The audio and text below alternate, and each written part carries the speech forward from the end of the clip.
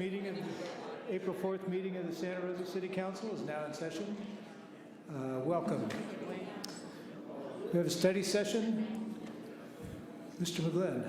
Item 3.1, Housing First presentation. Kelly Kuykendall, Acting Homeless Services Manager, presenting. Good afternoon, Mayor Corsi and members of the council. We, and I will do introductions in just a moment, we're here this afternoon at your request to do a presentation or an informational session on the subject of housing first. Kelly, I think you're going to need to be a little closer to the microphone. I can see some people are having trouble hearing. Absolutely. Should I repeat that or? Okay, please. So good afternoon, Mayor Corsi and members of the council. We are here this afternoon at your request to provide an informational session on the subject of housing first. I'll go over the presentation and outline the purpose. As I just mentioned, we're here at council's request. I'll go through a brief introduction and speaker bios and refresher on the city's housing first strategy, and then I'll hand it over to Aaron Wixton with OrgCode and Elaine D. Colini with Everyone Home, and we'll conclude with a discussion on the study session. So here to my right is Erin Wixton. She's an associate with OrgCode, and as you all recall, OrgCode was the key speaker at the Summit on Homeless Solutions back in January. She's an international and national expert. She has practitioner experience as a case manager, actually over 20 years of experience I learned this afternoon with youth, young families, and single adults. And before coming to work for OrgCode, she worked for The Link as Director of Housing and Homeless Services Division. Elaine D. Colini, she's the Executive Director with Everyone Home. She's our she's providing us with a local expert perspective this afternoon. She has over 25 years of experience, 15 of that as a practitioner and 10 of it working with Everyone Home. She's received a number of awards, including Alameda County Women's Hall of Fame, Corporation for Supportive Housing's California Supportive Housing Champion Award, and she's also on the Leadership Council of the National Alliance to End Homelessness. With that, I'll turn it over to Aaron. Oh, before I do that, just to remind you all that the council did adopt the Housing First strategy and 2016-2017 work plan. That was at the council meeting on January 10th. This strategy aligns with federal and state policy, and its key elements include street outreach and engagement, coordinated entry, and housing and supportive services. The strategy was a recommendation of the Homeless Policy Subcommittee. And now I'm going to hand it over to Erin. Good afternoon, Council. Thank you for inviting me, actually. I'm glad to be back in beautiful Santa Rosa, so thank you very much. So Housing First, essentially we're going to go through this quickly. I know I have limited time, but really just doing a brief overview of what community leaders need to know and do to implement an effective Housing First model. So just a little bit of a background about OrgCode. We have over 30 years of assisting nonprofit, government, and non-governmental entities with their initiatives to end homelessness in communities. It's a 5-member team led by Ian DeYoung and 4 bench players that were all local, not local, but located remotely, and act as international and national consultants on homelessness issues. We have a blend of practitioners, researchers, educators, and I myself has come to this work as a provider. I was a provider of homeless youth services and homeless services for over 20 years, so I'm in this as a provider with that as my framework. OrgCode is the creators of the SPDAT tools, and we are actively working in Canada, US, and Australia. So the beliefs and values around Housing First is that housing is a right and not a reward, that everyone is ready for housing, and that choice is fundamental to Housing First. So people who are experiencing homelessness need to accept the service. They have an active voice and say in where they choose to live. They have an active voice and say in determining the type, frequency, duration, and intensity of services, and that experiences and to expect successes and learn from experience is part of the journey of housing. Housing First is kind of confusing because it has housing in the title, but I wanted to be clear to make sure to put us in an orientation that Housing First is an intervention of housing, but it is also a service orientation. So Housing First can and should be done in all aspects of the service response to homelessness from outreach, diversion, prevention, emergency shelter, transitional housing, and permanent supportive housing. So I know there's some confusion about that, so I just wanted to have this slide available to be able to separate the notions of housing first as housing only, but really that housing first is truly an orientation for all intervention services for people experiencing homelessness. So again, it should be demonstrated, we just kind of talked about this, but again, demonstrated through prevention, diversion, outreach, emergency shelter, and specifically exits to permanent housing can be funded programs within your community, funded by your COC or local funders, but options to permanent housing can also include family, friends, and whatever options that the person is expressing as their permanent housing solution for themselves. So Housing First is really about choice and dignity, and so making sure to be looking at that through the full continuum of care. Housing First is trauma-informed. It promotes low barrier access for the most vulnerable people in your community, and that's access to shelter as well as housing resources. It is empowering through progressive engagement, and that involves motivational interviewing and critical time intervention if it's a permanent housing solution. It promotes consumer choice. It is person-centered and strengths-based. It is non-judgmental. More than anything, it's focused on harm reduction and recovery orientation, and is solution-focused. And again, it is not housing only, it's simply housing first as an orientation for all services for people experiencing homelessness. And it is recognized nationally as a best practice through the US ICH, through the National Alliance to End Homelessness, and also HUD has recently released it as a policy priority for its funding sources.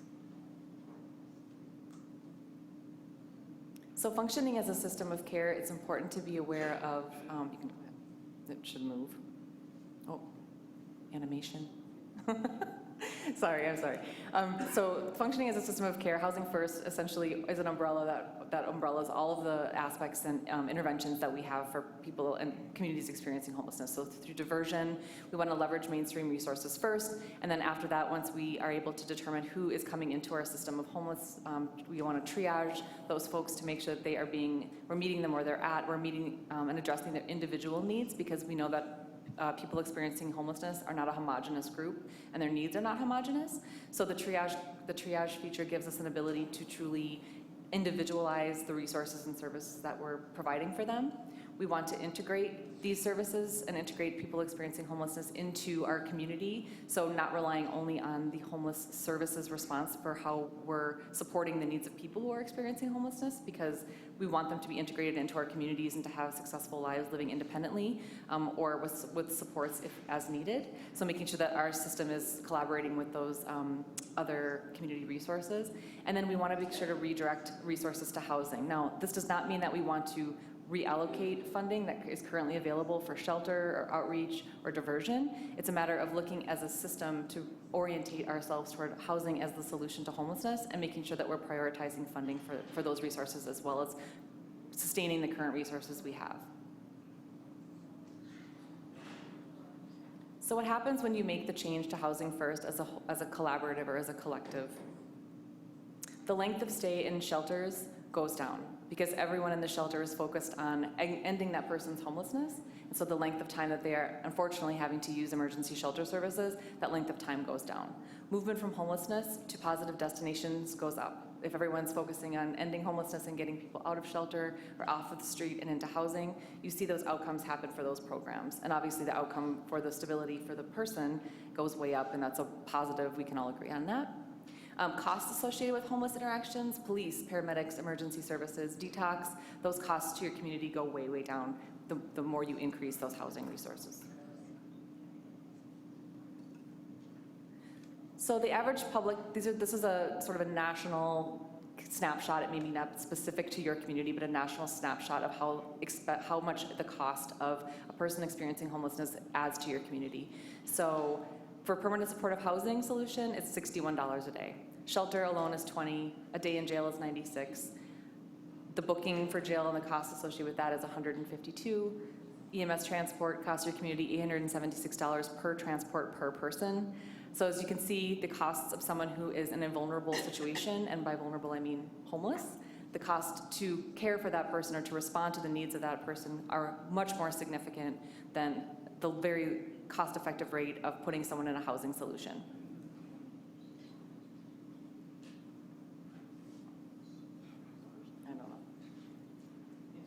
You can keep going. It does this thing.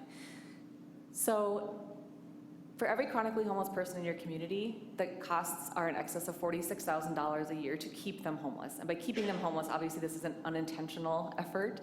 No one wants to be kept homeless, but through the efforts of not focusing on housing as the primary solution to homelessness, it costs your community $46,000 a year per person as long as they remain homeless. So making sure that your community is looking at all of your interventions that you're offering and ensuring that they have a housing first focus rather than an incentive to remain homelessness is a cost analysis for your community to be able to look at. And to support and to house and support that same chronically homeless person only costs $22,000 a year. So it's looking at managing homelessness versus ending homelessness. So how you get there as a community takes obviously a collaborative effort. It's frankly, can be a very painful change, not only for providers, but for funders, and certainly for the people that are used to using your system in a certain way. But some suggestions on how you get there is that diversion and prevention must be active interventions in your homeless services response. Emergency shelters must be funded and must be housing focused and are critical for the effectiveness of your full homeless services continuum of care. City, state, and COC and county funds must be targeted to housing solutions. And by housing solutions, that could be the staff that is trained in housing first in your emergency shelter. So it isn't about funding only housing and not funding other interventions. It's making sure that housing is a service orientation for all of the supports and resources that your community has to offer. Community leadership needs to be aligned. You need to set clear expectations for your service providers and then have high accountability for those target measures and ensure that people are doing what they say that they're doing, being good fiscal agents of the limited resources that we have in our communities. And then again, ensure that performance is shared. Stop measuring the volume or move from measuring the volume of people experiencing homelessness to change that to how many people are actually exiting your system into housing solutions. And then just to kind of finalize my brief time here, some examples of communities that have made that shift that we've worked with. So Providence, Rhode Island made a system-wide shift to move to housing first, and they saw their shelter days. I'm not going to go through the slides in detail, but generally those previous things of reducing shelter stays, increasing access and stability into housing, increasing the resources that were, because they were unspent resources, were able to be reallocated toward housing resources.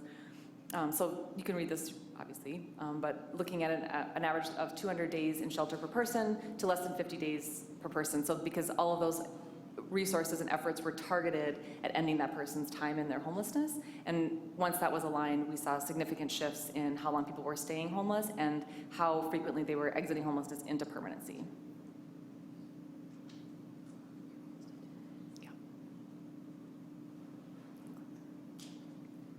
So the state of Utah, so prior to the shift to housing first, there were 1,942 chronically homeless persons identified in their point-in-time count in any given night. And after the shift, there were only 178 chronically homeless persons across the whole state because the prioritization, in the communities that I've worked with that we've seen this work, you generally start with your most vulnerable populations, which are the chronically homeless, and then you target and focus those targeted resources on that community, and you're able to truly actively exit people out of homelessness and into housing with a coordinated effort and a focus.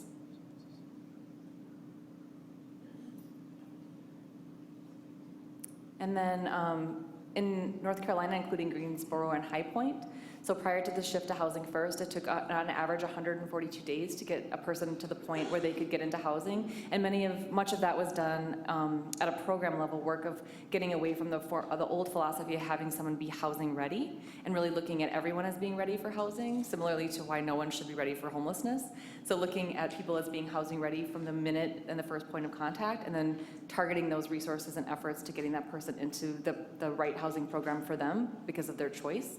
And then after that shift to housing first, they went from 142 average days of homelessness between intake and housing placement to less than 50 days. And also prior to that shift, 50% of people who were homeless moved into housing. After the shift, 75% were moving into housing. So you can click through quick since it's my time. So again, just we're kind of consistently looking at the ability for people for communities to shift to housing first helps communities reduce the length of time while people are experiencing homelessness, and that can be street-engaged homelessness or emergency shelter, and increasing the frequency that they are exiting homelessness into stable housing options. And again, I want to reiterate that that may not be programs that your COC funds. It may not be your sort of traditional PSH models, but it definitely is targeting, options for people that is a housing solution, and then not exiting them from your system until they've identified and are successfully transitioned into a housing solution. So in conclusion, what we think about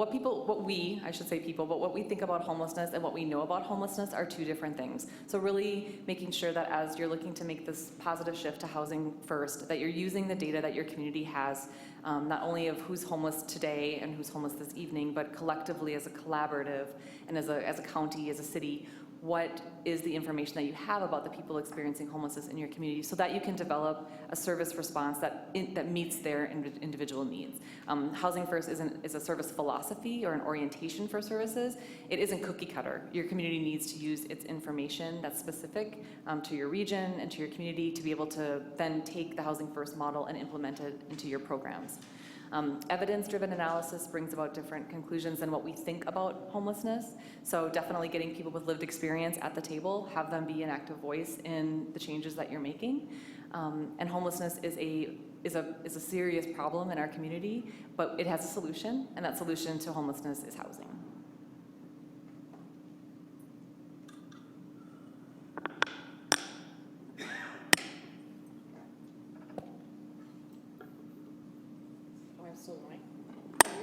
That's me. I'm on.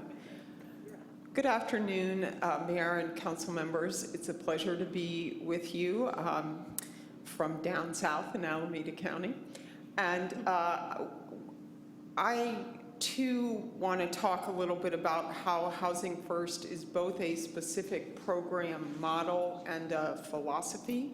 So you can invest in programs that are Housing First, but the real win, I think, is to be found in shifting the entire system, your whole community's response to homelessness, to be Housing First.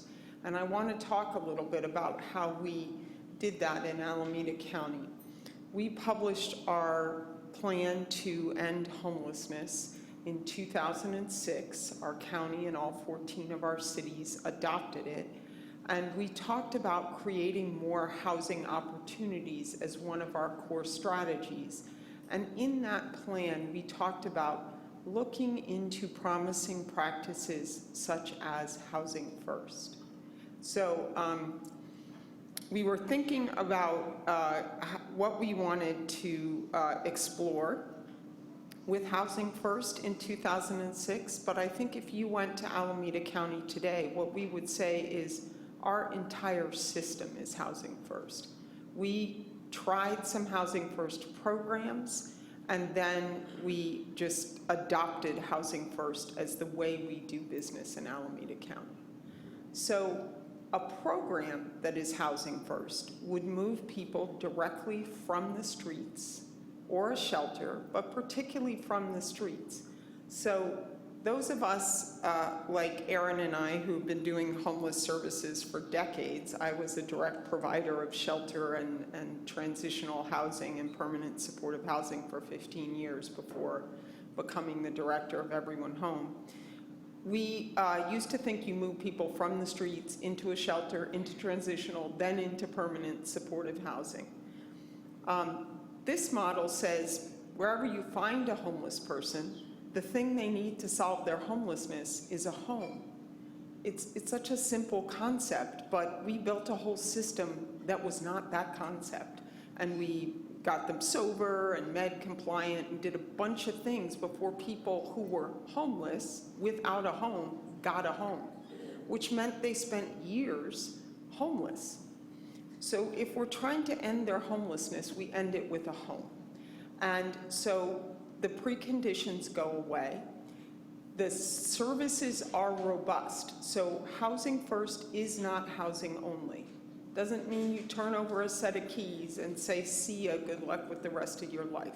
It is intended to be both housing and services that help people get healthier and improve the quality of their lives once in housing.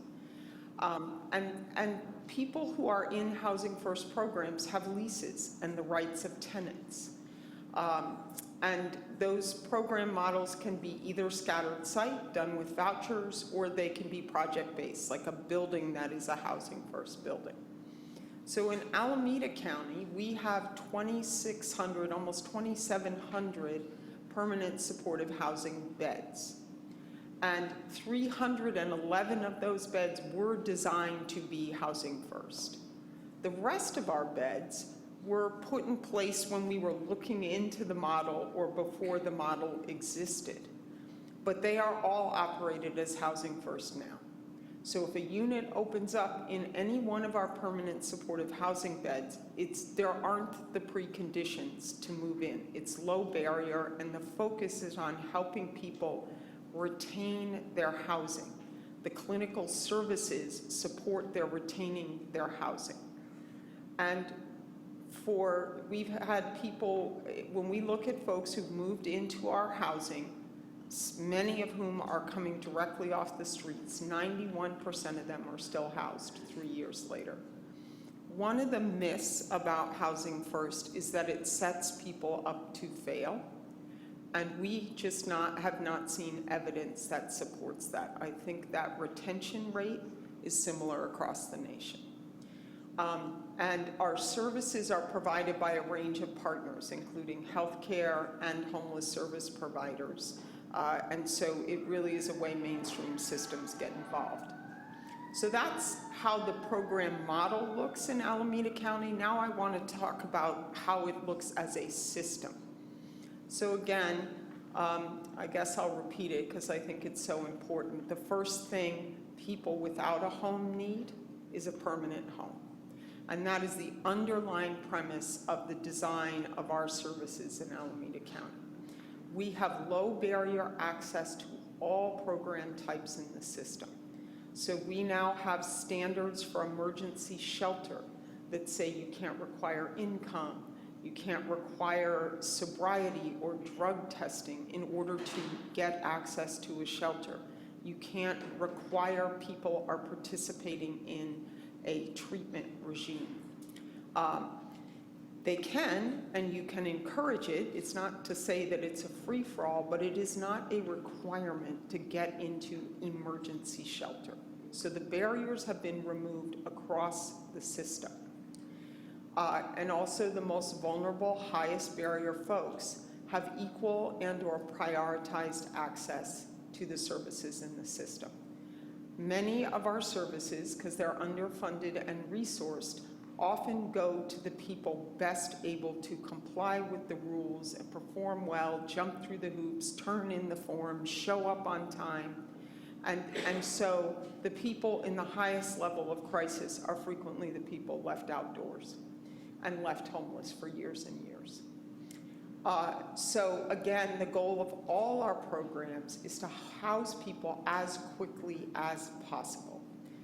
And again, services are voluntary and they are focused on obtaining housing, particularly at the point when people are still homeless. Once they're housed, they become focused, they remain voluntary, but become focused on retaining housing. So again, as I said, we are a Housing First continuum of care. That means that all of our COC-funded programs, all of our emergency shelter grant programs must be low barrier, and their intake and eligibility standards must align with that approach.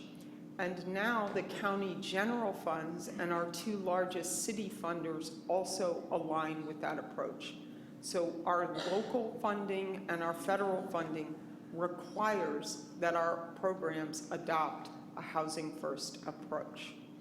That means clients are not exited for non-participation in services, and we have this approach in street outreach. We've included, so as a Housing First system, we are creating additional resources for street outreach So taking the front door of the system out into the community, not requiring that people make and keep an appointment to come in for help.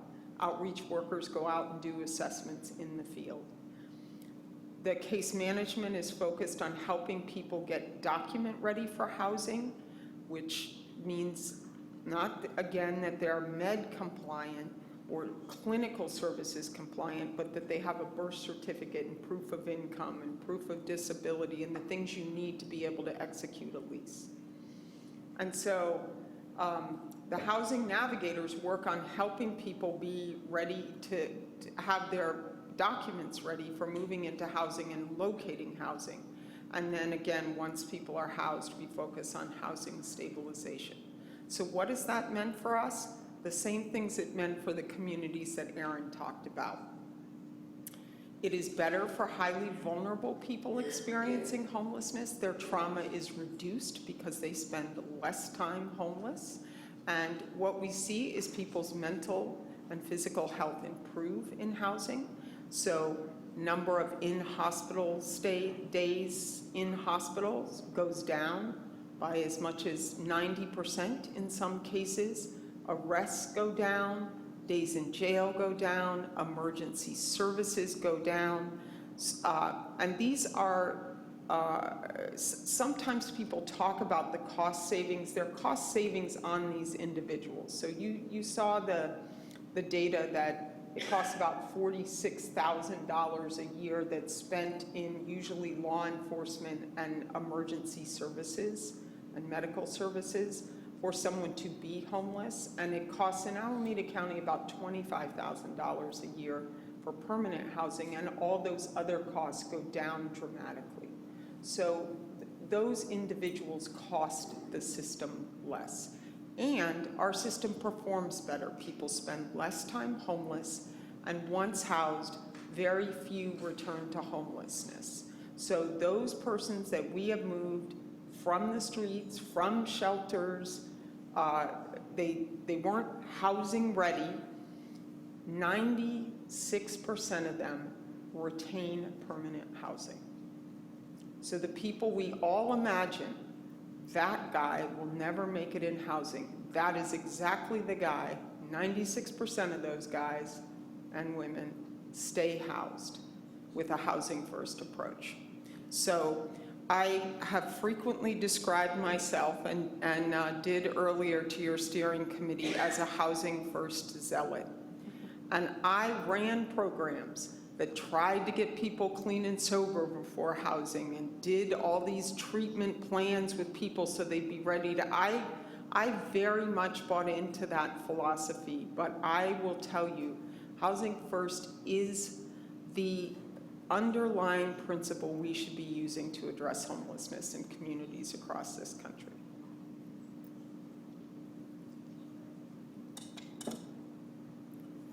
That concludes our presentation, and we're here to answer any questions that you might have. Thank you very much, Aaron and Elaine. Thank you both for the presentation. Council, Mr. Oliveros. Thank you. I have learned a lot, and I have been learning a lot about the Housing First model, and it makes so much sense because of the data that is behind it, the evidence-based practices. From both of your perspectives, what have been some of the types of barriers in communities and moving towards this type of approach for entire communities? Because it makes so much sense. So I think one of the things is we've sort of created housing as a reward in the United States, as opposed to a need that should be filled for everybody that lives here. And so we think that people have to be good, however we define that. So they have to earn housing. And so I think then that becomes philosophically challenging to spend public dollars housing people that don't seem to be doing the things we think are good. You know, they're interacting frequently with police. They're not keeping themselves clean. They're rude to other citizens in public. And so it's hard to switch the frame to say, that person deserves housing. And so I think, I often say that what we need to do for housing is what we did for public education in the last century. We said every child born into this country deserves an education until grade 12. And we figured out how to do it. And not every student is a good student, or is nice to their teacher, or is nice to their classmates, but we say that child will have access to school until grade 12. We need to take that same philosophy about housing. And if you don't buy that philosophy, then buy the cost effectiveness of it. Absolutely. I would just add, I agree, but I would also just add that from a provider experience and from a program level framework, I think some of the challenges comes up around the anxiety that programs are going to be underfunded or defunded. That housing first means that only things that are housing are going to get resourced going forward, and so our intention was to talk about housing first as a service orientation for every resource that's available in your community for people experiencing homelessness. And it isn't about we have to sort of sit and wait until some developer magically falls from the sky and starts building buildings, but really it's about how do we currently address the unique and individual needs of the people that are the most vulnerable in our community and get them off of the street and out of our emergency shelters, which is a place that no one should want to, or we don't want them to be living, and how do we reorientate our services to focus on that permanent solution to their homelessness.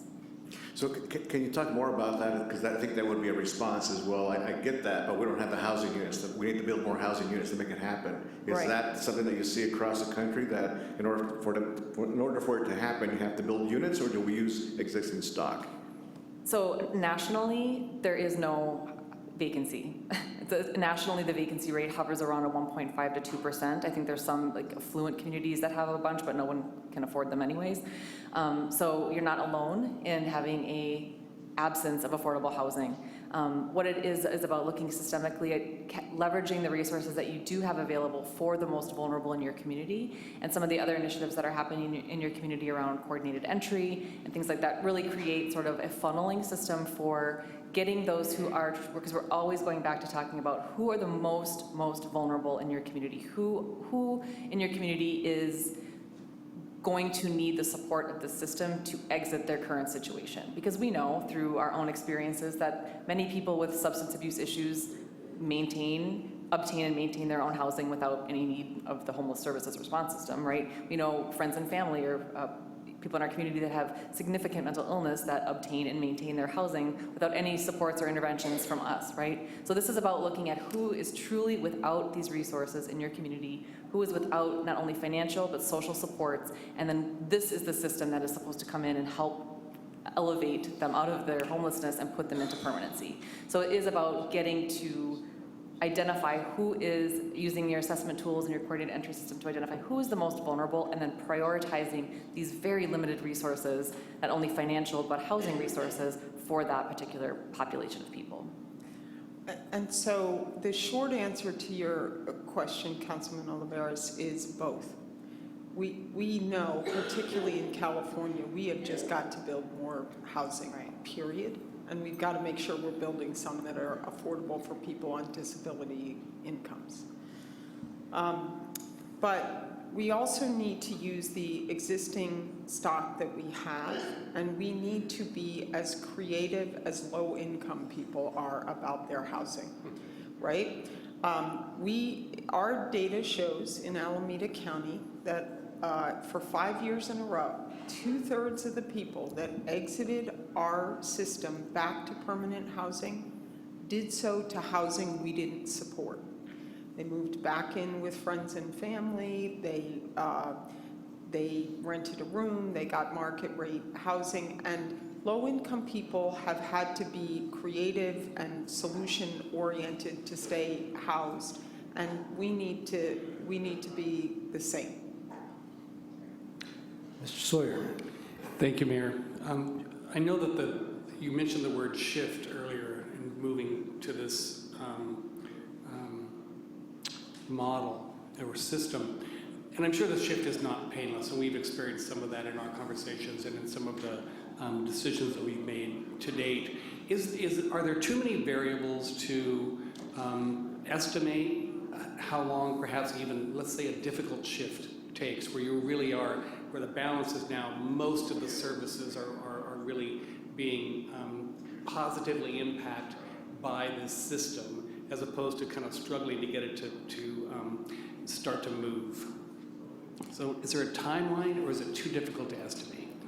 I think that timeline would be considerate based on your community's specific framework and what you want to develop. I think any shift, and I think the shift is going from the kind of the philosophical shift of expecting people to jump through hoops and be ready.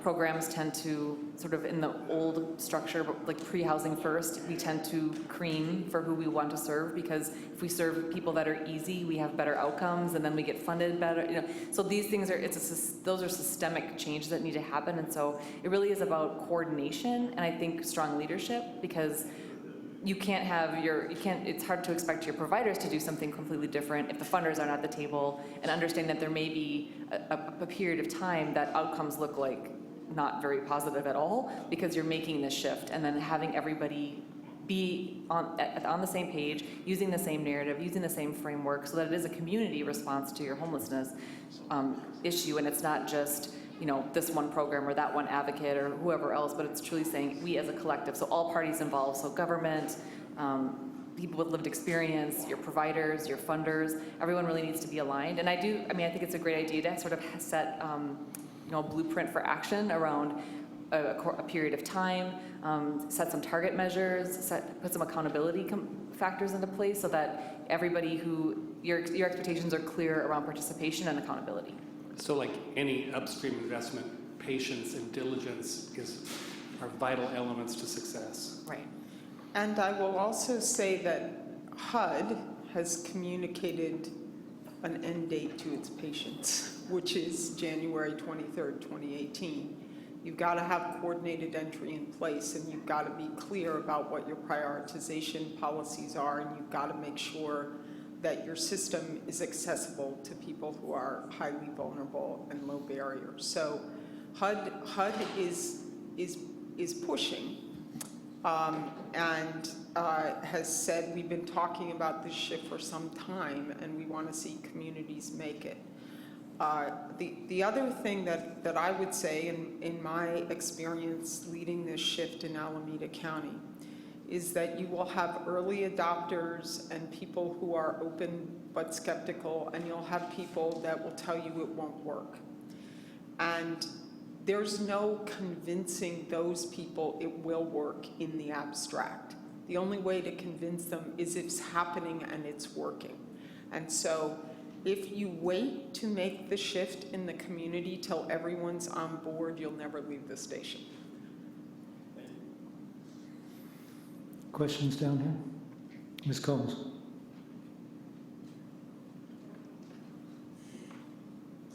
Thank you, Mayor. So I have a whole slew of questions. I hope you're patient with me. And I want to say that we should be clear we've adopted this. We think it's a great idea. We're having some questions about the details. So I'm going to be asking you some of the questions about the details. My reading of this, it was originally a Bush administration program. This is a program out of that administration because of the cost benefits. And I really appreciate your speaking to us about the sort of moral and rights element and the need to provide housing with that other component, because I think it lets us work as a whole community together when we tie the two together that way. So I really appreciate that you've done that. But my understanding also was that it targeted specifically chronically homeless single people in the early days. Are you doing specifically chronically homeless single people, or are you doing something else? So I'm assuming you're asking because it's our community. So Alameda is close enough that I feel really good about your data. great. So I think that's partly why we both tried to distinguish the original program model was the programs were looking at single chronically homeless adults. And within, half a dozen years of doing this, that's when we as a field started saying, this needs to be the philosophy that undergirds everything we do. And so talking about it as a systems approach. So we use Housing First with, we approach every person experiencing homelessness with a Housing First mindset. So they may not be disabled, or they may be very functional in many ways, or low barrier to housing, but the day they show up for homeless services, we're starting to talk to them about how they will be permanently housed. We're not saying sign up for parenting classes and go through a 2-month job internship program before you get housed. We're saying, let's get you out of homelessness and into housing. And quite frankly, we are now instituting, when people are calling, asking for assistance, we're having what we call a housing problem-solving conversation that asks people, is there any way to avoid becoming homeless? Could you continue to stay with the relatives you're staying with now? If you were able to sign up for the SNAPS program, it could help with the household. Could you keep staying there? We don't want people staying where they're not safe, but we encourage people. We are really saying to people, you're asking for shelter, but maybe you don't want shelter. Let's talk through where you're staying now. Could you keep staying there? So diverting people from the experience of homelessness whenever possible. So the approach really is, the first need you have is housing. No matter how disabled you are, if you're without it, that's where we start. So I want to go to I have a lot of concern about the families with children that are basically couch surfing or sleeping in cars. They aren't always showing up directly at the shelter. And when they do show up at a shelter, it's often hard to place, for example, a single woman with a male teenage child. That can be nearly impossible to find housing for in shelter situations. So when that person shows up and you have that conversation with them, do they then exit the program because they're staying on a couch somewhere and they can go back there, or do you continue to work on finding housing for them? So a couple of things I want to note about that question. Please. The federal government has said that anybody getting their dollars, any emergency shelter that gets any of their dollars, cannot deny access for the teenage son. So there were many years, I ran shelters for women and children where we did that. But you are really not supposed to be doing that anymore. I have seen it happen recently for a family with a teenage son who, because the shelter was a women's designated shelter. So, I mean, local funders should change that. If that's Okay. happening now, you guys ought to be pushing on We need to be aware of that. Not letting it happen. Okay. I would say. Thank you. Glad to hear it. Yeah. So then on the other questions, our intent is to have resources in place where we can help the family you described get rehoused. But they wouldn't necessarily have to come into the shelter to get that support. So you don't require being at the shelter or on the street in order to receive some of your diversion funding? We prioritize families that are in the shelter and on the street, but families are not ineligible for some level of support. So what we are trying to do is design a system that starts with diversion, the lightest touch, and then offers some self-directed housing support, so housing lists, computer stations to do your housing resume, some brief conversations with housing navigators. That's what we want to be able to provide families that are not as acute need because they have some help from friends and family. But the priorities will go to the higher need, higher barrier households.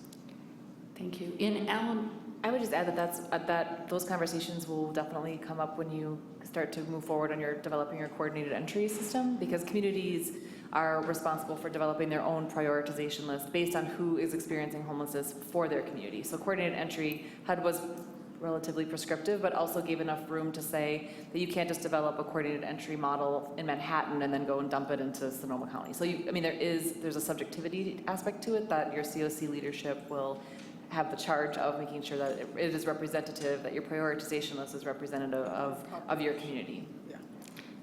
And in Alameda, thank you, and in Alameda, can you tell me about how many you estimate are still on the street?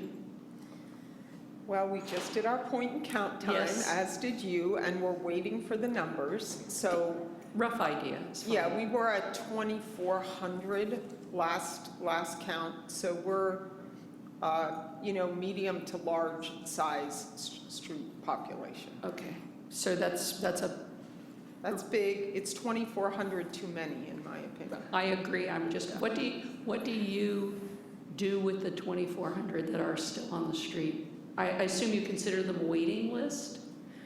So that's the other great thing about Housing First and why we're investing in housing navigators, is that you can support someone to look for housing while they're still on the street. Okay. We do not have enough shelter beds in Alameda County to put those 2,400 folks into shelter. How we are trying to address that is a multi-tiered approach. Coordinated entry will do better resource matching. Mm-hmm. We are also, with our Housing First strategy, working to make shelter stays shorter. So rather than having them turn over once every 90 days, they're turning over once every 60 days or 30 days. Not mandatory, but because they find housing. Right, Okay. right, because they exit to housing. Because if you just recycle someone into the system, then that's doesn't work. not good. And then this diversion strategy, so that we're really making sure as shelter beds open up, they're going to unsheltered folks.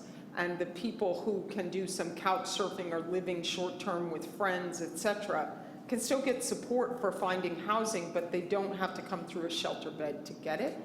And then we are working to house people directly off the streets.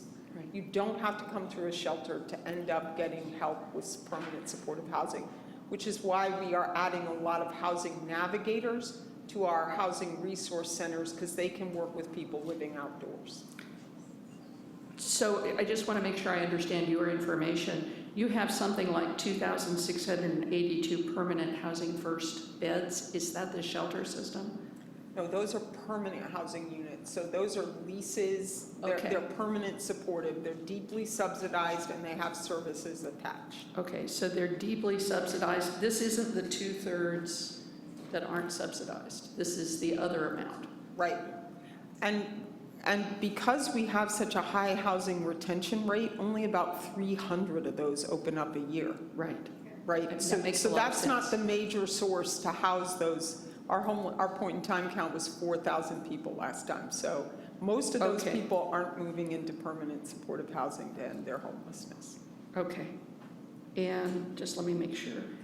Do you open and close, say, a winter shelter? We do. Okay. We have several winter shelters. Yeah. I have heard it said that in a Housing First model, you would have shelters year-round and not have winter shelters close if you have the facility. And I just wondered what your opinion was on that. So this is Elaine DeColony's opinion. Thank you. I appreciate that. I think if you're going to have shelter beds, they should be year-round. People die on the streets in the summer. And I think that we are all struggling, many communities, and particularly in California, because we are not a right-to-shelter state, so we have a high unsheltered population. We are struggling with what is the right balance of how much we invest in our emergency response versus investing in our permanent solutions to homelessness. And I don't think there's a clear formula for that. I think we are all testing models and trying things out. we have such a housing crisis in this state that even if we said, all right, housing is a right, everyone gets a unit tomorrow, we don't have enough units to make good on that commitment. So we've got to have some emergency capacity. But deciding what the right amount is, you got to use your community's data and Yes. to decide that. And I'm hearing that you already have some county general funds, some city funds, and some federal funds being combined for your program.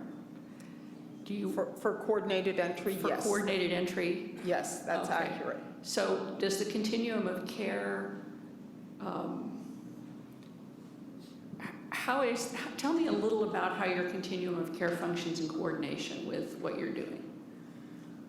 So the continuum of, so Everyone Home as the continuum of care lead, it does a lot of the work in generating and analyzing our community data to help us understand what is happening and offer data-driven solutions.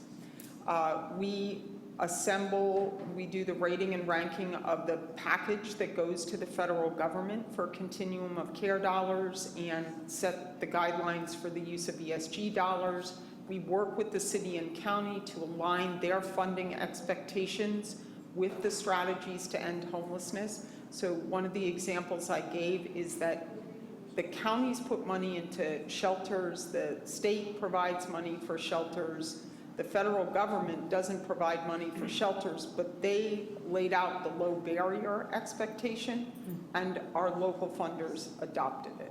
And so we are trying to pull together the community to all be rowing in the same direction in the approach to end homelessness. I think we definitely need low barrier shelter, and I don't think we have something that is completely low barrier. I mean, I haven't seen bottles and pets anywhere. Do you think, or is it a requirement that every shelter be a low barrier shelter, or do you have some that are and some that aren't? For example, someone who may be trying to be sober might prefer to be in a barrier shelter rather than a low barrier shelter. So I think we think about the clean and sober housing, believe there's a place for that, but not maybe in the emergency response. Yes. Right. And so maybe if there's a transitional housing program that wants to do that and someone chooses to go to that. But we also feel strongly that recovery is a journey that includes relapses, so we Yes. don't want people to be kicked out of the residential part of the program if they have a relapse. So that is a challenging part of clean and sober housing. Right? Okay. Not all of our shelters accept pets. I think right now only a couple of the winter shelters do, but we are making it so you can't have income requirements or sobriety or treatment plan requirements to get in. I think we're still figuring out the physical logistics of where and how non-service animals could be included. So, you know, every philosophy you adopt as a system takes some work to operationalize, and it's complicated and not easy. So of your 2,682 permanent beds, which are kind of really units, they're not just beds, if I'm hearing you right, are they SROs? Are they varied sizes? Are they? A good portion of them are SROs, some are family units, and many of them are subsidies, so they're scattered site. So it depends on who's using it, what kind of unit it is. Is that where the $25,000 a year permanent housing for supportive housing comes from? It's the operating cost plus the services dollars. I don't think that figure includes the original capital investment for a building. But it's the average of both the operation of a physical unit or the cost of a subsidy. It's the ongoing cost after the unit is constructed is about $25,000 per, Yes, per I unit, believe kind of. that, yes. Okay. And let me just make sure. And I really want to thank you for coming and talking about this here.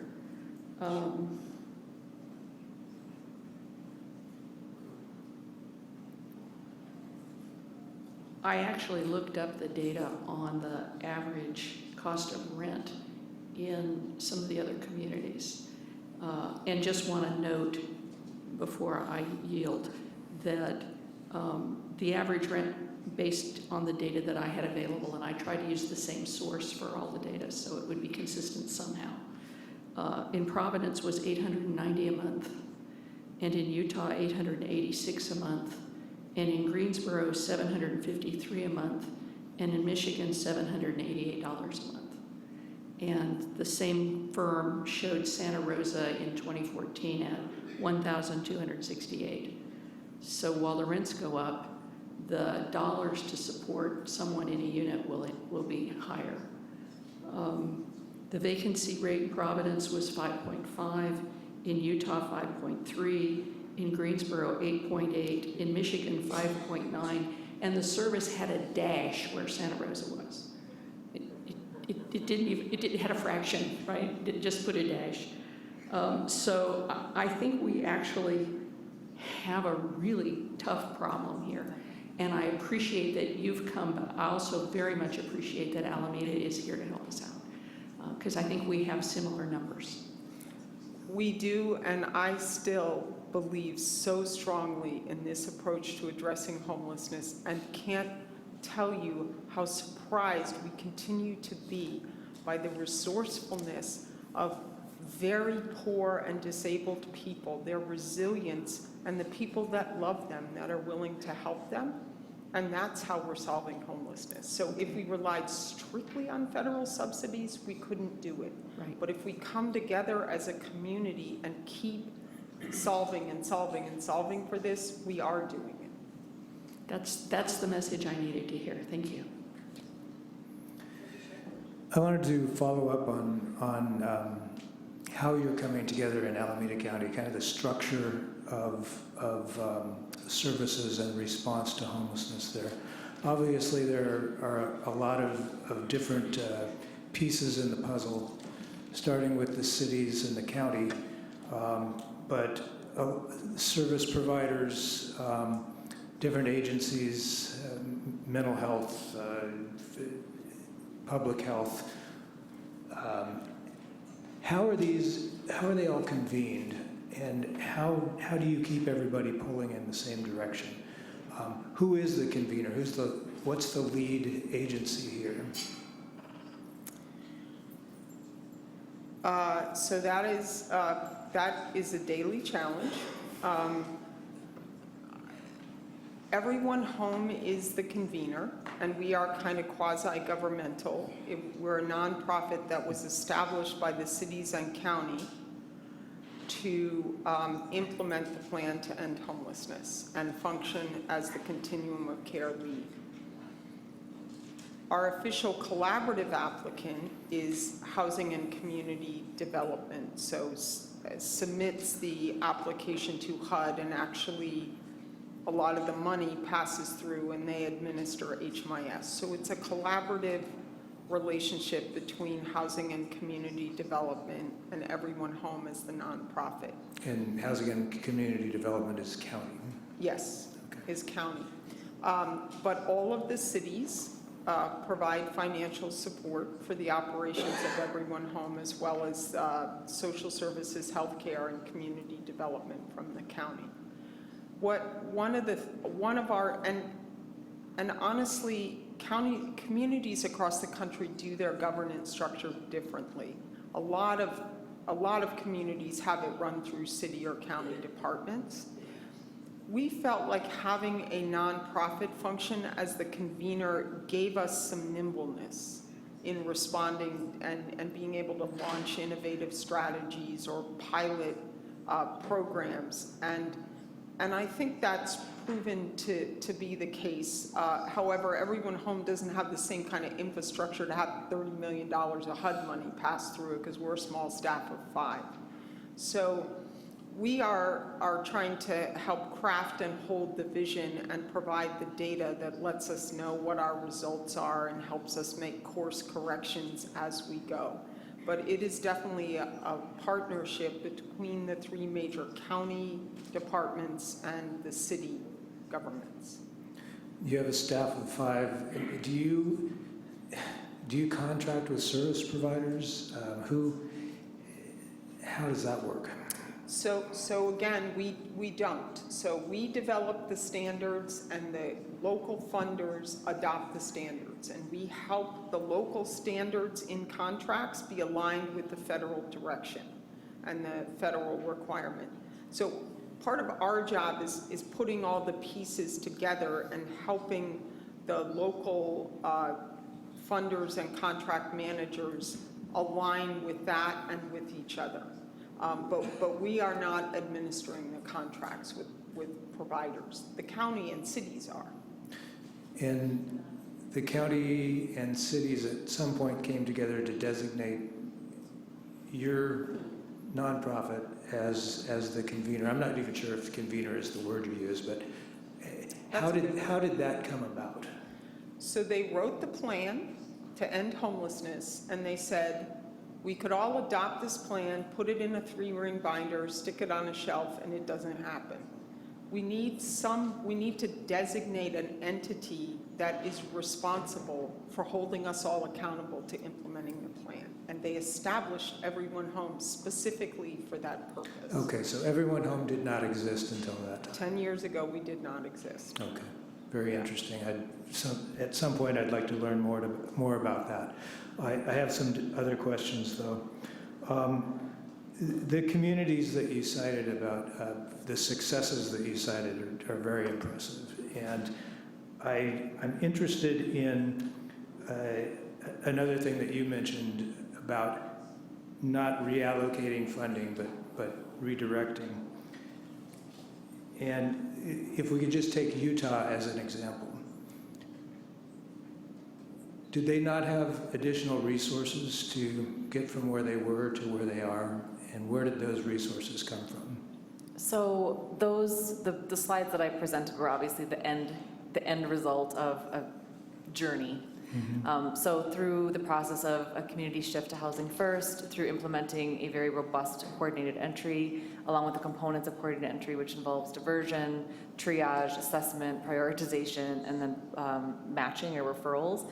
So through all of those things working together under the umbrella of a Housing First orientation, communities were able to capture data and collect data to be able to reallocate current funding, so sustain current programs at the capacity that they were needed for versus sustaining them for essentially arbitrary numbers. So looking at when shelters are needed less because they're being more efficient, you can reallocate funding from one component or one program intervention to another program intervention. So that's it, but it doesn't happen on the same day that you flip the switch to Housing First, because it takes time, and again, kind of like that sort of what is our learning curve. There's a lot of things that you'll think are going to work that just aren't, and then you need to readjust and evaluate and shift.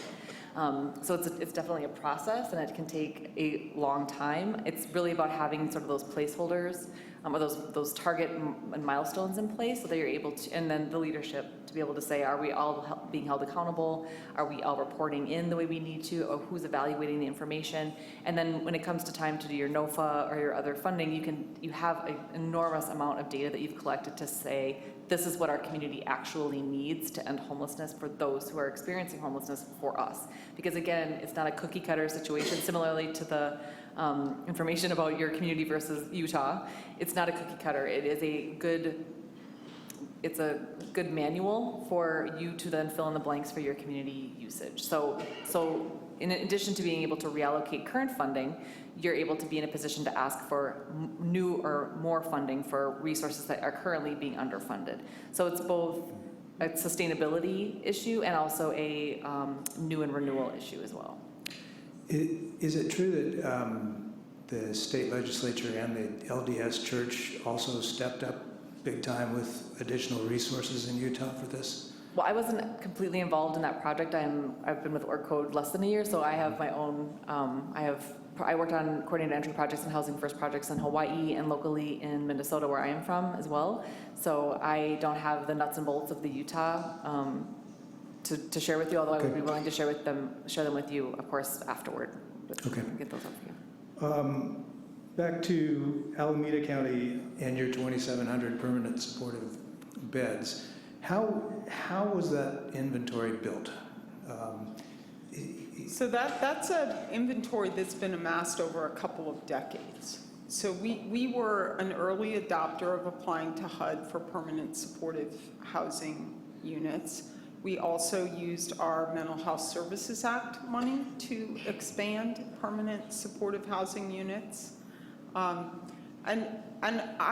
I want to say we're potentially a good case in point about get started where you are, start building the case for how Housing First works, and you begin to build investments. So because we had some HUD permanent supportive housing units, we were able to make the case that that was a good strategy for homeless people living with serious mental illness. And our county spent a good portion of its Mental Health Services Act money on permanent supportive housing. And then when we passed the housing bond, it was both the escalation of our housing crisis, but also the success of our response that created a lot of public will. I think we passed our bond by 77% or something. There was some good news last November. And it was a lot to do with our success. And we also then advocated that that bond had a commitment of 20% of the housing dollars going to those at 20% AMI or below. So we had maybe hundreds of permanent supportive housing units when the Housing First philosophy began to sweep the country. And we began shifting in that direction. And like I said, only 311 of our units were designed from the beginning to be Housing First. Mm-hmm. And that what created a tipping point in our system for all of them. Okay. Did I hear you correctly that your point-in-time count has gone from 4,000 to 2,400? You did not. Our point-in-time count is 4,000, and our unsheltered count last time, point in time, was 2,400. I see. Yeah. Okay. And I will be honest with you, I think our numbers will go up this time. We were stable at our last count when San Francisco and I believe Santa Clara went up in LA. But we have seen an escalation in housing prices that I think was the fastest pace of escalation anywhere in the country. It was somewhere in the top 3. And so we are reeling from what has happened to our housing market, but we do not think that is it is not because our approach is wrong. It's because forces bigger than the homeless system are impacting our results. And so we will have to adapt to what is happening in the housing market, but it was breathtaking, honestly, like 13% increases in rents in 6 months. And of course you working with housing vouchers tied to the FMR that gets evaluated only once a year. And so you can't keep up. So we have struggled in the last couple of years with our housing vouchers, our subsidies, because they've been tied to the FMR and they're not keeping pace with the market, the changes in the market. Okay. I just have a couple more questions. I think you said that of the 2,400 unsheltered, or that just because someone's unsheltered doesn't mean that they're not part of the Housing First, they can't be receiving services. Exactly. What percentage of that 2,400 do you think are receiving services?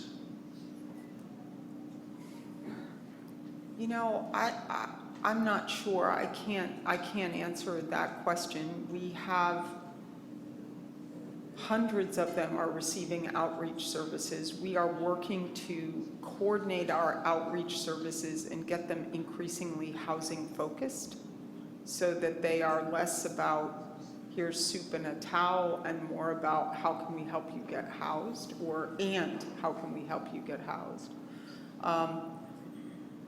So I would say a portion are certainly service connected, but I would also say a portion are not. And the goal of we are investing our Medicaid waiver dollars in expanding street outreach, because we're assuming that everyone out there is probably Medicaid eligible, is for the purpose of trying to connect everyone outside to some form of services. Okay. And when you have outreach workers who are visiting encampments under 580, for instance, do you find many service-resistant people out there? Yes.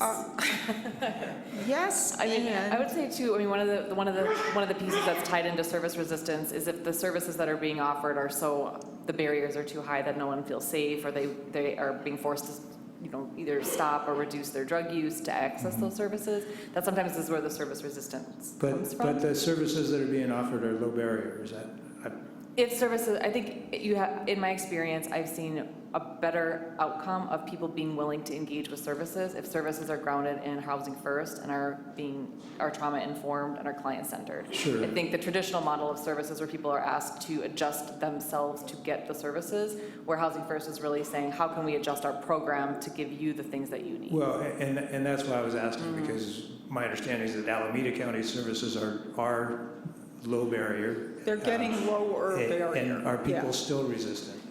That's what my question is. So, yes, I mean, people are a range of cautious about interacting with this system, and those who have been outdoors for a long time and have stayed at the shelters we've been operating in the county for decades, even if the shelters have switched to low barrier, their experience of those shelters when they tried them years ago were that they were high barrier. And for a while, we had some outreach teams that were going with law enforcement to clean up encampments. So even if that outreach team has shifted, the experience of that homeless person with that outreach team may have been negative initially. So everyone's working to get to have confidence in and trust a low barrier system. We're in the process of getting there. So there are definitely homeless folks that are uncertain that the system is as low barrier as it claims to be, because they've experienced it differently in the past. Okay. One more question from me. Are there any encampments in Alameda County that are sanctioned by any local governments?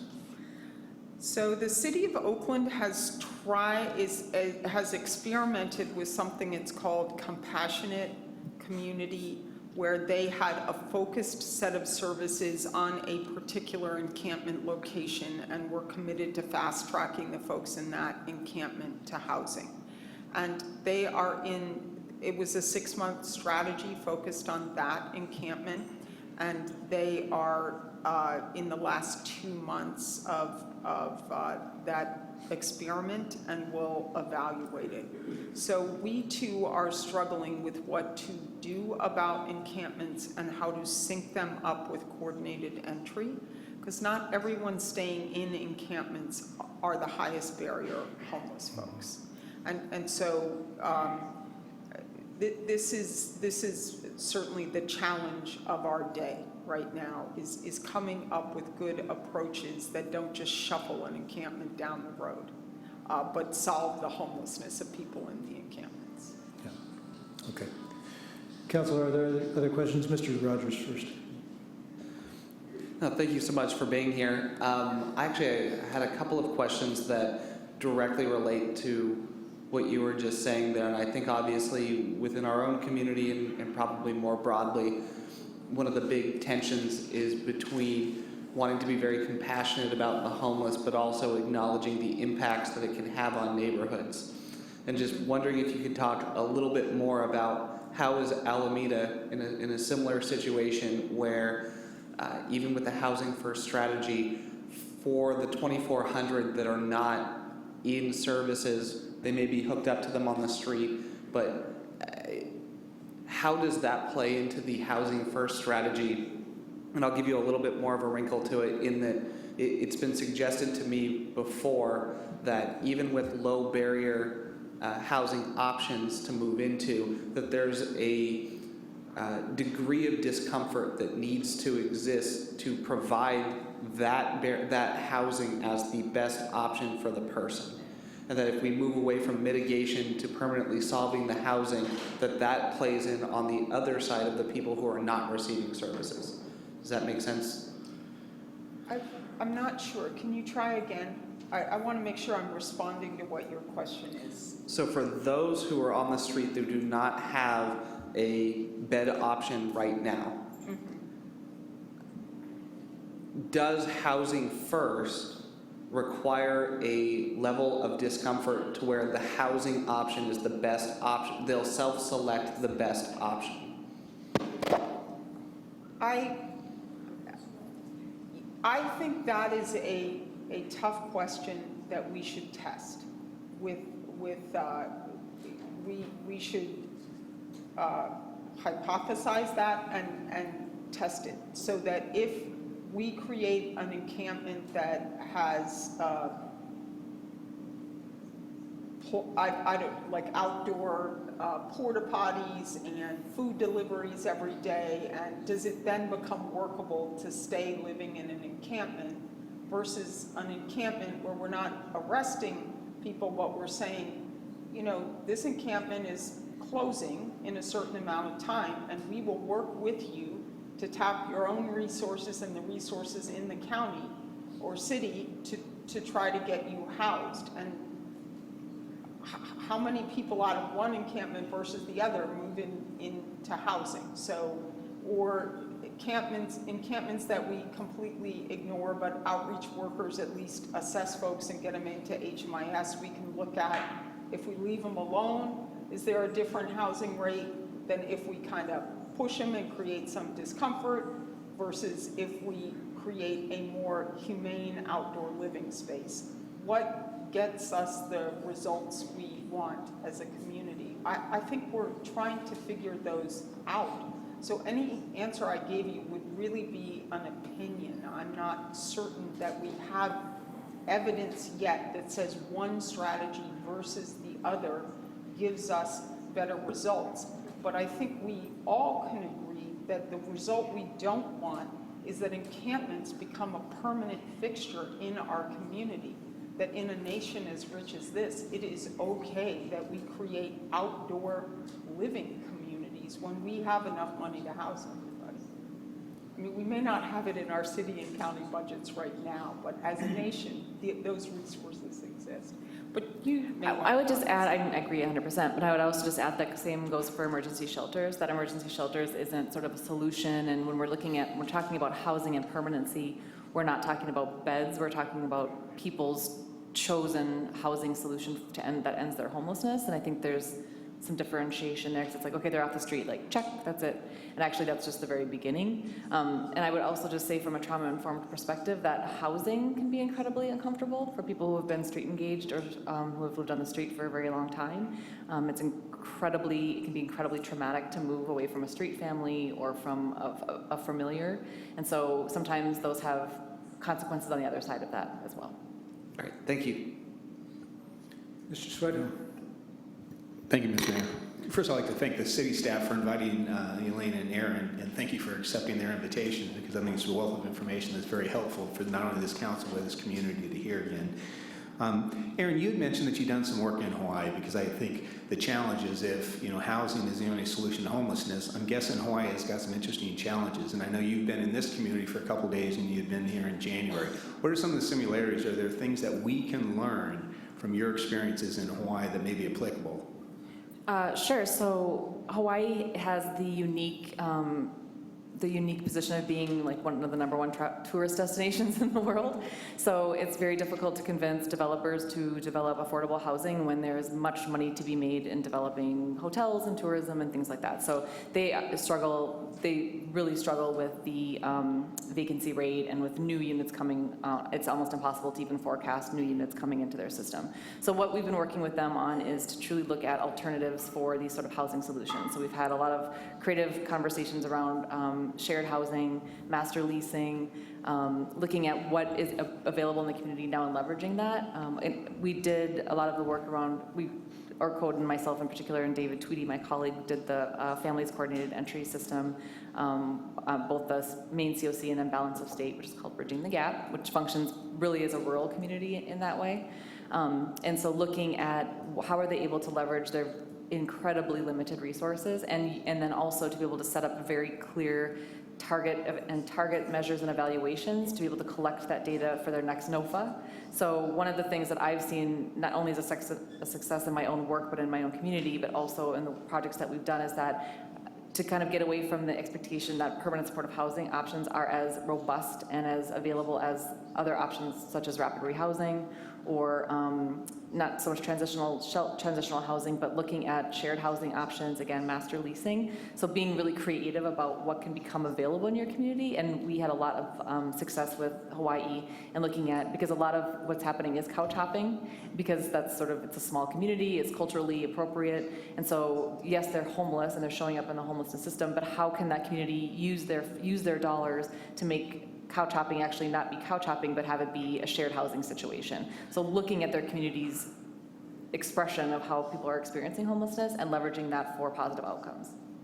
Great, thank you. And then, Elaine, it's my understanding in the state of California with SB 1380, by 2019, the state shall be a housing first, or is going to be a housing first state. So we talked about early adapters and whether they're laggards or those that are, not ready for that. What would be the consequences if a community chooses not to go in the housing first direction when the state, I don't know if mandates it is the right word, but what are the consequences for those that are choosing not to accept housing first as a strategy? So I have to say I don't know what the state has said, but my guess is for state resources such as emergency solutions grant money and some of the funding that's being made available, particularly for rapid rehousing for families from the state level, non-housing first communities would not be competitive for the state dollars. And what the state is doing right now with emergency solution grant money, and Alameda County and Sonoma County share the misfortune of being very competitive when it was a statewide competition, and when they block granted it, we both lost money. But we could lose more not being housing first. So I think my guess is that the consequences would be in the resources you were able to tap from the state. And finally, the state of California is stepping up with some resources to address the housing crisis in significant ways. And they're experimenting, particularly with the general funds around rapid rehousing for child welfare families and TANF families and stuff. But the hope is they'll be able to expand that, and you certainly would want to be a community that could be competitive for those dollars. And you said earlier, too, that the national level HUD is mandating housing first. Is that accurate? So with the new administration, is there any information that may be changing? Because I'm trying to understand why someone would not, again, if the funding from the feds and from the state are going housing first, what other sources are out there outside of private donations? And Aaron may have more to say about this as well. I think what HUD funds and does has not received the same attention from the new administration as some other topics. So it is very hard to project what they intend to do. They have, Carson has communicated an aversion to HUD's historical approach on affirmative fair housing. So the one part of HUD that has gotten this administration's attention is around affirmative fair housing. The homeless programs have done well or decently in both Republican and Democratic administrations, partly because they've done a good job on data and proving the cost effectiveness of investing in permanent housing. So I guess my current uptake is we're not sure. But the career folks at HUD that have been shaping HUD's direction on homeless funding have all stayed. So we do know that. They like the direction that their guidance is moving the expenditures of their dollars. They've increased their spending on permanent housing by 15% across the country in the last 4 years. So they want to keep seeing that happen. And they're, at the moment, determined to stick out, to keep doing this in this administration. Great, thank you. It's been very helpful. I don't know. Mr. Tibbetts? So I can't remember if it was you, Elaine, or you, Aaron, who brought up, somebody had mentioned build investments. And I was wondering if you could expand upon that or clarify what you meant by that. Are you specifically talking about setting aside monies to go towards the construction of permanent supportive housing for people? Yeah. Well, yes, I mean, I think it's both. It's looking at what what we want, I think what we agree that we want to caution communities is that you don't want to wait for those things to happen in order to start to implement best and promising practices such as Housing First. That doesn't mean that you don't still have initiatives and efforts toward the development of new programs, new projects, new units, et cetera. So it's sort of a yes and, a both and answer. So right now, I mean, you can, with some quick coordination, you could flip a Housing First switch tonight. Do you know what I mean? Like everyone could just quickly go back and adapt their policies and scrub them of barriers and become Housing First immediately. So those, I think the conversation is that communities get stuck up on, we don't have enough housing, we have to wait until this, again, kind of this magical building just comes from nowhere and is built before we can start to do these things. And these things can be done from a completely grassroots, zero funded. It's, I mean, coordinated entry is an unfunded mandate. So we're all sort of making these things happen for free, right? With, I mean, the amazing talent in the room and up there. So, I mean, a lot of this work needs to happen in order to be the most effective solution to homelessness in your community and for the people that are out there experiencing homelessness. These things need to happen immediately for just the cost of human life. But the longer term game is definitely around how your system and your government is looking at developing new projects and it's helpful to have data to support what you're saying that it is that you need. And Elaine, oh, sorry, go ahead. Yeah, so I was just going to say that Alameda County did, though, create a housing bond. So $12 per 100,000 value on homes. So it's a fee built into property tax. And I believe it was 77% of our voters passed it. How much did that generate? It's going to generate $585 million. And 20% of that will go towards folks at the very lowest income level for units targeted to them. So, but there's also the bond at the state level for veterans housing that can create permanent supportive housing. So there are small pockets now that you can apply for. And there certainly seems to be a wave across the state because LA passed it and Santa Clara passed one. So I think the Nonprofit Housing Alliance would probably be happy to help you all with one here in Sonoma. And from I think from a national perspective, those are incredibly powerful things that are happening because of the sort of great unknown with the current administration. So if there is a situation where we come against having less of a reliance on federal dollars, looking at how local communities are being proactive is very powerful. Thanks so much.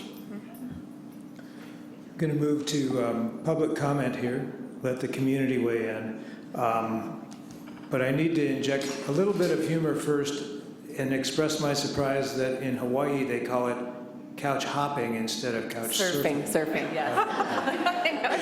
That might be my Midwestern coming through. Okay. All right. Adrian Lobby will speak first, followed by Dwayne DeWitt.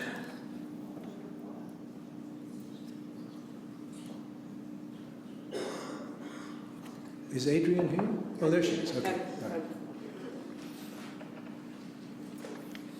You know how to lift that up, Adrian? There's a switch on the side. There you go. Okay, I'm Adrienne Lavi. I'm a Homeless Action member.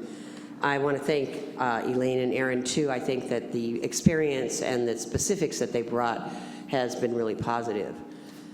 I've been listening, and I'm hearing something that I don't think anyone intends, at least not in this room. But what I'm hearing is, gosh, we have people who are dying. Let's fix that. Let's take those people into housing. Not worry so much about the people who aren't dying. And these people are much more resourceful than we gave them credit for. I mean, if we just validate the individual wonderfulness of people, they can do a lot more than we thought. And all that sounds like that's really what I think. We should keep people from dying, and people have awesome, wonderful, courageous resourcefulness within themselves. But then we say, and you know what? The families and the community and themselves, they can figure this out. And I find that really morally objectionable. Because what it means is that people from poor communities, essentially, mostly, go back to poor communities, and it's like, you guys deal with this. You take your uncle who's cheated your phone bill 20 times and acts out in the middle of the night. You deal with that. Otherwise, well, we have nothing much to offer. And I know that's not the intent, but I think it's why the federal government is pushing this, because it seems cheaper. And I don't think we should ever accept that it is okay to have this many people homeless and to say we're just going to take the ones that might die and take care of them. In Santa Rosa, that is 300 to 500 people called chronically homeless and 1,200 who are more generally homeless.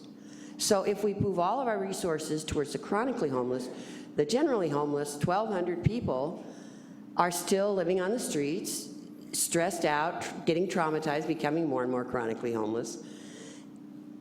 It's scary to me. And we should remember what the military budget is being raised. We should remember that whatever his name is that's in charge right now is wanting to cut the HUD budget in his next budget by billions of dollars. So we're likely to get tighter rather than more money from the feds. So, okay, so we have really a necessity to do some of this theory because we have to rely on ourselves in our community, maybe our statewide community, we hope. This, I think, means to put some cost towards navigators, housing navigators, and case managers once people get into housing, and also subsidized housing. We really need to know numbers. Like, what will that cost? I just got to say one more thing. Encampments are not luxurious. Anyone who thinks an encampment life is happy living, just try living in a tent with no other help. Thank you. Thank you. Dwayne DeWitt, Yes, sir, I'm up here to save followed time. by Teddy Pierce. I wanted to thank everyone for all the Hang on discussion. just 1 second, Mr. DeWitt.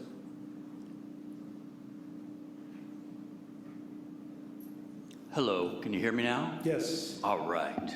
I wanted to thank everyone for the discussion today, especially for the women to come in and talk of housing first.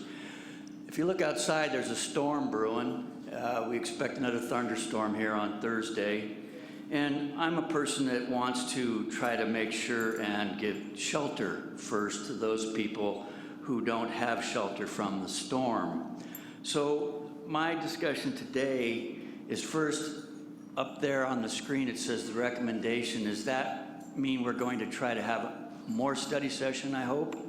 Because I'm hoping you'll bring the man from Utah here that helped them get their Housing First project going, so you'll understand how state and federal monies can be utilized correctly. I'd mentioned his name before to you. I spoke with him 6 to 7 months ago before the wettest winter in our lifetimes has shown up. And basically, what he said to me at the time is, if you see people still out in the storms, it means your community doesn't really want to shelter them. If you want to shelter people from the storms, you'll bring them in. And with that in mind, We have a zoning rush going on right now to change over many vacant warehouses and commercial properties because there's a glut of commercial properties available, and they're being zoned over so you can grow marijuana there and get that business up and rolling. And I got to thinking, well, how about we make zoning for shelter just as quickly and easily? These people are having hearings before the Planning Commission. It's being fast-tracked so they can get up and get that weed going. And I'm thinking, you know, we could find a way to shelter people just as quickly. And when that weed gets going, maybe we can put a little tax aside, some of that money you're going to get, to shelter those folks who are weed smokers. There you go. Give it a thought, you know. Get those that like to smoke together, live together, everybody can have a better time. Anyway, on a more serious note, I do believe the government at the federal level, under the current HUD director, will be cutting back on funds. I do believe that Alameda County has done really good work. I've been following it since 2006. I studied it there, down in Alameda County. And so there's going to need to be flexibility.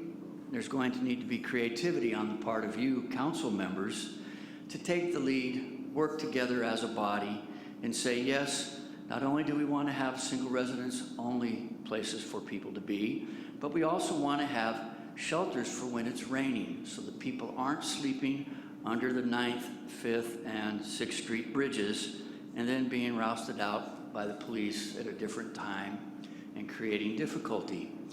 I believe that you folks are on the right path. I wanted to thank you once again. I just want to say that Utah is probably the best example we could use, and you could reach out to the faith-based community perhaps to help bring that man here and get it right from that person's mouth as to how they solve their problems so quickly and are still solving them so well that less than 10% of their homeless population is still out there.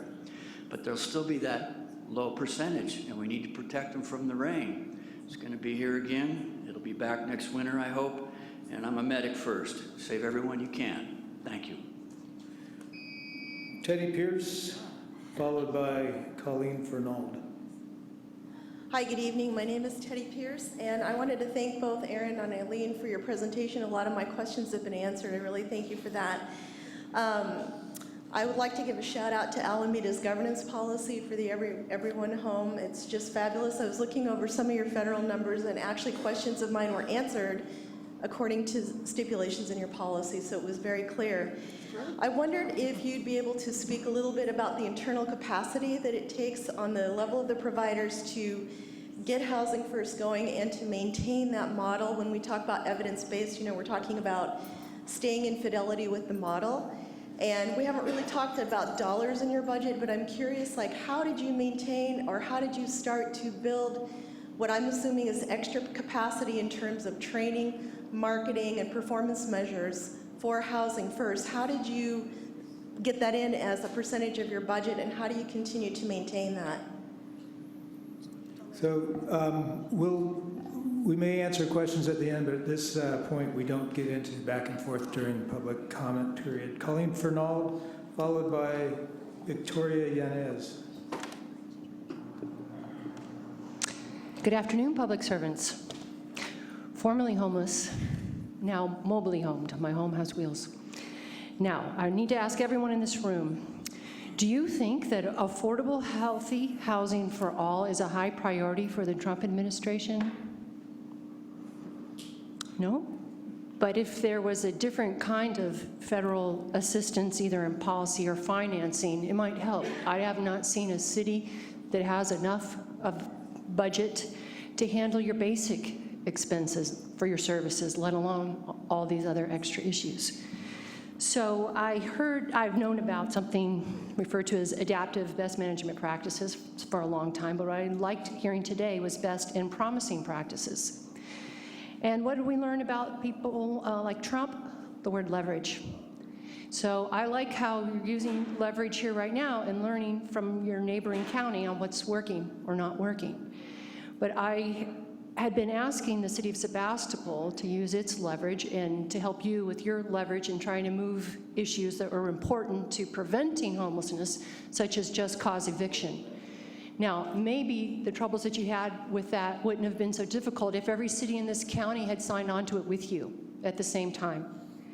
I might not have been evicted without just cause. And my landlord, Rebecca Corder, is a resident in your city. I put $144,000 into her pocket for 8 years, $1,400 a month. I've been a resident in this county since '82. I have paid a lot of fines, fees, rates, taxes for services. And I want to see existing people in this county get served before you open the floodgates for everyone else. And also for those who are working wounded like me, not getting any extra income for my wounds inflicted by the city and otherwise. I want to see some priorities for people who are bringing in income, who have a home that's mobile, and now I need a place for that mobile home to go. So camping, well, that's really expensive. So again, working with the county, using your leverage, how can you open up more campgrounds that are environmentally friendly? We're not going to harm the environment while we're doing this, but make it affordable, not for people that camping is a luxury. And the reason I'm camping is because I went through so much trauma not having a home and everything else I encountered. I don't want to put one dime into anyone else's pocket for rent, that I don't get something out of it. So finding the financing for the RV, I did that, but that's a service government could be providing. Low-income loans to buy some kind of housing you can get. And then having different models on a property. Or tell me who you know that could use an extra $500 a month that I can come and park. You know, how can you make this possible? So like what the county is doing, let's get different types of alternative, small, tiny homes with wheels or without, and see what's working best. But let me be part of this with you, and let's provide our solutions together, and I'll be showing up with more promising ideas as often as I can. Thank you. Thank you, Ms. Fernon. Victoria Yanez, followed by Anita LaFollette.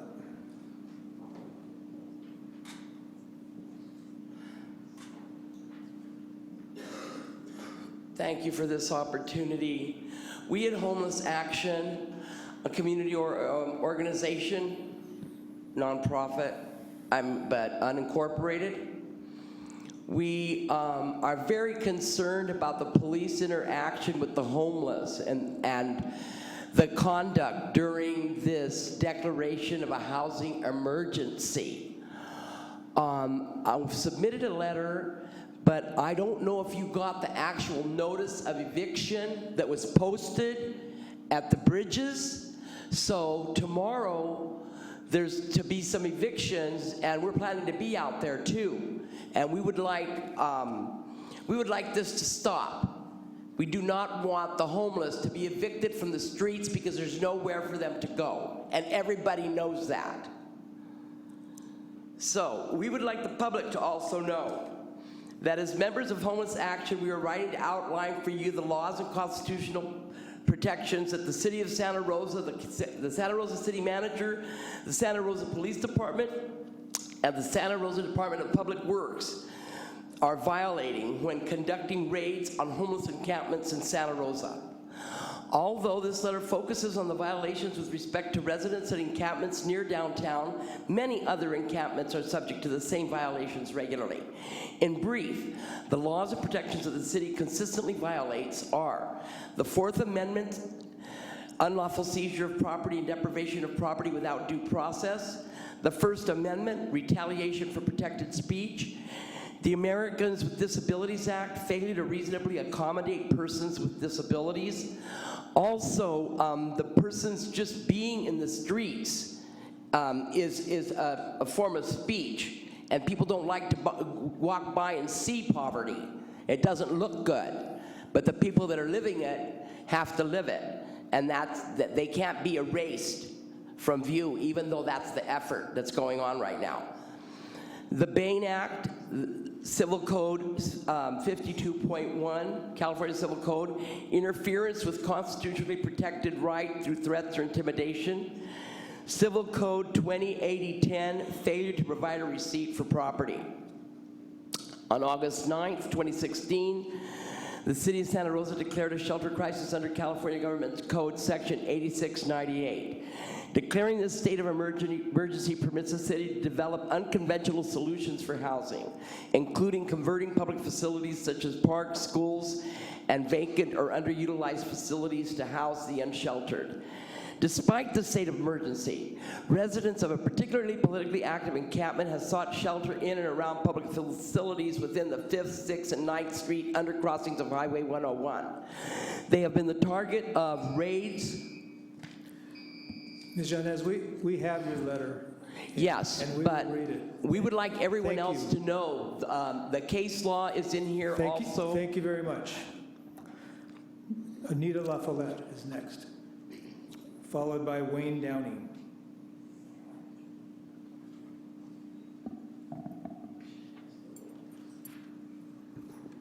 Good afternoon. I just wanted you to hear the rest of this. These raids occur at varying times of the morning and occur regardless of weather conditions. Although the city has lately taken to a procedure where they notice raids at least 24 hours in advance, earlier in 2017, the raids happen within a 6-hour period when others are at meals or away from their belongings. Tactics used during these raids have differed in some respects. Police enter the encampments quite brutally. They give the shelterless short periods of time to pack up before they begin confiscating property. Notably, and quite alarmingly, officers appeared to target the women present that day. On a certain day, police gave residents of the encampment 15 minutes to pack up. When one member who was incapacitated due to kidney issues asked for more time, he was harassed for being too slow. The encounter caused him to have a medical crisis which could have been resolved had he been permitted to use more time. As a result, he was forced to go to the clinic and consequently he lost possession of his belongings. In December 2016, police gave the residents of the encampment more time to pack up and began to give 24-hour notice. But when the time was up, the residents needed to have packed up their belongings, move them out of the way, or the items were swept up and confiscated. What remains consistent throughout each of these raids is that the police discard belongings and confiscate items of value such as wallets and cellular phones. Police raid at inconsistent times, and police take no measures to reasonably accommodate the needs of the people with disabilities during their raids, and police carry out raids with threats and intimidation. The Santa Rosa police know the encampments well. They've conducted surveillance on members of the group to learn their names and associate them with faces. They bring clipboards to the raids, and they have pictures of members of the encampment with their names underneath. They are undoubtedly aware that many of the members of the encampment are physically, mentally, and/or medically disabled. Yet they are relentless in their harassment and do so with no regard for these impairments. They do not make a single Adult Protective Services report to the authorities. With the assistance of the Santa Rosa Department of Public Works, the police confiscate, discard, and destroy much of the property that constitute basic necessities for survival, such as tents, warm clothes, sleeping bags, and mattress pads. They take wallets that contain cash, identification cards, medical insurance cards, and general assistance cards. Notably, a valid ID is necessary for persons to receive services through the Santa Rosa Homeless Management Information System, HMIS. A receipt, which is required by California Civic Code 2080.1, is never offered and often denied to residents who inquire. Thank you, Ms. La Follette. Sorry, Wayne Downey, I want to hear that. followed by Thomas Ells.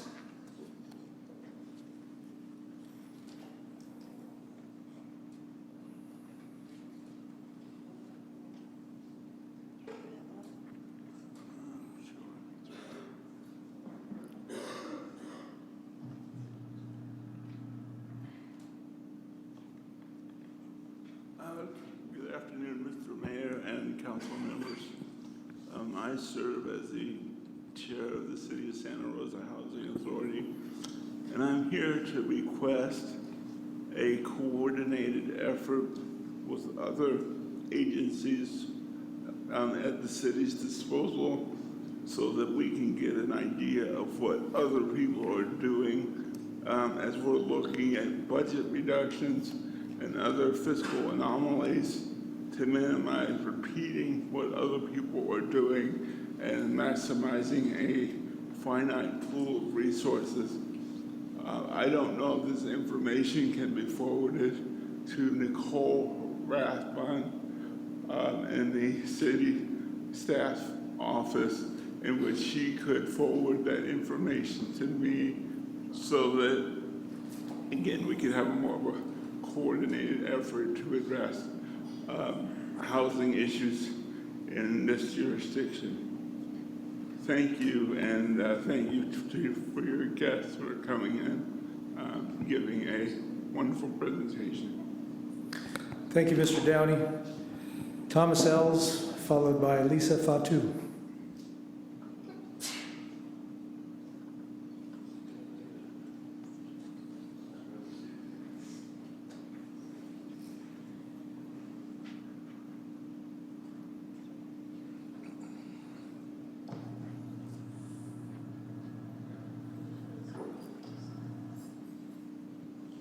Hi, thank you for the opportunity to speak and for having these young ladies here to talk about Housing First. And I wanted to say one thing before I continue on the reading of this, out of respect for Victoria and for Anita. The one thing I wanted to say was that the county has put up the veterans buildings for like it's an RFI, which is a request for information and qualifications to do something. They don't know what to do, but they're available. And there's a great portion of that that can house people in various ways, any number of different ways, without interfering with the actual veteran building. So I want to put that out there. It's kind of a risk, in other words, to say that in an open forum like this, because anybody can jump in, but that's what I hope to jump into that pool, and I think other people should too. So I'm going to continue. The Department of Public Works does not store items, nor do they give the opportunity for shelterless to get confiscated items for residents to pick up. Importantly, to reclaim their property, members of the encampments do not have any procedure for getting these belongings back. The items are stored somewhere, no one knows, although they were seen in a yard off 9th Street. Items are retrieved when an encampment member catches a police person who took them personally, but often without essentials like ID cards, phones, or wallets with cash. Presumably these items were kept by the Santa Rosa Police Department or thrown away. On August 5th of 2016, one gentleman was picked up for mental health reasons of 5150, but his bike was left there on a churchyard unlocked, even though the police had led the man to believe they would care for it. It was never again seen, despite exhaustive efforts by the police to following grievance reports. Statutory and constitutional violations. Below is a brief list of the laws the City of Santa Rosa, through its employees, consistently violates when undercrossing sites are raided or swept. This is not an exhaustive list. Unlawful seizure of property in violation of 4th and 14th Amendments. In 2012, the Ninth Circuit held unequivocally that the prohibition on unlawful seizure extends to property of the homeless, irrespective of whether it was unattended at the moment or whether the owner of the property could demonstrate a reasonable expectation of privacy to that property. Seizure is unlawful when, under the totality of the circumstances, scope of the intrusion, the manner in which intrusion is conducted, and the justification for initiating the intrusion weigh against its reasonableness. Santa Rosa has a shelter bed deficit, indeed a declared shelter crisis, and while the efforts are being made to increase available shelter beds, there is still a paucity compared to the number of homeless residents in Santa Rosa. Thank you, Mr. Ells. Lisa Fatu.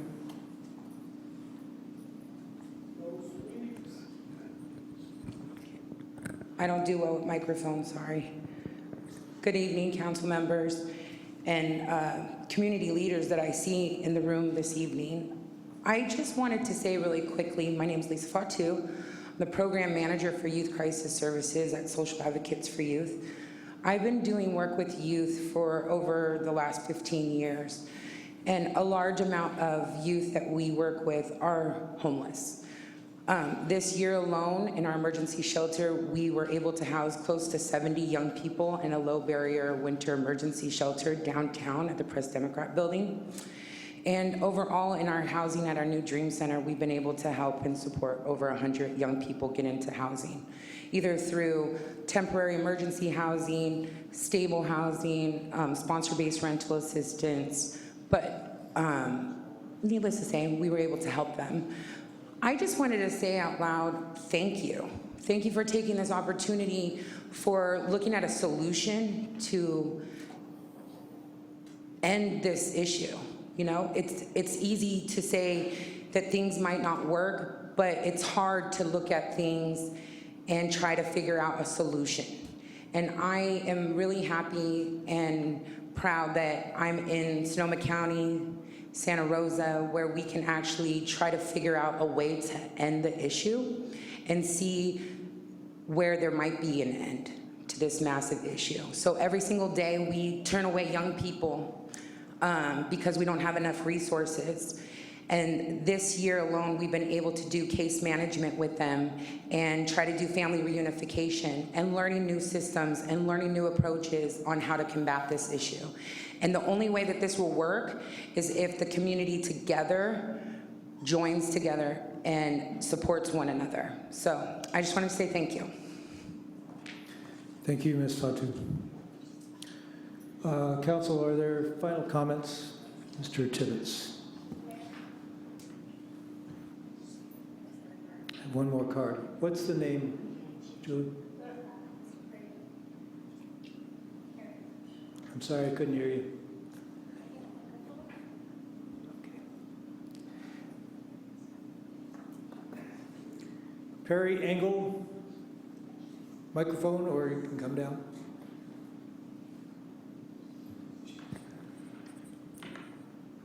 Thank you. I came to you as a member of Congregation Shomrei Torah, which is a Jewish synagogue on Bennett Valley Road. Our eastern and southern perimeters of our property are actually city property belonging to Santa Rosa. We have a large encampment up there. It's so well established it's known as Homeless Hill.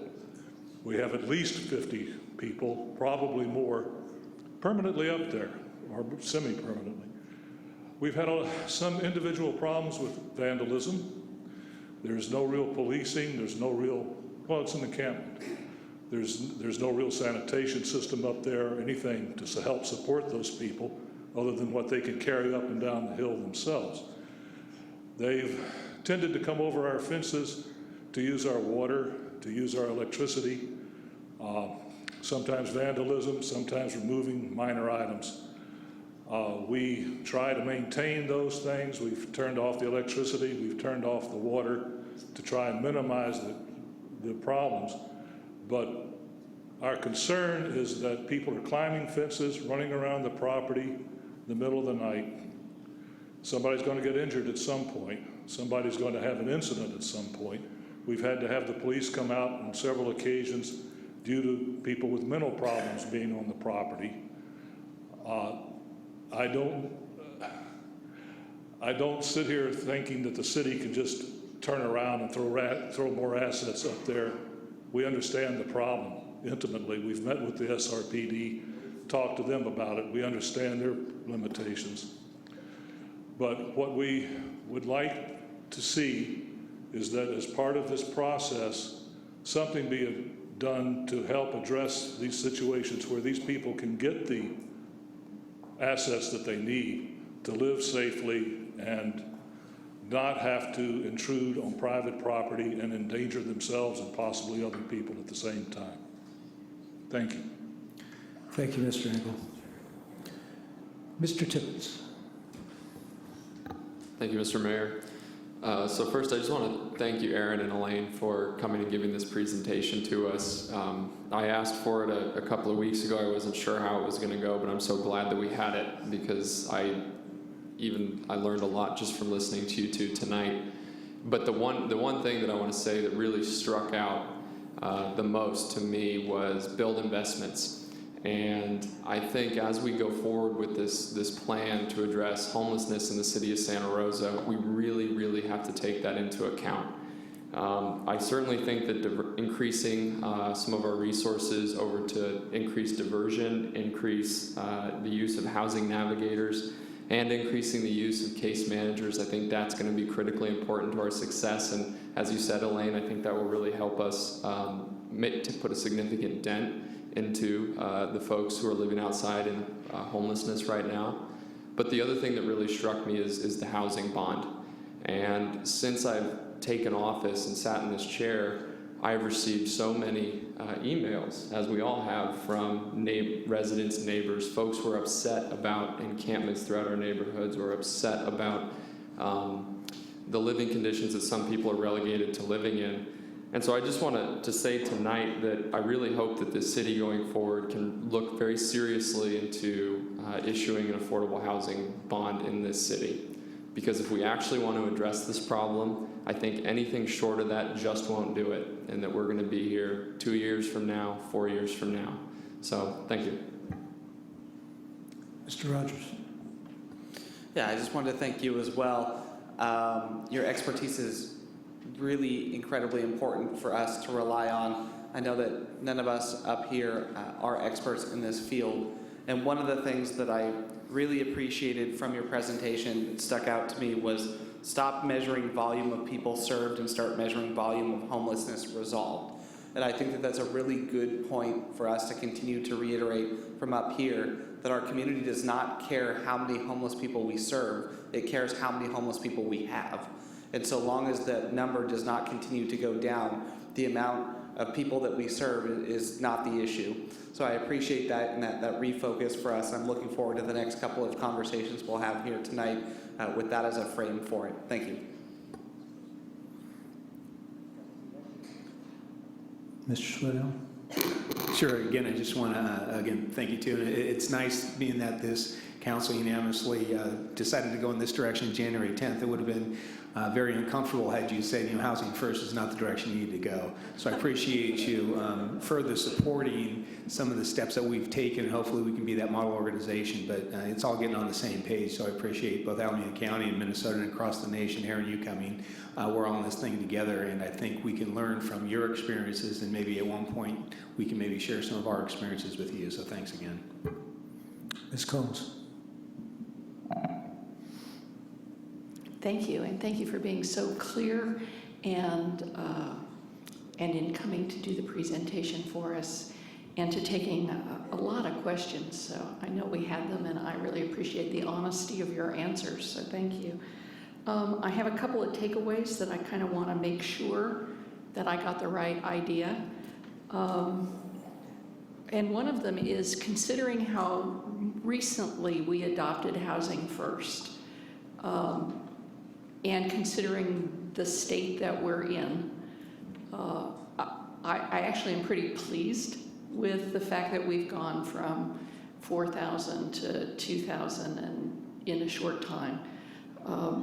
And I think that hearing that everything is not perfect in Alameda with Housing First after 10 years gives us pause. We know we have a lot of work still to do. And even following this model, it will not be an overnight experience of no homelessness. And I think I needed to hear that this was realistic in what you were bringing to us. So I'm really grateful that you shared that with us. One of the big takeaways I heard was that you had an effective joint administration of the continuum of care between the county and the cities, or among the county and the cities. And I suspect that there's a key there that we may want to explore further. I think it's really hard as a city, without receiving the funds that counties receive, to take some of the actions that we've sort of been bravely taking with our general fund money. And it would be really good, I think, to look at coordination among the parties And I would like to learn a lot more about how you created every one home so that we could consider whether or not that's an effective model for our community as well. And how your continuum of care relinquished to you the authority to do that. I heard the housing bond through property tax, and I think that's something that we've talked about as a council before, and we'll probably be continuing to talk about to 2018, and hope that the community's interest remains. It sounded as if you had found resources, and I'm not sure if those are specific to county or if those are city available resources. The Veterans Housing Bond?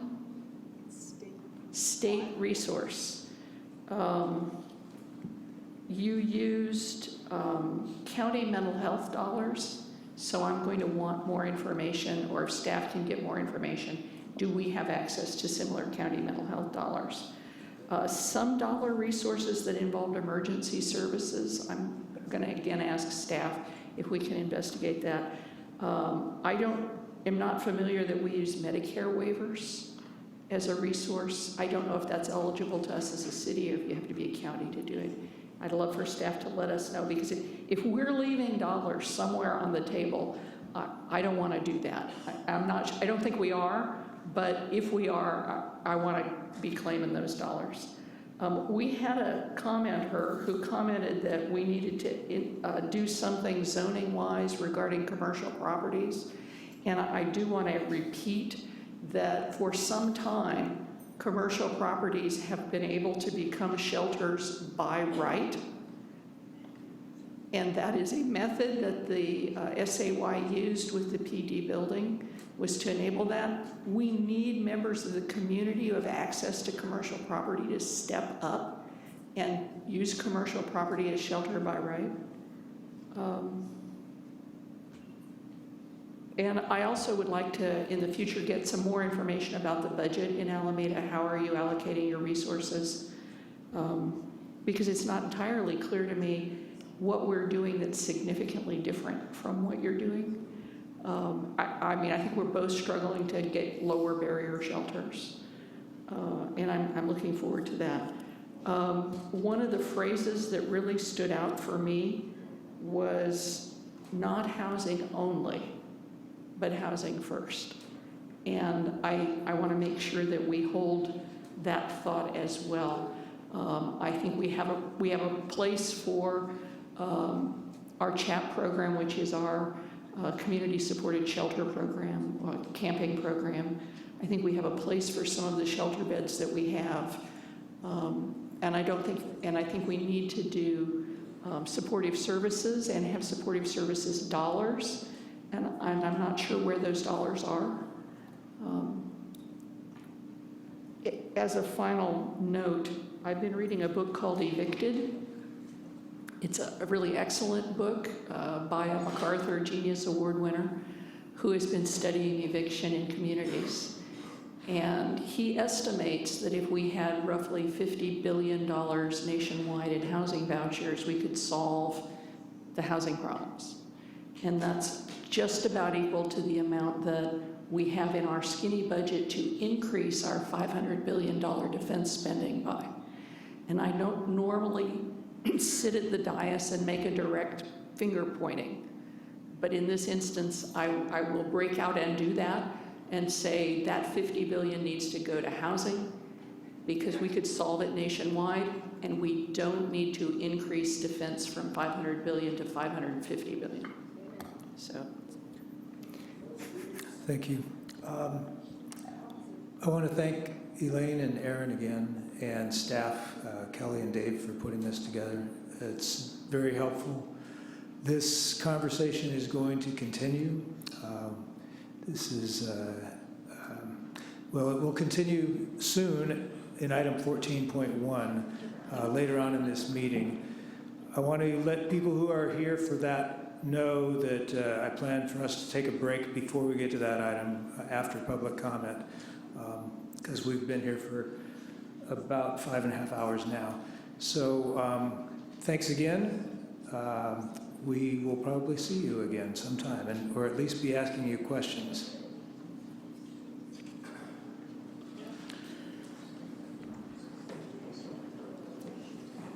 We'll move on to our regular meeting at this point. Ms. Gomez, you've got the roll. Let the record show that all council members are present.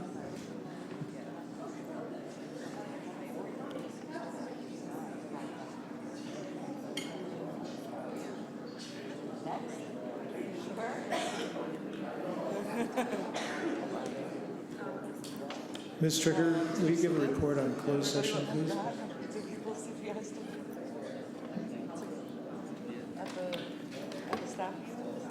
Ladies and gentlemen, we're still in session here. If you have conversations to finish, you can take them outside, please. Thank you.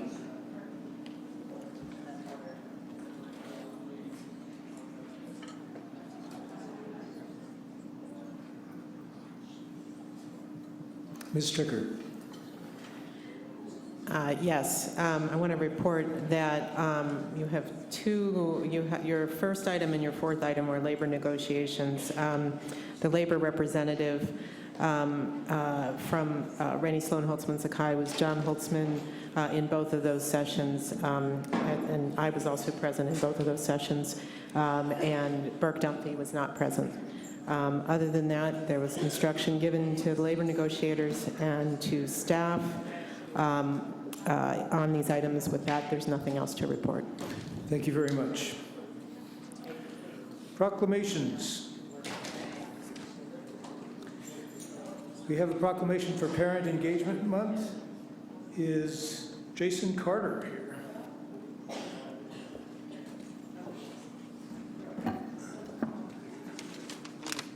Jason, do you want to introduce who's with you, and then I'll read this proclamation. Mayor Corsi and council members, thank you for having us. My name is Jason Carter with the Santa Rosa Violence Prevention Partnership. I just want to honor Julie Guerin and Salvador Sanchez Strawbridge, part of the partnership as well.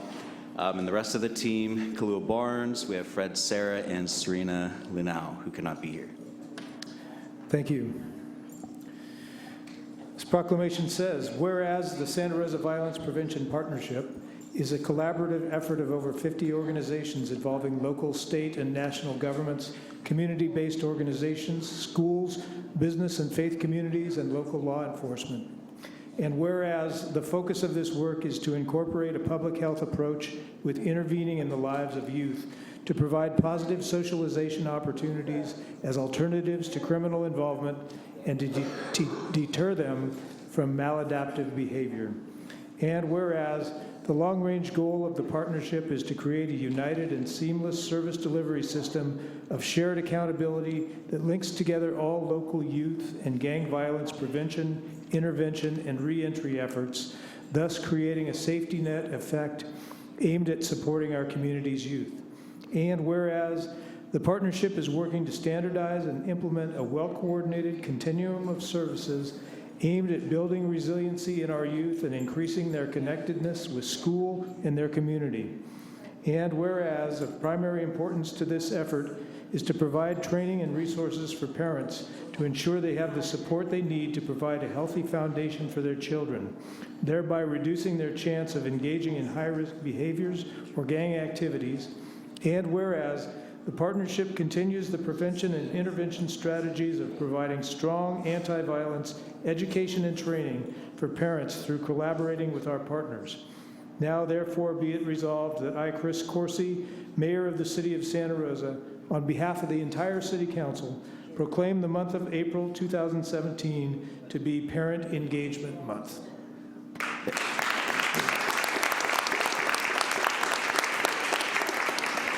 Thank you, Mayor Corsi and council members.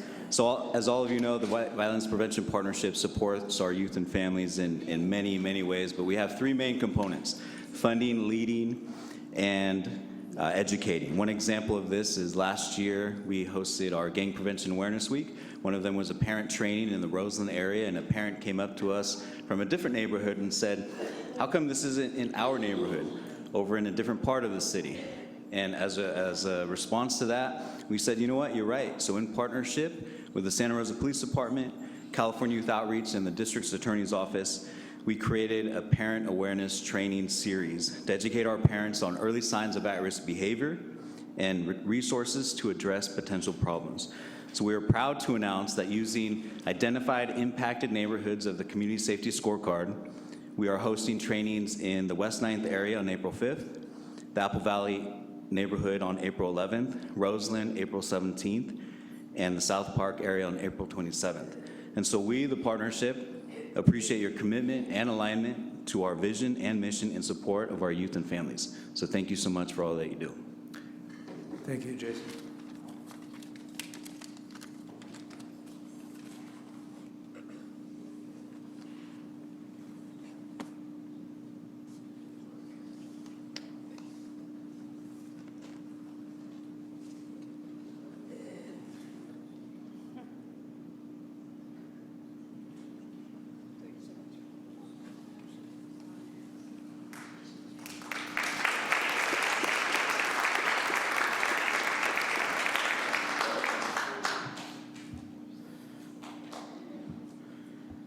We have no staff briefings.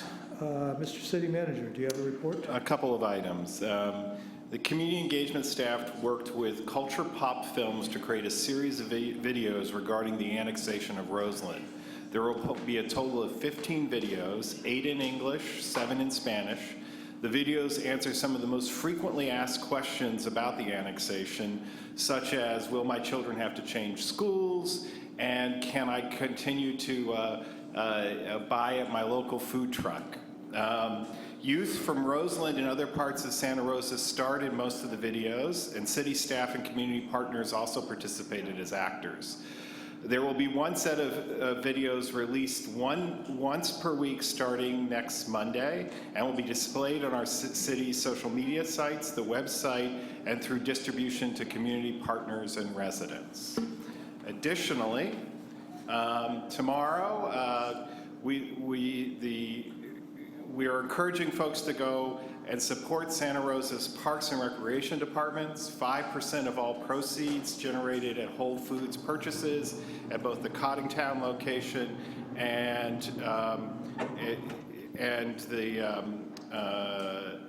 I believe also the Yalupa Avenue location will go to support Parks and Recs and their programs, and we're excited about that participation from a community partner.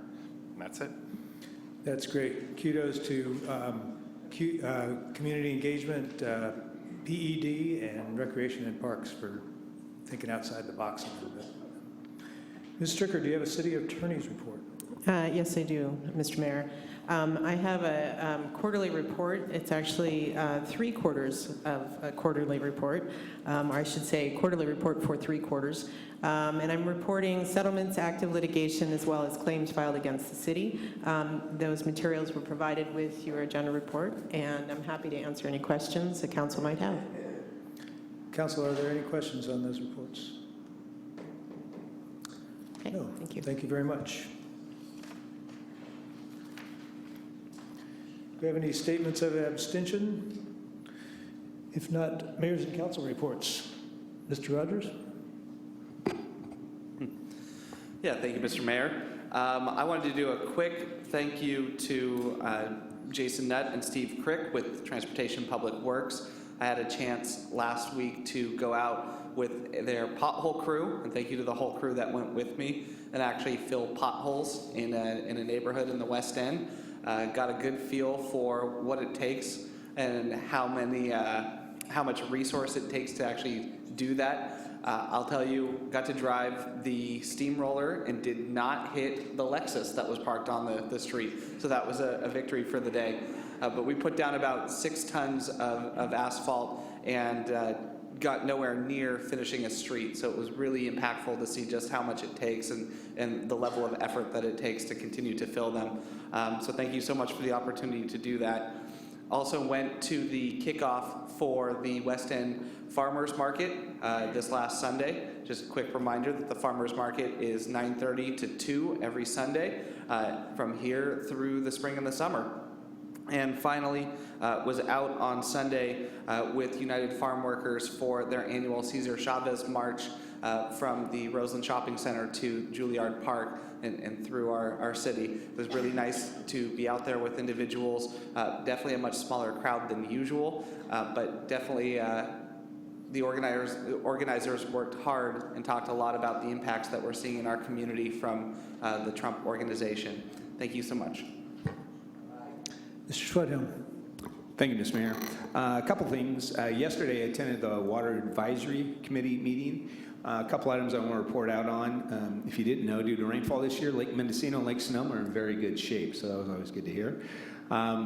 They also, the Department of Water Resources received a water energy grant. They were awarded a $370,500 grant to implement a rebate program for restaurants within the Sonoma-Marin Saving Water Partnership area.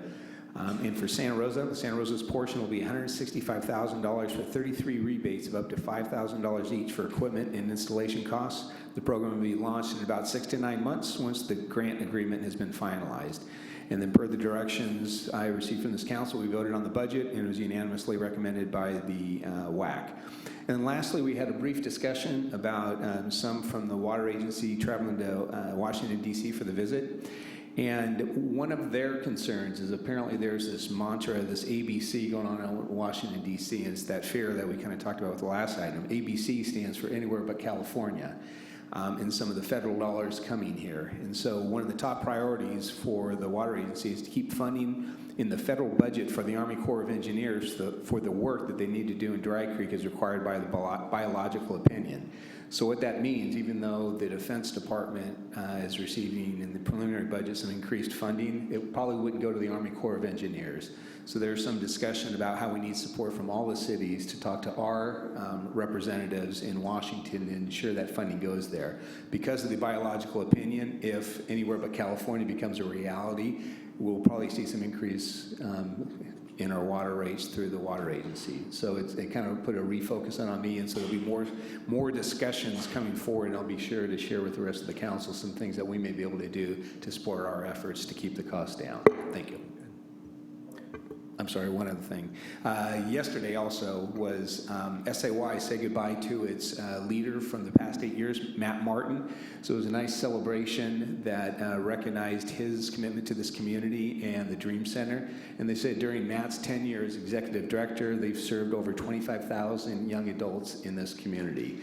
So the nice part about him, and he was very instrumental in some of our efforts on the partnership. The nice thing is, although we won't be with SAY, he is still going to be in the community providing services, and I don't think we've seen the last of Mr. Martin, but it was a real nice celebration, and we're looking forward to seeing what Katrina Thurman, the new CEO, will be bringing forward. Thanks. Ms. Combs. Thank you.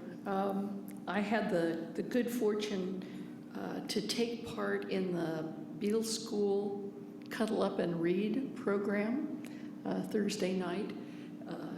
I would say there were almost 100 families, a gym full, and we divided up into classroom-sized groups in pairs.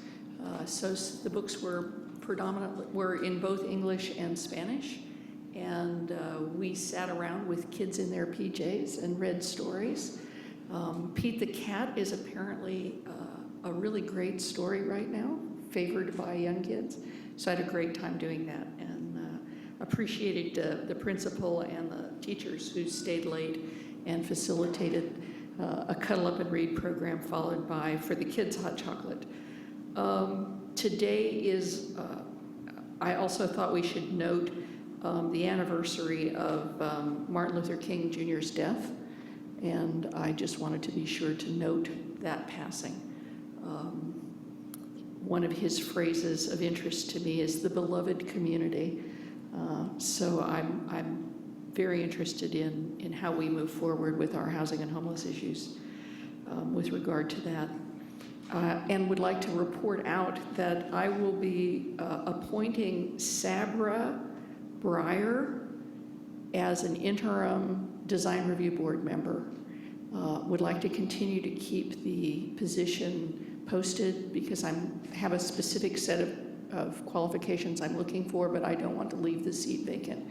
And I think she has experience with design review in another community, and I think she'll be an excellent interim. Thank you. Ms. Tibbetts. I'll just report that I attended the third of 3 sessions, informational sessions about groundwater sustainability agencies in Sonoma County last night. This one was in Santa Rosa at our utility fields operations office. And there were probably 150 people there. I would call the crowd skeptical about groundwater sustainability agency, but our staff did a great job of explaining where we're going with this, and we'll be dealing with this soon at the council level. I'm sorry I jumped in line ahead of you. Mr. Sawyer, go ahead. No line. Thank you, Mayor. Last Thursday, Mayor Corsi and Councilmember Rogers and I attended the Employee Service Awards, and I know there were a number of council members were out of town, and there were some conflicts, some calendar conflicts, but whether it's been a while since you were in attendance or you've never attended, it's a really great opportunity for the council and for exec staff to thank our employees, one of which we awarded a plaque for 40 years of service to the city of Santa Rosa, and he was not retiring. We did acknowledge the retirees as well, but it's it's one evening out of the year that we can show our appreciation, and I think everybody had a good time, and it was a good event, so I was pleased to be able to be a part of that. Thank you. Thank you. We have no minutes tonight from past meetings. We're on to the consent calendar. Item 12.1, Resolution, Transportation Development Act, TDA, Article 3, Grant Application for Fiscal Year 2017-18. Item 12.2, Resolution, Contract Award, Sweeping Services for City Parking and Transit Sites. Item 12.3, Resolution, Approval of Funding Agreement with the Sonoma Clean Power for Electric Vehicle Chargers in Courthouse Square.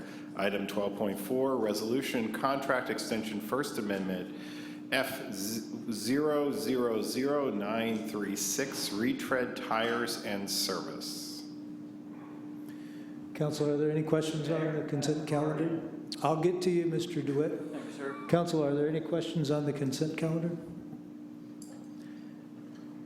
Mr. DeWitt. Thank you, sir. I'd like to use the overhead.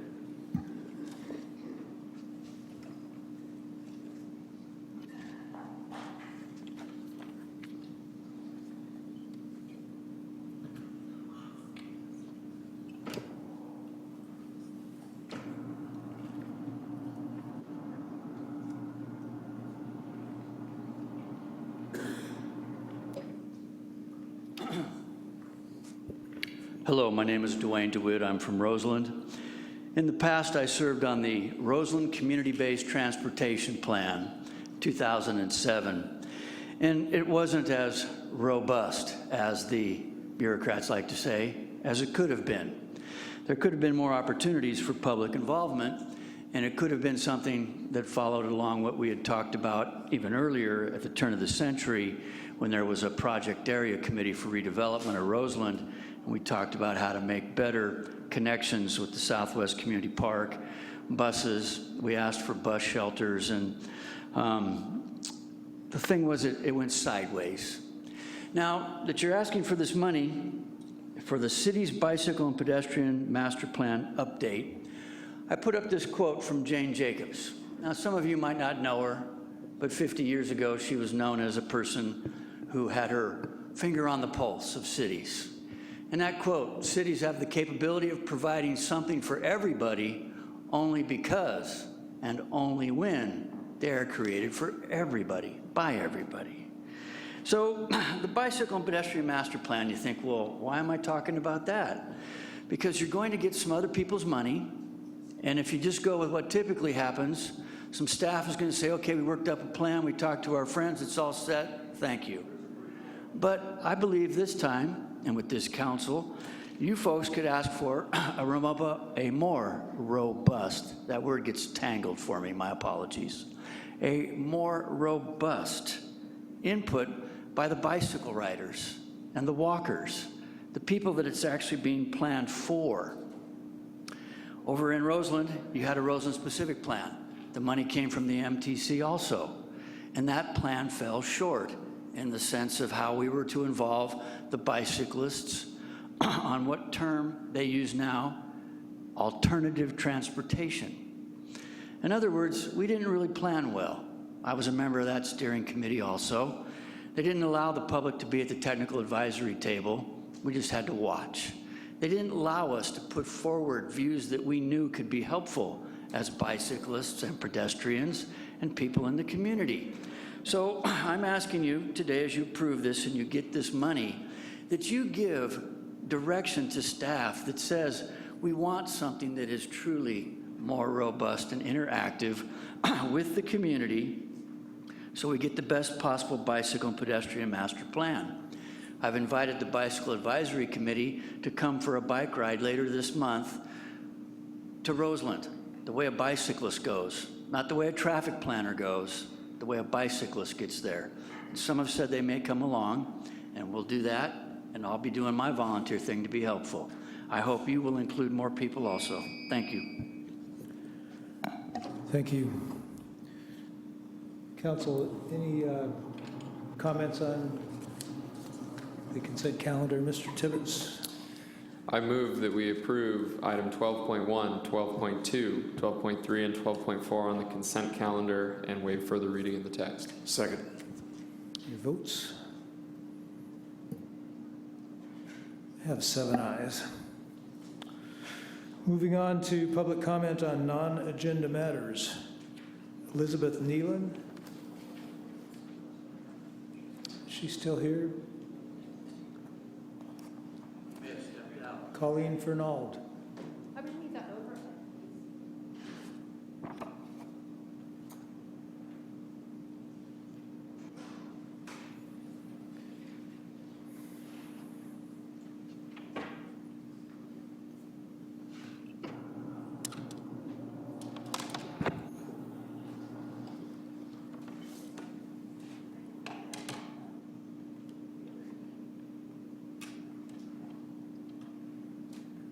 Visual aids for inspiration.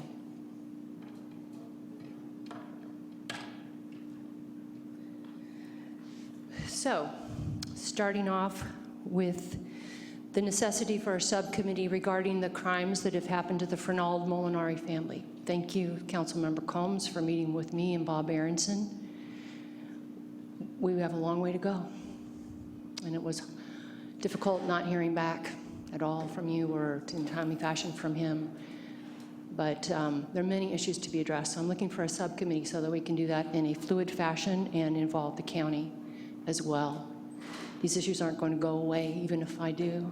Your reform for the police regarding rape of a family member, by a family member, missing teens at risk, your policy around what happens or doesn't happen, and other issues revolving around inadequacies of your sexual assault domestic violence unit. So, back to the other bigger issues so that you can fund all of the work that needs to be done. You, City of Santa Rosa, every city, every part of government, you fund your values. And as we've seen, it doesn't matter if the Democrats or the Republicans control the federal government when it comes to unconstitutional wars of choice, correct? Have we seen a difference since the George W. Bush doctrine, which is unconstitutional war of choice? Why is that still the policy of the land? Right? We knew that Public Law 107243, the Iraqi AUMF, was based on lies of weapons of mass destruction that weren't there. Why is that policy on the book? I'm going to ask you to go watch, study, rewatch, listen to the commentaries of the movie Wag the Dog, 1998. Review that and then look at what happened, George W. Bush policies. They want a pageant, invent a war to help the president get elected. And they fabricate one with Albania. And they say, why Albania? And they're trying to fabricate reasons. Oh, because they hate our freedom. It's like George W. Bush used this movie as his playbook. Okay, so Dustin Hoffman says, we haven't declared war since World War II, but we just go to war. Now, how's that working for you, City of Santa Rosa? So if you have not done anything to change that policy besides look to impeach George W. Bush with a resolution, if you've done nothing to change this policy, you are complicit. You are accelerating collateral murder. I stood here with my laptop and played Bradley Manning's video that sent him to jail. Collateral murder. In Syria, 200 innocent people murdered when we dropped weapons of mass destruction on them. Is that your values? Are we going to be able to fix your pension liabilities until you're doing something about it? Thank you, Ms. Fernald. So please put a subcommittee together. Thank you. The council is going to take a 15-minute break. I had a card in for public appearances also, sir. Didn't see it, Mr. DeWitt, but come on down. Thank you, sir.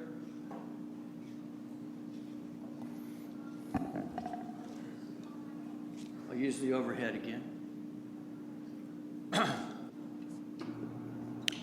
Hello, my name is Dwayne DeWitt. I'm from Roseland, and I got to thinking it's very important that we not shrink the Cinco de Mayo celebration. I think it actually should be held over at the fairgrounds and enlarged, and that we should be bold about it, be loud and proud. If this is about what our community is and we're indivisible, let's come together, help those folks get that thing even bigger, get it over to the fairgrounds, and make it happen in a big way. With that in mind, here I've put up Connected Action.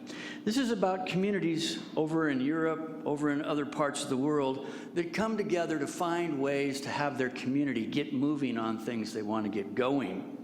And we're having a housing issue, and I got to thinking when I was a boy, we used to go out to Asti, Italian-Swiss colony, and we'd look at the remains of the farm worker housing, the foundations out there.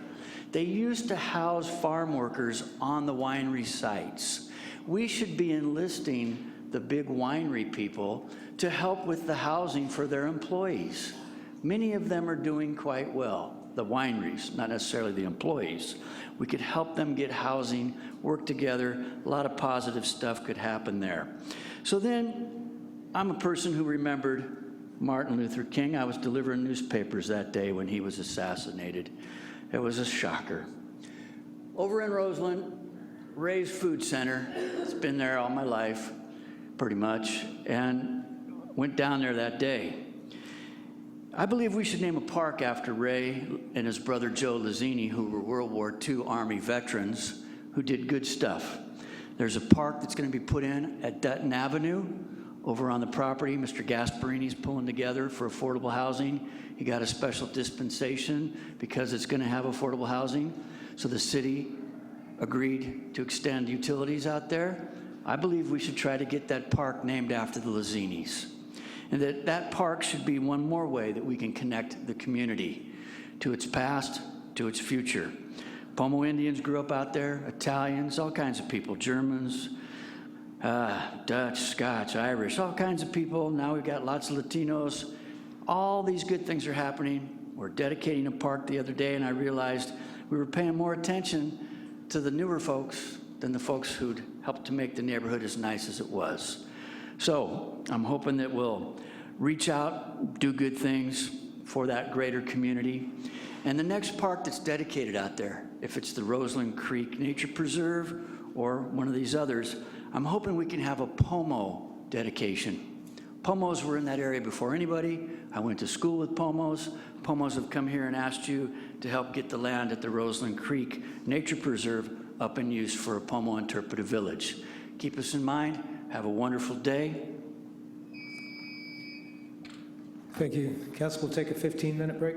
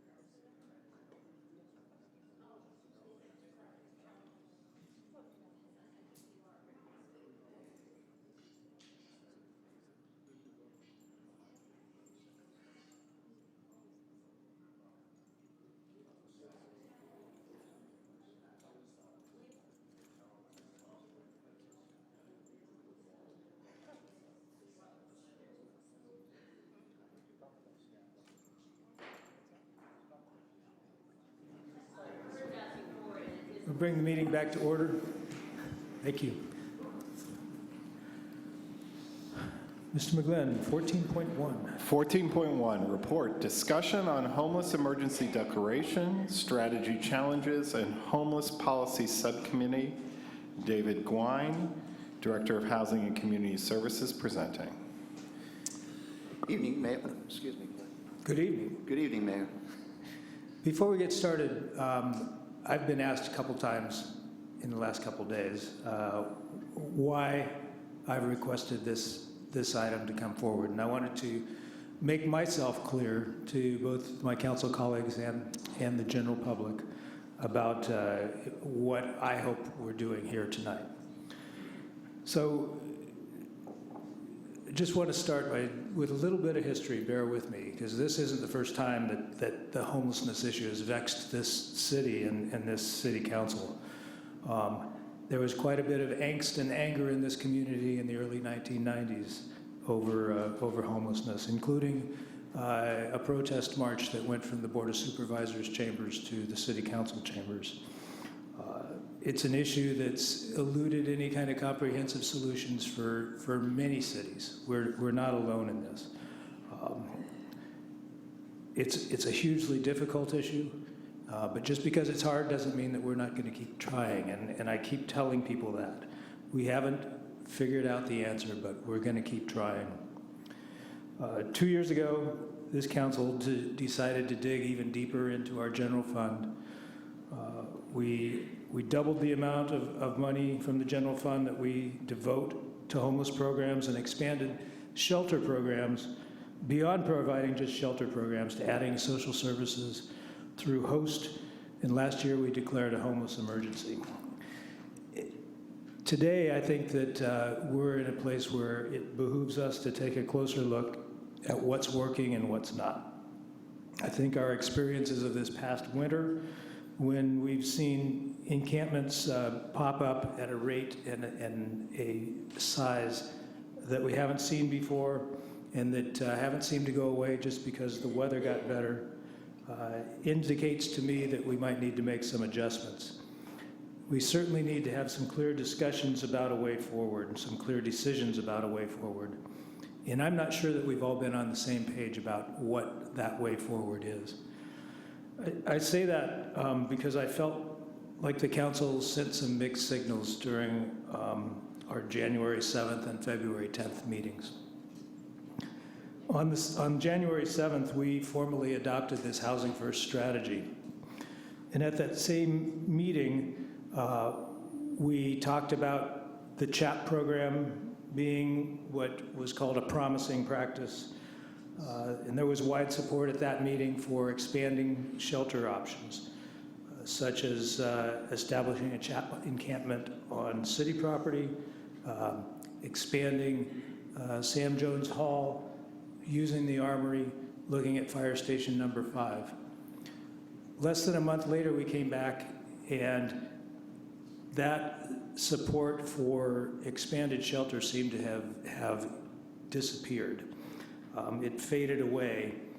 And to me, that was a confusing message to the community between those two meetings. I certainly haven't seen the needs in this community fade away like those ideas did. I think that we got a much better idea, at least for me, about what Housing First means and doesn't mean tonight. Shelter is obviously an option that should remain on the table, and down the road, I think that we should talk about expanding our shelter opportunities. What I'd like to do tonight is not start over, but reset. I don't want to return to square one, but I want us to all get on the same page, to talk about where we're going and how we're going to get there. I have some ideas that I'll get into later, and I'm sure that other people here do as well. But I welcome the opportunity for all of us to talk about it together and to seek those solutions that have been so elusive. So with that, I apologize for the delay, and please take us away, Mr. Gwiden. Well, thank you, Mayor Corsi, and I think you covered our background slide better than our narrative here.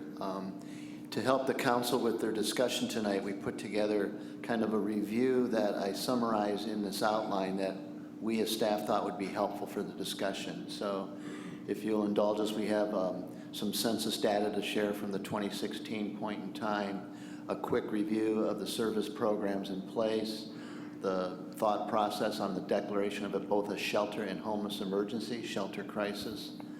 We can talk about the status of the chat program, review a variety of different community groups that are active in this subject, homeless policy subcommittee, and then, as the mayor mentioned, maybe seek consensus moving forward. So very briefly, the point in time census for those experiencing homelessness takes place the last week of January for communities. The 2017 results, preliminary is going to be ready probably by the end of April. So we used last year's numbers, and as you see, just over 1,800 people are experiencing homelessness in Santa Rosa. But what's striking to me when I first saw this a year ago, and it still is close to 8 out of every 10 people that are experiencing homelessness claim Sonoma County is their home. Homeless service programs, we tried to do this in chronological order by activity. So in August of 2015, the Homeless Outreach Service Team was piloted. We added a shower restroom trailer a few months later. For the fiscal year we're in currently, 16-17, the host program was renewed. And in February 2017, the council added $125,000 to that program to augment the rapid rehousing funds. In October 2015, the city went through a reorganization, and in that month we structured a full-time staff position to coordinate all homeless services in our multiple contracts and expand our coordination with our county colleagues and service partners. That is Kelly Kuykendall sitting here, our acting manager. The Community Homeless Assistance Program pilot also was launched in that month. It was expanded and with the following year, and in November 2016, the council decided to add $20,000 to help those that are wanting to launch a chat program move forward. The council convened a subcommittee on this subject in March of 2016, discussed a pro-con of a homeless emergency, and the council acted on that in August. Housing First policy was reviewed in subcommittee for a few months in 2016 and adopted by the council in January. And of course, the city council sustained other efforts, and that's what we call supporting our current shelter infrastructure as a core service. And again, what I mean by that is the operational cost for the Homeless Service Center, Family Support Center, and Samuel Jones Hall. And renewed funding for what we call our winter shelter, which occurs in the gymnasium portion of Samuel Jones Hall. That's 50 beds, active between November 1st and March 31st. And lastly, in the Sonoma Community Action Partnership, CAP Sonoma, you've augmented the admin funding for what is called the HCA Family Fund Program. HCA stands for the initials of the anonymous donor, and that is helping folks with first last deposit and help them catch up with their rent if they fall behind as a homeless prevention activity. So segueing into the homeless emergency, the council declared a shelter crisis and emergency in August of 2016. The reason that was considered is because it allows the city greater land use and financial flexibility to address the homeless crisis. An example of that is safe camping. City ordinances don't currently contemplate campgrounds, camping in the city limits. The emergency declaration allowed us to launch that as a pilot with the chat program. We also wrote several letters to the state seeking financial assistance. We have yet to hear back. The action of a homeless emergency requires you to extend that in every 30-day increment. And so tonight, April 4th, should you decide to do so in the following item, 14.2, it would be the city's 9th extension of the emergency. Some comments on the chat program. It allows certain land uses without a use permit. I just mentioned camping, safe storage. It allows the roving shelters, allows communities to situate portalets under certain conditions. There are several requests for CHAP services that currently haven't met the guidelines. That would be like establishing a campground in the public right-of-way rather than on private property that has an assembly use. We have one ecumenical group, the First United Methodist Church, as you are very much aware, interested in launching up to 20 campsites on their property and are well on their way of also reviewing the pro-con of that. And the other considerations that we have is there hasn't been any other groups currently to step forward. And as we intended with that program is it invites the community to help us with this challenging social situation. And I think many folks are looking at what happens with the First United Methodist Church experiment going forward and see if they would also step forward. Some comments on some groups that are participating in the homeless service discussion. Of course, there's the Continuum of Care. That is a group organized by the County of Sonoma. It involves the City of Santa Rosa, City of Petaluma, and County of Sonoma as what we call the Housing and Urban Development Entitlement Jurisdictions. Entitlement means we get funding through HUD by formula allocation. And that is what you heard earlier about the alignment and Housing First strategy in order to compete for those resources. That's roughly $3 million annually. That's allocated directly to service providers. The lead, of course, is the County of Sonoma. The Community Development Commission is the lead department. They work with behavioral health. They work with the health department. And we have started meeting with them at the staff level monthly with Sean McGlynn's leadership to try and coordinate all of our work efforts and understand what everyone's doing around this subject. The goal at the staff level would be that our scopes of work for service providers from the Continuum of Care, county and city, are all aligned with the same focus under the Housing First model to invest those dollars appropriately. There's the City of Santa Rosa. I already went through our program efforts. I didn't get into, police or fire or public works or our parks department, but we're also actively involved in this. Your Community Advisory Board has helped with outreach. They've also considered a grant for a portalet. There's the Task Force on the Homeless. They discuss and plan action on advocacy services, issues, and programs related to ending local homelessness and assisting homeless people. There is the Homeless Action, and they describe themselves as they believe housing is a human right, and they work towards adequate shelter, food, sanitation, and legal rights for everyone. There is Santa Rosa Together that works on open democracy and are very much involved in homeless talks and trying to assist us in our policy and recommendations to you as a city council. And there's the Santa Rosa Homeless Collective. This is a newer group that has representatives from the school board, the County of Sonoma, City of Santa Rosa, myself, and police department. It has the Downtown Development Association, West End Neighborhood, San Francisco North Properties, Catholic Charities, Social Advocates for Youth, and Behavioral Health, all trying to work on what might be some solutions based to this social issue, forming recommendations to bring to both the Board of Supervisors and the City Council. There's also the Homeless Policy Subcommittee that's chaired by Councilmember Oliveras. It has Councilmember Combs and Schwedhelm. Like I mentioned earlier, it was convened in March of last year. They have discussed many topics, and here's some examples of recommendations they've brought to the full body. They brought the homeless emergency, the CHAP program guidelines, and the Housing First strategy and fiscal year work plan. And so that is a quick flyover that we thought as staff might frame some context for you to have your discussion tonight on where we go from here. We wanted to basically, based on what we heard from the February 7th request from the mayor, we thought that this would be your assistant. We're here to help you with any questions. Thanks, Dave. Council, we have a few cards here, and I'm sure there's a lot of discussion. Are there any initial questions that anyone needs answered before we move to public comment? All right. Dwayne DeWitt. I think Dwayne has left. Rabbi George Gittleman. He'll be followed by Asher Shepherd. Do you know how to raise that up? I think I know. Okay. Not your first rodeo. Thank you, everyone.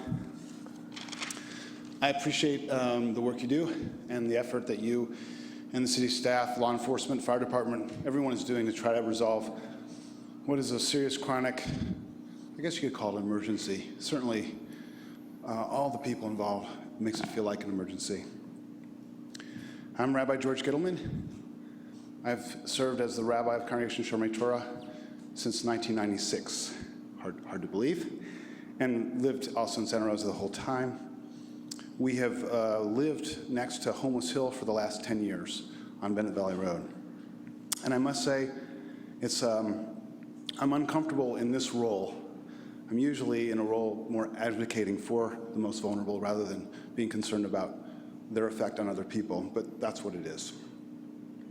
The synagogue I serve, Congregation Shomrei Torah, would like the record to show that the city has de facto established a campground for the homeless on the property there without any real process and without taking responsibility for its existence.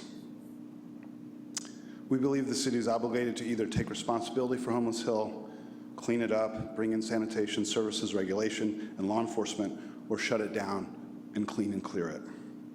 What is unacceptable for everyone is the Wild West that exists there. There are, at present, I think about 50 people. Last I spoke to law enforcement, last count they had. No sanitation. That's just something itself to think about. No services, no regulations, and very limited law enforcement, which means they'll come if they get a call from the camp or if they know they have a suspect in the camp, but they will not regularly police the area. We have had a number of incidents over time with the people from the camp: theft, trespassing, disorderly conduct resulting in police responses, not just 1 or 2 or 3 times, fires that have required the fire department to respond. The latest thing that happened was a pit bull got under the fence and came into the parking lot. Luckily, it wasn't recess for our religious school, and it wasn't the kids that encountered the dog, but me. To say the least, the dog was not friendly. The owner I found, and we were able to get the dog under the fence. Could have been a much less pretty picture than that. I'm not sure what else the city needs to know. I'm convinced that no one wants to wait for something really awful to happen in order for there to be action, yet we're not acting yet. To be clear, we're not saying you must clear the camp.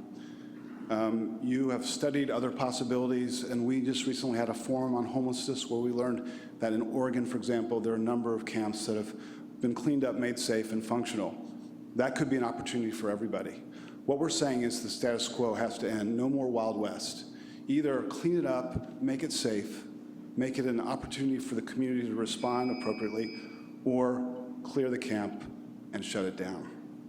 One last thing, sorry. It's getting really, the fire risk I'm frightened about.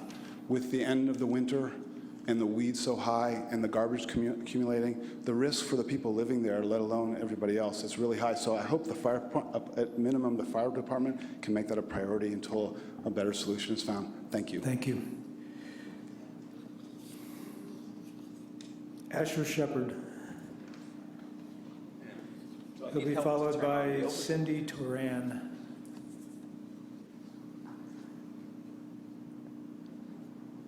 I have 2 persons in front of you, a citizen who's watched this problem just as you have, and I commend you all for taking it very seriously, and the congregant with Shomrei Torah, which George Gittleman is our rabbi. As a citizen, I commend you for taking this very seriously. We've talked in various places over the years in the city, and I think that's great, but there's something missing. And I hope that when you put your heads together, you'll figure out what it is.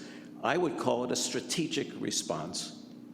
A strategic response means you have to really identify the problem that is so complex and assign the dollars to solving each piece and put a timeline down. And then, as we heard within the hour or so, to have an index of how you're doing. How are you doing with sheltering? Are there fewer people being sheltered because the problem's going away? Are there fewer people on Homeless Hill because that sentinel of the homeless problem at its worst is being reduced? So I hope that you can take a strategic approach. I would use a military metaphor. Strategic's close enough. You understand, I'm sure everyone here understands how to think about that. I was struck by the slides that were presented by Wixton and DeColigny. I don't know if these made it on the screen. I wasn't able to be here. But these are, if you've already had her emphasize this, these are very impressive numbers. Obviously, the one that is at the top end is the one that also has the greatest human tragedy associated with it. And I did a little arithmetic from the next slide that followed in the presentation this afternoon.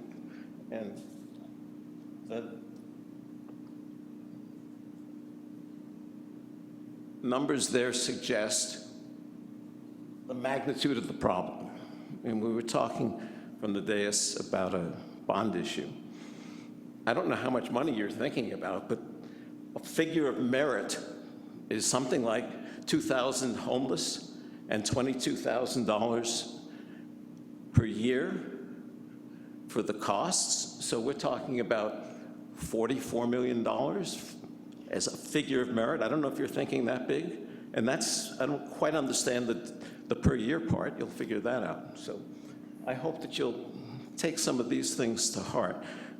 As to filling in one or two corners of what Rabbi Gittleman said, I've been involved with this problem fairly closely since August, the summer of 2015. I have tremendous admiration for everyone in the city who's been a part of responding to me personally, to the synagogue as a group. And I've watched through my window pane this cold, wet winter with a broken heart for all the people who are up there on Homeless Hill. One thing that Rabbi Gittleman didn't emphasize is the sanitary conditions in that camp are dreadful. How we've avoided a catastrophe, I don't know. Thank you very much. Thank you, Mr. Shepherd. Cindy Turan, followed by Stephen Thomas.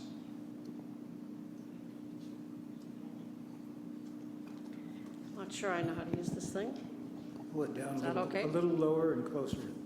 Like that? That's good. Oh, okay.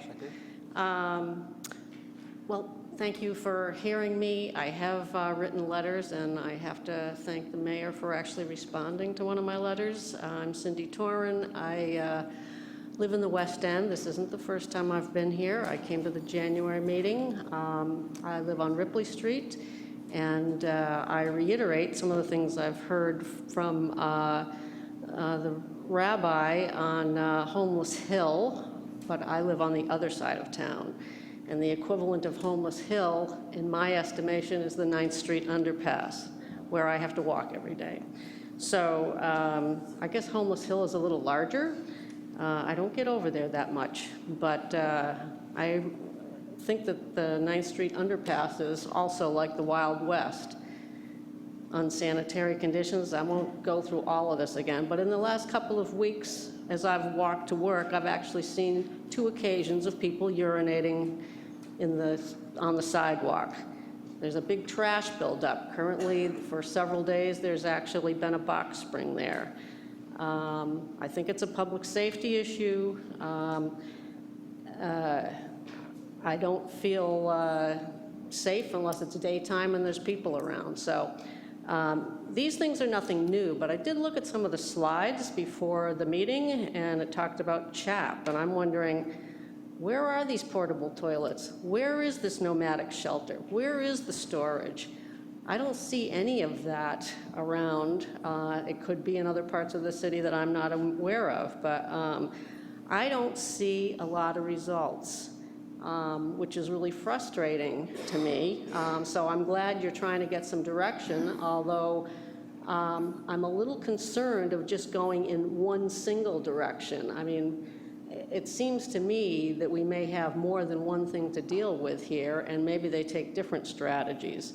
So I hope you're all open to that. There seems to me there needs to be some flexibility in, I don't even know what the solutions are, but if we're just saying housing first and that's all there is, it isn't really going to solve the problem. There's a big proportion of people out there that clearly aren't really interested in housing. They have other issues, mental health issues, drug and alcohol abuse, chronic unemployment, which basically we all know leads probably to mental health issues as well, because it's very discouraging. So I really am appealing to you to take some action, find a direction, and make it work, and make the city streets safer for the public. I mean, this is not only just about 9th Street. I happen to work downtown on Sunday. This is the tax season. I work 7 days a week. So on Sunday, I had to sneak out of the back of my building because there was a homeless person in the front drinking a beer. So thank you for your time. Stephen Thomas, followed by Gregory Furon.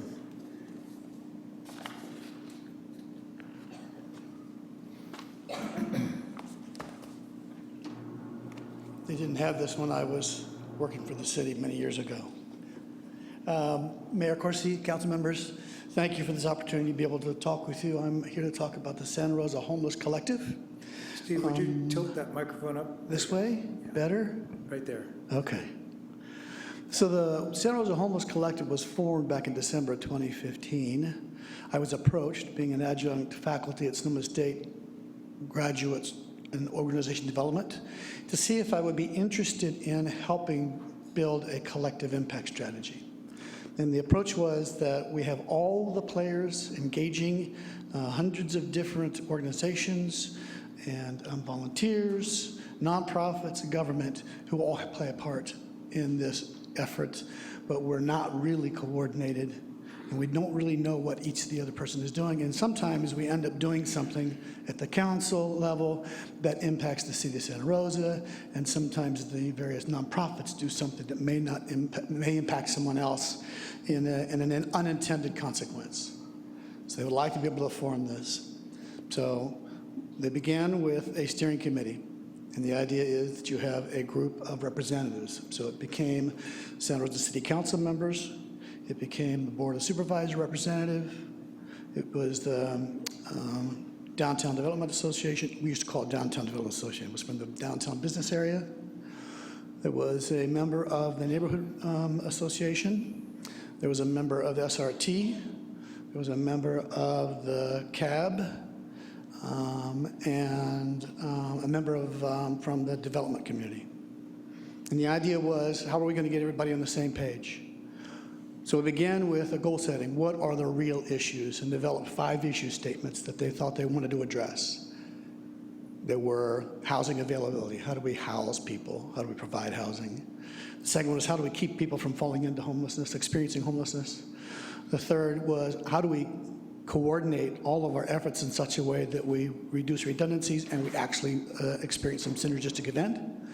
Number 4 was, how do we change the face of homelessness? Because there was lots of myths and stories about what it was to be homeless. And how do we educate the community and policymakers so they have a clear understanding of what that looks like. And the 5th was, how do we build system accountability and individual accountability? Those are the 5 work groups. So the work group number 1, housing, is almost finished with their report. They have people from CDC. They have Mark Krug. There's Wally Lowry's just joined the group. Both Dave Guin, Jack Carlisle, I think. A group of people across broad sectors looking at what are the issues, why don't we have housing, why is it we don't have places for people to stay. And I'm done, but thank you. It's great to see the council united and experiencing and working with other people to address homelessness, people experiencing homelessness. Thanks. Thank you. Gregory Furon. He'll be followed by Anita LaFollette. Earlier today, my name is Gregory Farron, by the way. I'm speaking for myself, not Homeless Action or Santa Rosa Together. Earlier today, you heard that permanent housing was really the long-term solution to this. We're going to be working on maintaining shelters, but unless we get more housing, we're not really going to have a serious solution to a lot of this. So I want to point to about $50 million that you can bring into Santa Rosa in the next 3 years. You heard me, $50 million. I attended the first meeting of the advisory committee of No Place Like Home in Sacramento, and I came away with a list of initial allocations to counties in California for that 10% that goes directly to counties. You know what your share is? You're the 7th largest county share in the state, above 11 other counties with far more population. It's $4.8 million just because you exist. But you're not going to get it unless the county and the city get together and come up with an application, and you can't start too early. What you're talking about in terms of building a collaboration between the city, the City Homeless Committee or whatever, and the continuum of care has to happen soon. Because you won't get the $4.8 million and spend it well. You may get it and spend it badly, but you may not even get it if you don't have, because the county's the only one who can apply, so you need to be at the table. Now, that's just the 10%. There's 90% more they're going to allocate on a competitive basis. That's up to $50 million more bucks.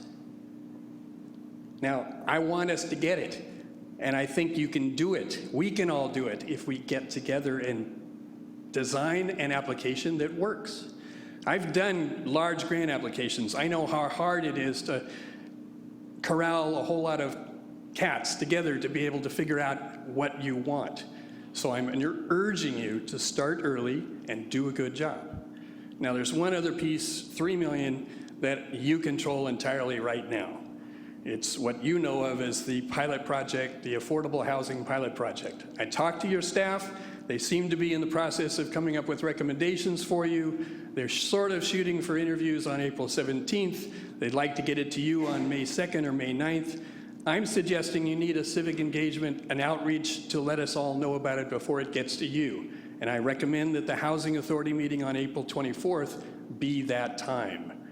Bring it out to us, put something on the website, describe what the applications look like, let us comment, please. Thank you. Thank you. Anita LaFollette, be followed by Thomas Ells.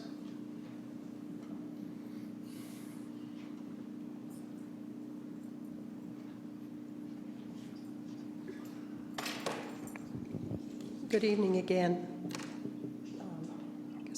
I don't know. I'm not going to read the letter. Sorry.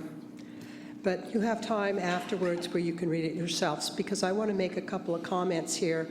First of all, I want to note, I was really happy to hear that someone had mentioned mental health and CDC, because they're not here. They're not in the audience, and they're not helping you. And I keep going to the mental health board, and nothing comes of it. So I don't know what what kind of leap that you need to make that Gregory was talking about, but it's time that we do that. Also, I wanted to let you know that in regard to the CHAP program, I was the one that located the owner of the property up at Homeless Hill. And I went out to his house and I spoke to him, and he is totally pro any kind of plan to help that homeless community up there. And I'm sorry that Shomrei Torah doesn't want to do that. We could set a CHAP program up there very easily just by connecting those two dots. I have his phone number. I called him again, but just left a message. So he said he was going to take it to his attorney and get back to me, but I haven't heard back. So that's in the works for a CHAP program right there. It's happening because the guy doesn't care. The guy that owns that property doesn't care. Okay, and the second one is I want to make a curb right here and stop this discrimination, because I want to let you know, I know a lot of homeless people who are not bad people. And when I hear them say, there's a man running around on the hill, well, did they happen to check and maybe it was a domestic violence dispute or something? Or they happen to see a dog off the leash, which I get right in front of my house all the time. So I don't know why they don't just ask these people if they need some help and then offer it, because they're right next door and all they have to do is say, we will be guidance for you, and then the homeless encampment can become a CHAP program and they can get their porta potties and garbage collection and everything that they need to stay up there. There are other places too that are probably homeless encampments where everybody in the neighborhood is saying, those bad people are homeless. Well, I want to tell you there are many, many homeless people that are not bad. And they deserve our help. And so I want to stop that discrimination. I guess they thought at one time Jews were all bad too, but hey, we know better now. I'm sorry I have to say that in the United States right now, on this day. So otherwise, I have also, oh God. Thank you. I started a CHAP program over the 6th Street undercrossing. I have the application. Did they ever call me back and ask, Thank you, how Ms. can we Lafayette. find out who the owners Then are? would you let the next speaker take up the microphone, please? That will be Thomas Ells. He'll be followed by Victoria Yanez.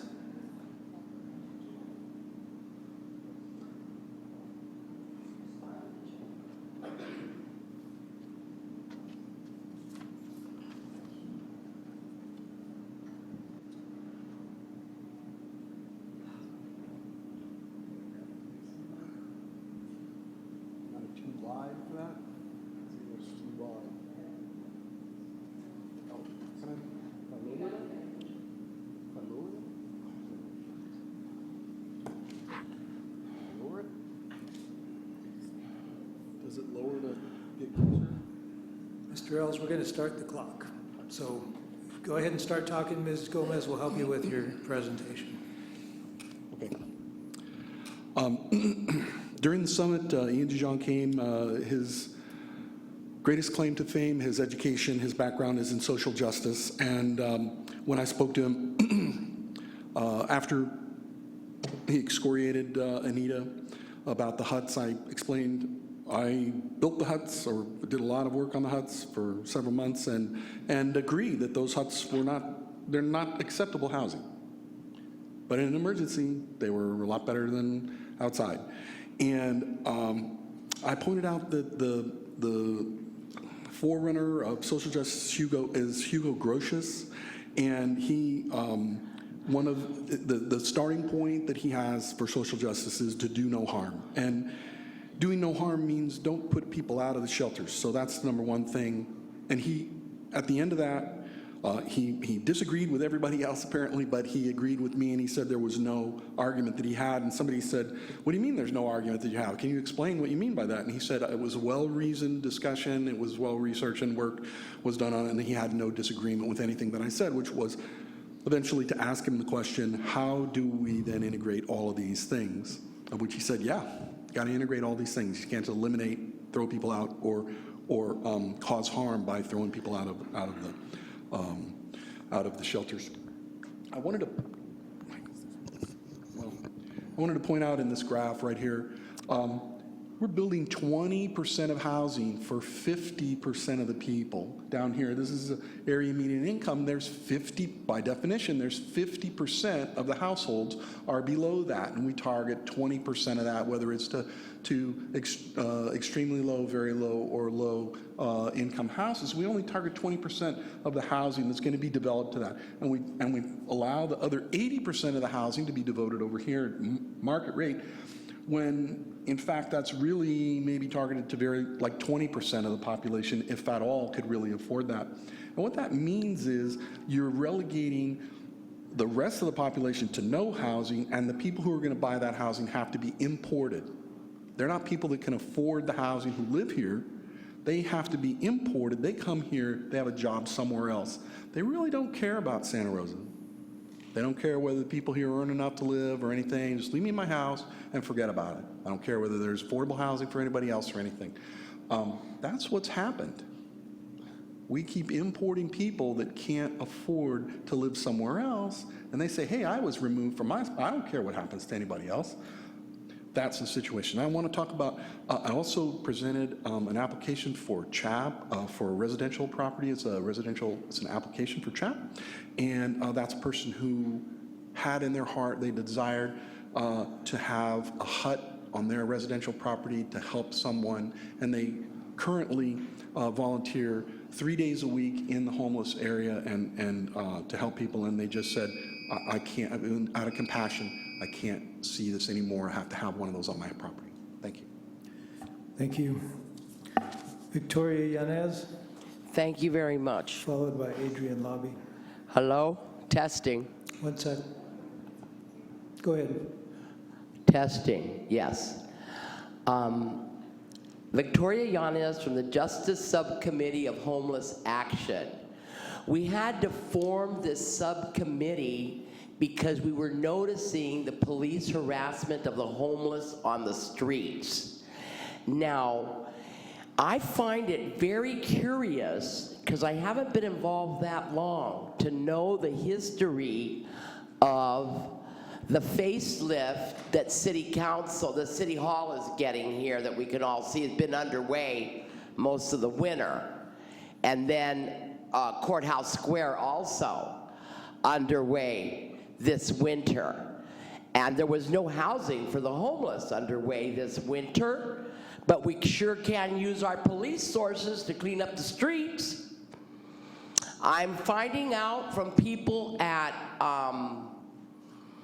Camp Michaela, named after a woman killed on the streets, a homeless woman, that the sheriffs are going by there 4 times a day. That's not counting the private security from the dollar store. Now, even though the homeless don't have any money, you are still representing them. They are still your constituents, and they deserve your protection. It is unconstitutional. Somebody read from the letter today, and you have it, that the Ninth Circuit Court of Appeals has ruled on this. Now, the only thing we have to do is get our act together to get a lawsuit going, and maybe then we can get your attention. I don't know if any of you have seen the eviction notice that was posted under the bridge that refers people to Catholic Charities. Catholic Charities doesn't have any space for anybody. Why are they referring people there? In order to be legal, they have to give them an alternative. They give them no alternative other than jail. So we would like to see some sort of assignment to the city attorney to look into the legality of these issues. I don't want to see next winter come along and here we are again, you know, like in October or September, talking about what we're going to do about the homeless on the streets. That needs to be done now.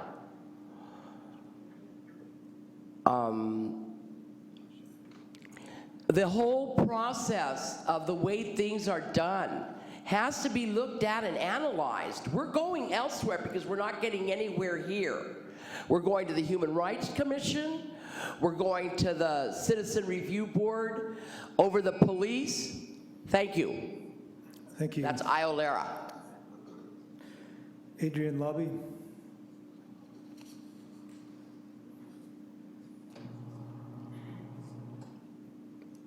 Thank you very much, Adrian Lobby from Homeless Action. Thank you, Victoria. Always your passion for justice and hands-on interaction with people who are homeless has, it's real inspirational. I wanted to just comment briefly on what we were talking about earlier with Housing First. We've heard that our rents and our vacancy rate is so similar to these other places, and they've been successful at getting people into housing. But as we also heard tonight, those rents are not the same, and the vacancy rate isn't the same. So if you're poor, which I have been for most of my life, and your rent, what you have to come up with is $750 a month versus $1,250.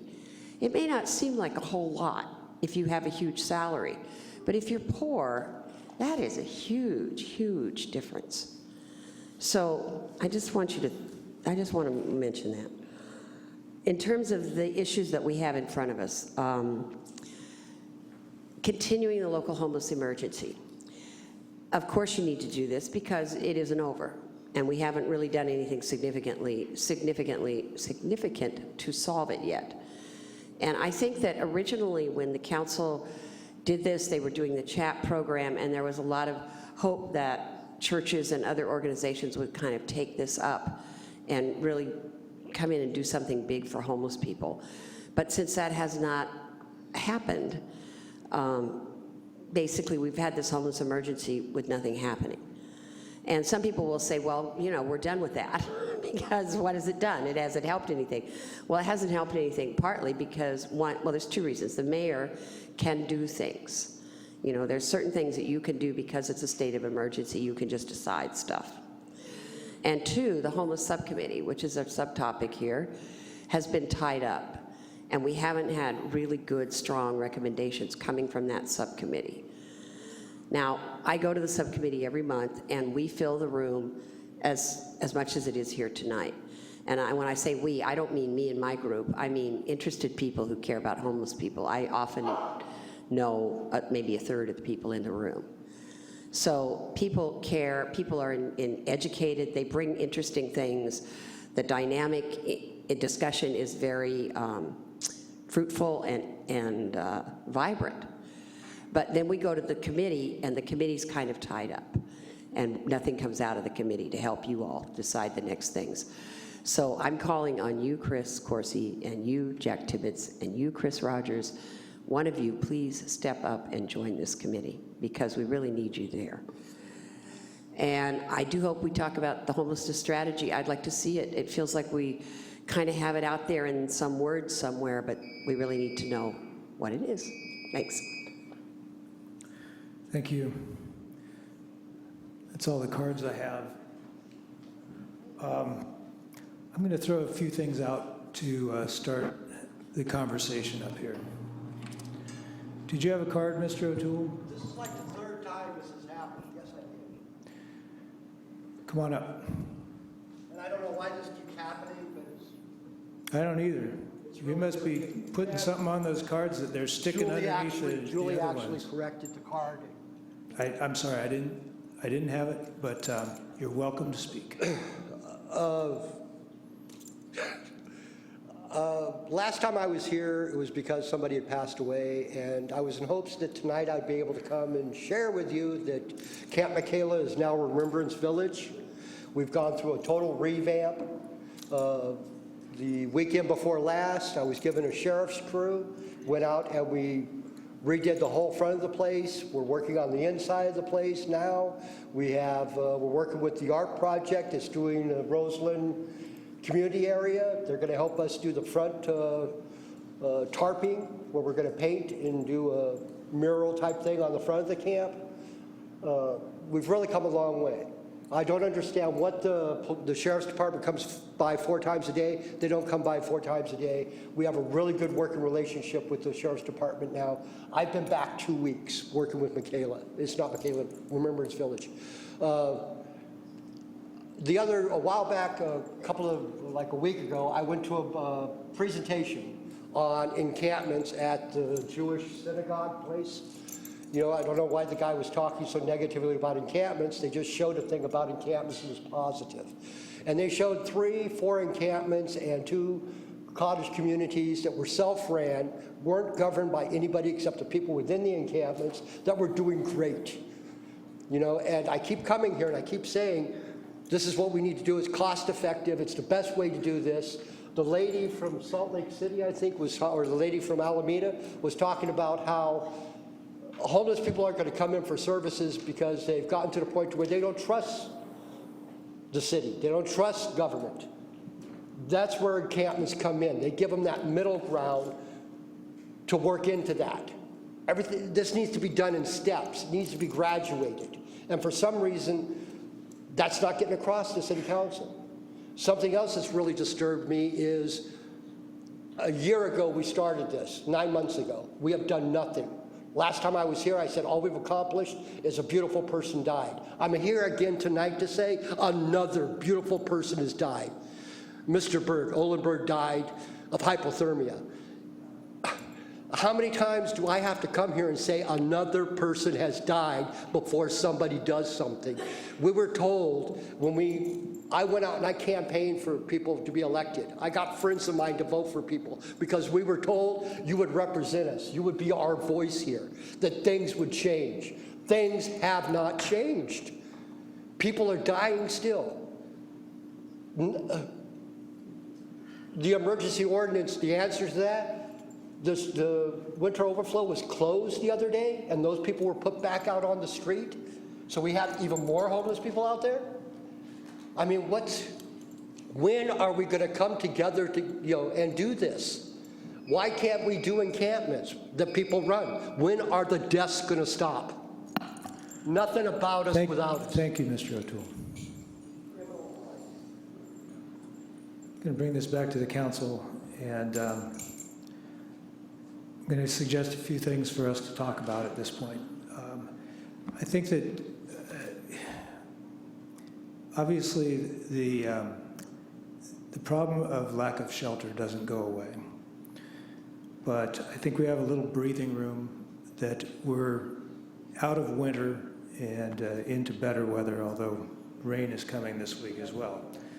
But I hope we can use this time before the next winter comes to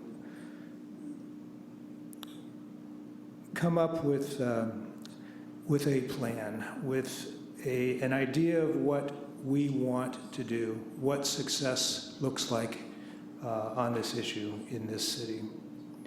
So just a few points that we might want to talk about, and I'm happy to listen to others as well.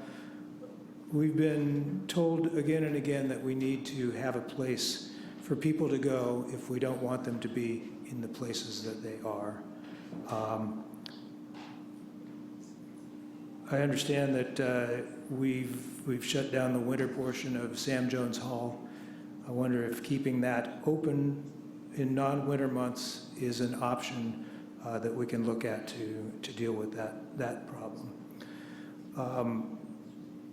Over the coming months, I'd like to have us look at the costs and feasibility of some of these low barrier shelters, navigation center, those types of facilities and services that we've been told are key to the Housing First strategy.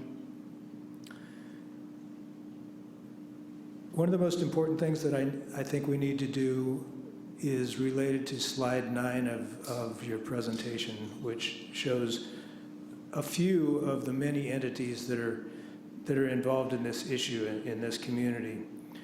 And I want to appreciate the Housing Collective for bringing a lot of these entities together. Where the collective comes up short for me is that it is not able to establish public policy. We need to find a way to do that all together. So I'm really interested in figuring out a way that we can get to the place where we have all the necessary parties at the table in a way where we can establish strategies and policies together. That's why I was asking questions to the presenter from Alameda about how the cities, the county, the service providers all came together to figure out who's going to be the convener, how is this going to all work as one. I think it's really important because we've got so many funding sources, from the feds to the state to the county to the city. We need to have all those together, and then we need to have the service providers and the mental health department and the probation department and the courts and everybody who deals with this issue in the same place.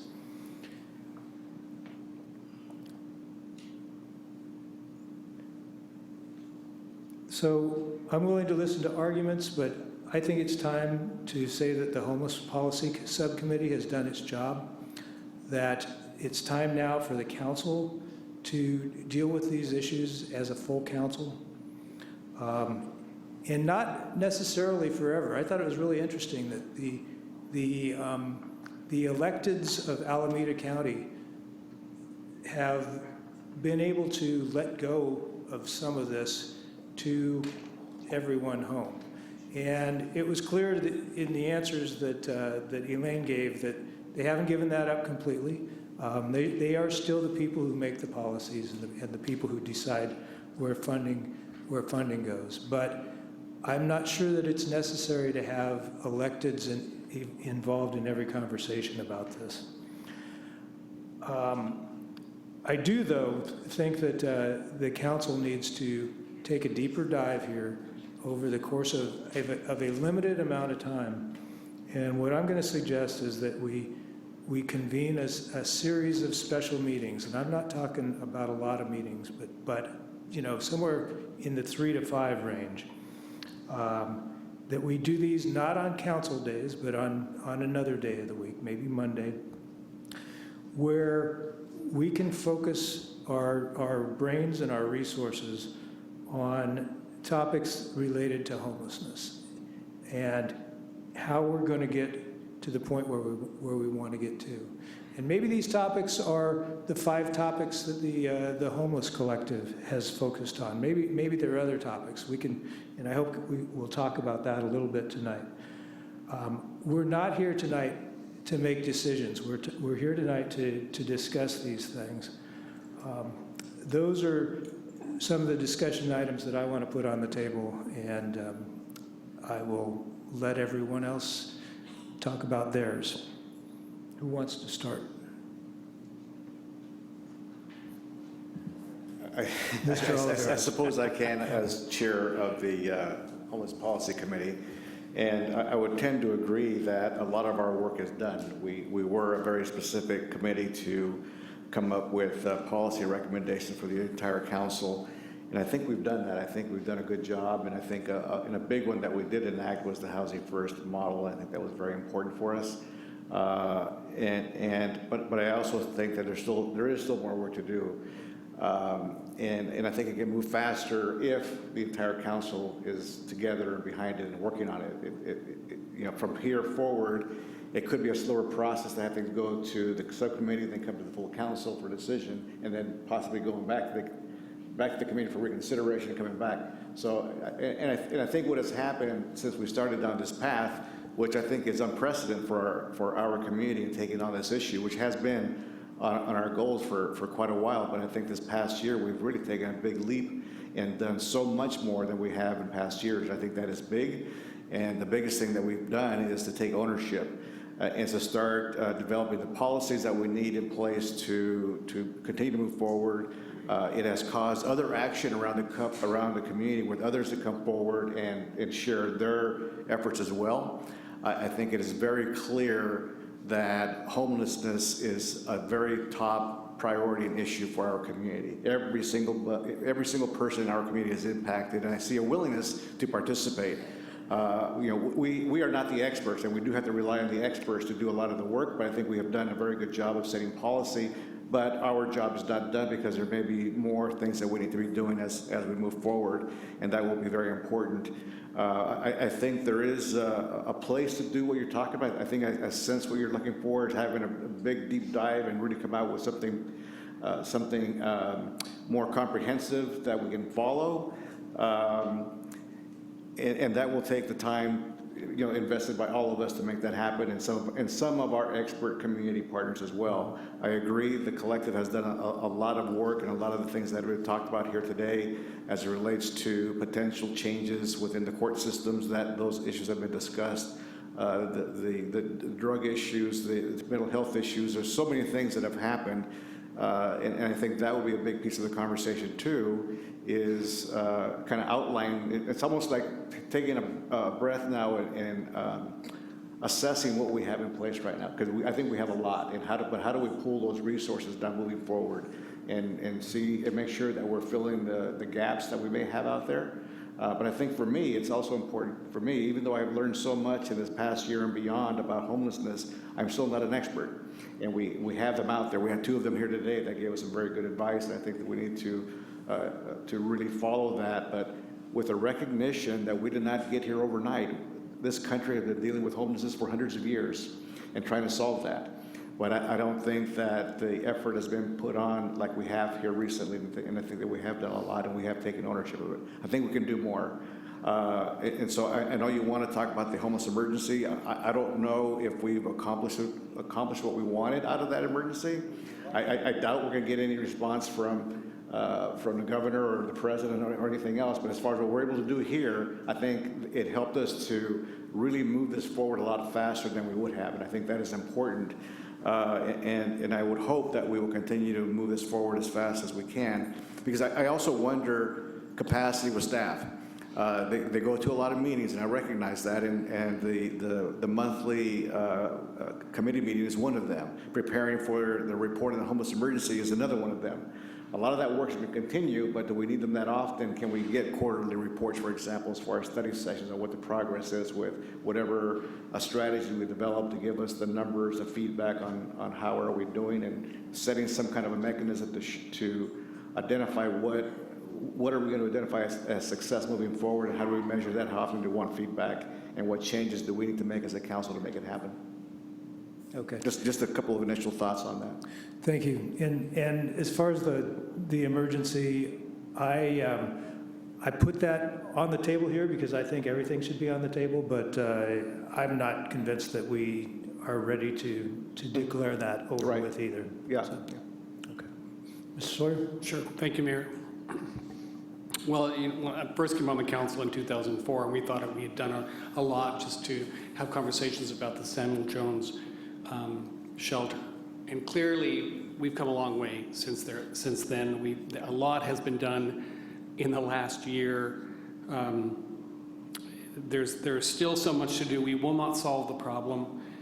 We will try to reduce the impact of homelessness on our community, both those that are homeless and those that are affected by homelessness, their families, their friends, our neighbors, our downtown, and the entire community. I think that to suggest that we have not done anything is not accurate. And it's a very, very large problem that we have, our challenge. I've always been a supporter of council subcommittees when they are necessary, and also their discontinuation when the majority of their work has been completed. And I think that the subcommittee was an answer to a question, which was how do we keep the council informed on issues around homelessness. And so the subcommittee was formed, and I think that it was a good effort to try to keep the communication going back and forth. But actually the issue is bigger than our subcommittee, and it is a community-wide issue, and I think that the collective has done a really good job of bringing a large number of people to the table, and that job is not completed yet either. And I really appreciate the mayor's suggestion that we come together as a body and try to hammer out some formation of something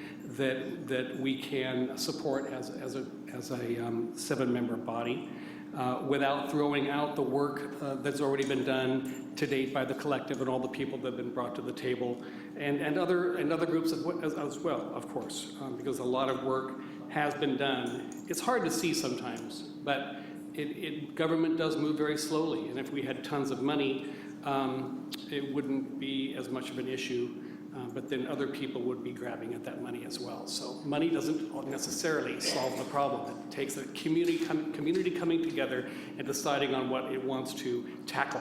And the homelessness issue is something that we have decided to tackle as a council and as a community.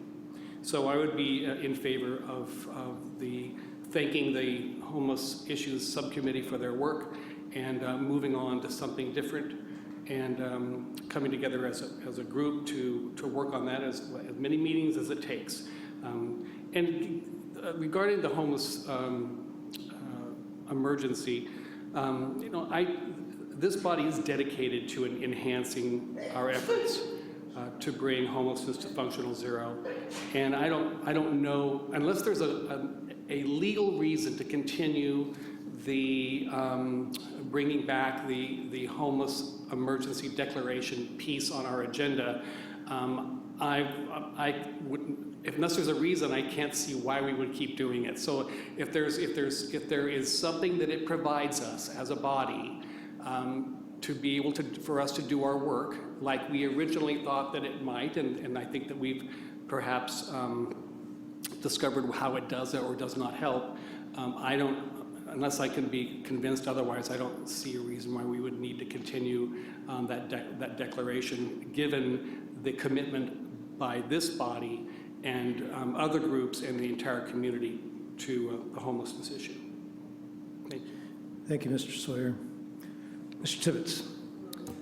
Thank you, Mr. Mayor. So I'm going to go through what we have here on page 11 and talk about just kind of bullet point to help provide some direction. First of all, I want to say I really support the mayor's concept, his plan that the body meets more frequently to address this issue. I think it's pressing enough. I think it's present enough in our community that we should be tackling this together as a body and meeting as frequently as needed to support staff. As far as continuing the local homeless emergency, I support continuing it. I support it for a couple of reasons. I support it for one thing. There are currently legitimate agencies or organizations pursuing providing some form of shelter, and we've led them down a very long path, and they've stuck with us, and I think we should continue to stick with them. But I also understand that it has the potential, it might be a distant potential, but a potential nonetheless to receive state financial assistance. And I also understand that it empowers the mayor to use unilateral discretion to expend city funds to address immediate needs. And what immediately comes to my mind is after listening to the rabbi and the other member of the congregation, we may want to clean this up until we have our conversation about enforcement, just to make sure that it's safe and we're answering the needs of both members of our communities, the homeless individual and the members of Congregation Shomri Torah. That's true of all of our encampments. The role of the Homeless Policy Subcommittee, I kind of defer to the members of this subcommittee. I don't want to cast an opinion on it. I think if you have people who are willing to do the work, then let them provide the venue for them to do the work. However, that may run counter to our objectives as doing this together as a 7-member body. So it may make more sense to just continue as a 7-member body.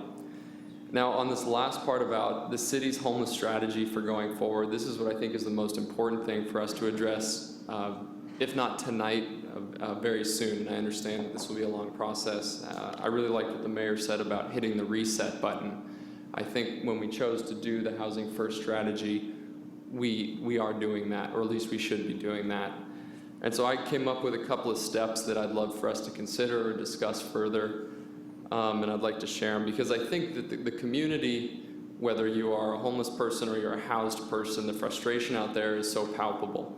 I mean, we've got to tackle it. So the first thing I'd like to see us do to help get us all on the same page and get a good understanding of where we are to date with our resource allocation is to get a dashboard, get a pie chart of here's all the funds you're expending on the issue of homelessness today, and here's what it's going towards. And then we as a body during the budget process come back and identify, okay, which areas do we want to expand? Do we want to expand diversion, housing navigators, subsidies for permanent supportive housing? That would be my recommendation is step 1. Step 2, I think Mr. Fearon hit the nail right on the head when he said that we need to collaborate with the county. I think there's so much opportunity there. I work in the nonprofit sector around with homeless services, and there is an egregious amount of redundancy in services and a lot of money that gets wasted as a result. I would like to see us work with the county in some capacity, whether it's on homeless issues and housing issues that are mutually exclusive, or somebody that works together on it combined. We should do it for a number of reasons, but if nothing else, to really have that partnership in place to leverage state and federal funds. The third step is, I think, really, I mentioned this earlier, I think it's really necessary for us to actually solve this problem, and if we're defining solving it as reaching functional zero, it's going to be to pass affordable housing bond. And so in the process, as we move forward, as we're looking at some of these other steps, to actually start talking to the community and taking its temperature about how supportive they would be of issuing a bond to achieve that goal. If we do step 1 and 2, I think we can make a significant and noteworthy impact in getting people rehoused, but I think we will fall short of functional zero. To achieve functional zero, I think we need the bond. Mr. Mayor, if I may, I just wanted to clarify for Vice Mayor Tibbetts that the declaration of homelessness emergency does provide flexibility with land use regulation and provide some financial flexibility, but the mayor does not have the unilateral power in terms of budgeting. Thanks for the clarification. Ms. Combs. Thank you, Mayor. And I would like to express my support for your plan for the whole council to meet 3 to 5 special meetings.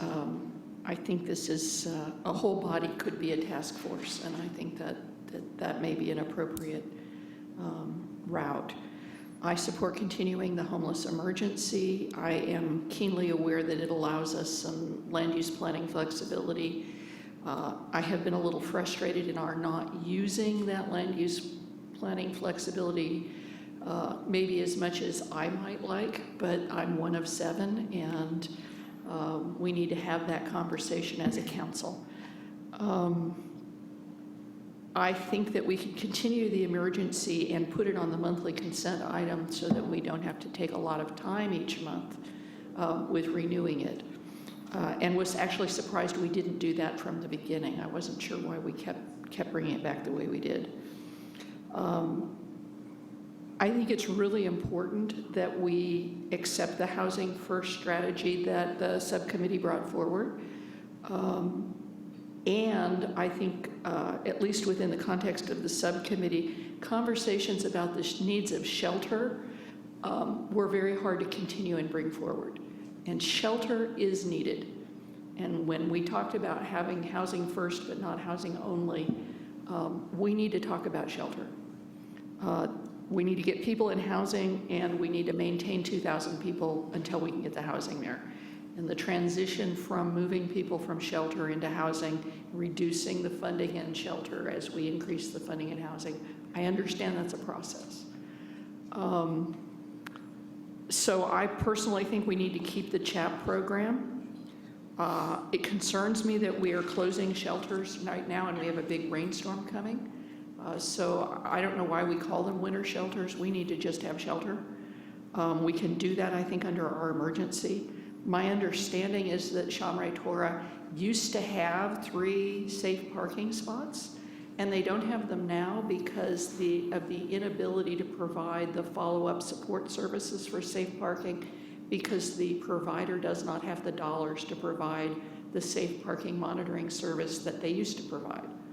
So we have a situation where that particular entity would like to be helpful and can't be because the dollars aren't there for supervision.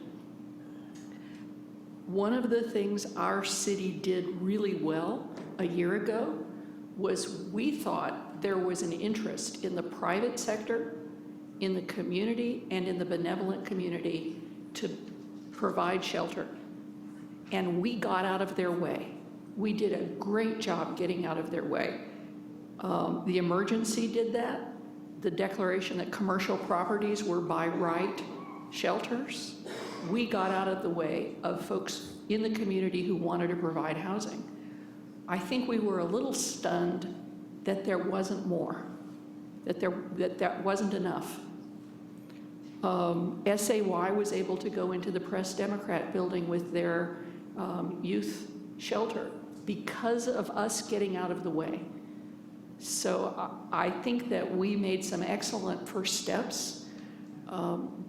But we thought there was going to be follow-up in the community from the private sector and from the benevolent community. And there has been some, but it hasn't been at the level, at least that I thought it would be. So at some point, as we go forward talking about this, we need to talk about how we facilitate getting that shelter provided if the community isn't going to step up.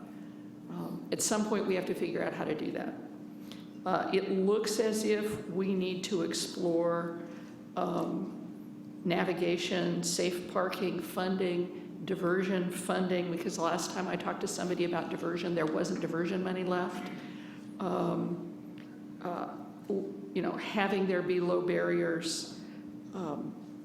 I have, I think, for several years talked about providing sanitation at encampments. I will continue to talk about providing sanitation at encampments. It will take 4 votes to get there. I hope we will do that. I have really valued the subcommittee as a place where the public came and talked to us about what was going on. And there was a lot of good information there. I have felt frustrated in the subcommittee in an inability to feel that I could move forward within the context of the subcommittee and to bring things forward, either within the subcommittee context or the council. So I agree with the statement of the individual who said that the subcommittee seemed a bit tied up. And that's why I would support the mayor's suggestion that we convene meetings. I think we're trying really hard. And it is frustrating. It was so hard this winter to watch that rain come down and know people were on the street. And to know, even in the summer, people are on the street. So I really feel strongly that we need to get shelter. And I'm willing to do whatever we need to do to get shelter. Thank you, Mayor. Thank you. Mr. Swedhelm. Thank you, Mayor Corsi. My comments, I'm just going to say overall the larger picture. I think let's start with areas of commonality that we can all agree that fewer homeless people, people experiencing homelessness is a good thing. Where we may disagree is how do we get there? And so before I talk about the strategy, just let me respond to the continuing the local homeless emergency. I'm supportive of that for the reasons that I believe Councilmember Combs mentioned, that we wouldn't have the SAY emergency shelter. That's solely because of the emergency. And there may be other opportunities that we can't predict. I had some of these same comments when we first declared it. I have no idea what other benefits we may get from it, even though some people may think we're not doing enough. If your Ouija board is better than mine, I don't know. So I'm in favor of keeping that in place for just those opportunities. In the role of the subcommittee, the Homeless Policy Subcommittee, I think it has served its course. We came up with a strategy, and almost as evidence of what our study session was today. So the Homeless Policy Subcommittee had that, but yet we still wanted to bring it here to get everyone on board, because this is a complex social issue that more than just 3 of us, I think, should be hearing the information to make those decisions. So for that reason, I think it served its course, and I don't think we need to continue in that area. So as far as the strategy, our city's homeless strategy, for me, housing first is the key thing. That's that bigger umbrella. Both the philosophy, but also the intervention. Because I think a lot of communities may say that, oh yeah, that makes complete sense. But actually, what does that mean? I think what that means for us is that we need additional services at our shelters. So it's got to be housing-focused shelters. So I'm also in favor, you'd mentioned the winter shelter, unfortunately, just ended. So we went from 188 persons down to 138. I'd say let's keep it 188 full-time, but I also want to know the cost, and let's do it the right way. We'd heard earlier presentations from our shelter provider that our staff ratio is like 1 to 35 or 1 to 65. And if we don't add additional services there, it's going to potentially go up to 1 to 85. My belief was let's do quality over quantity. What resources do we need to get the ratios 1 to 20, 1 to 25? Because that is, I think, that intervention of housing first, that we need housing focused. The other piece there that we haven't specifically talked about is coordinated entry. And the more you start diving into our homeless, the whole system, trying to understand all the different components there, So coordinated entry, we're not quite there yet as a community, but I think that's an important part for everyone in the community to be on board with that. So again, when we are putting resources towards this effort, that's the big one. Housing first and coordinated entry, we need to be on the same page. I think we also need to have more information, like we've heard from other council members, about diversion. It's my understanding we have one diversion person that is paid through from a grant.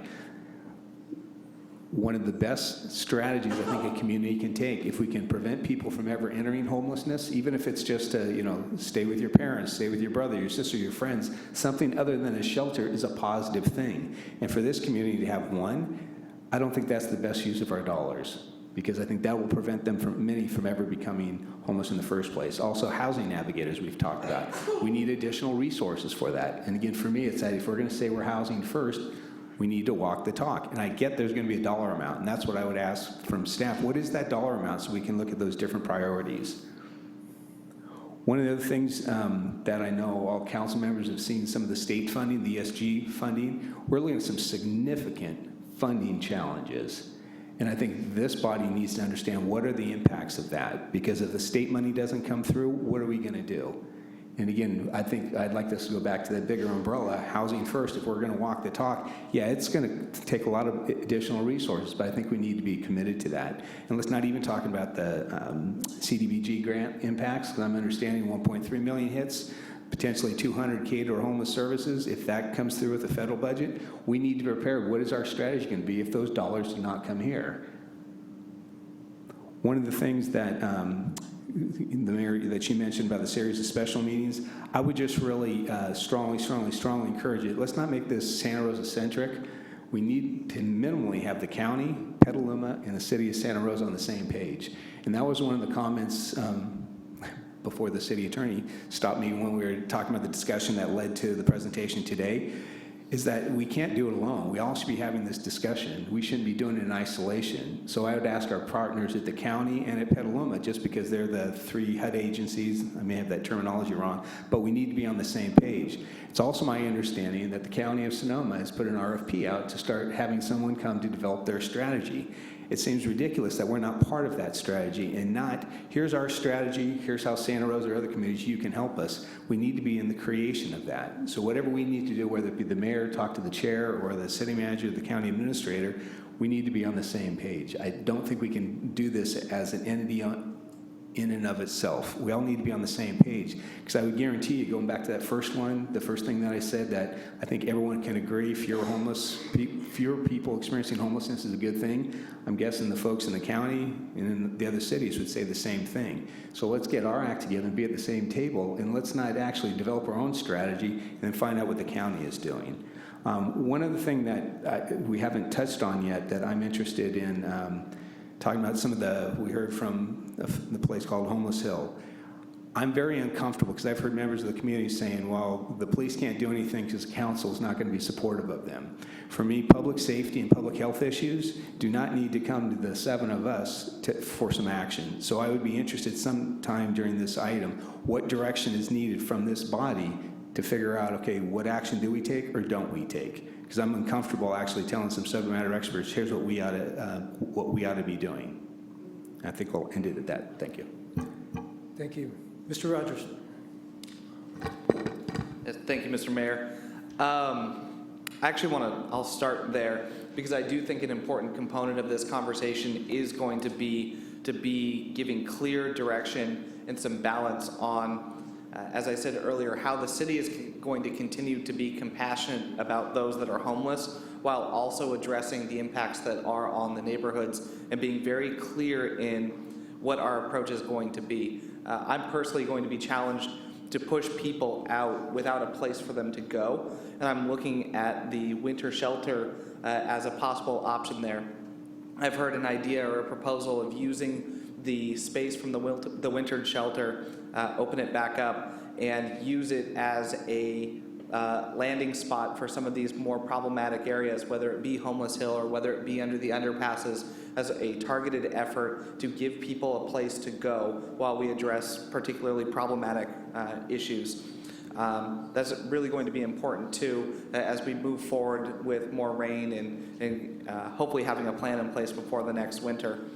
I want to reiterate that if we are going to be doing housing first as our policy, and that is the role of the Homeless Policy Subcommittee was to come up with what our policy is going to be, and there it is, that we need to examine how to lower the barriers to make sure that people can get into the shelters and the housing that we do have, and make sure that that's not an impediment to them overall.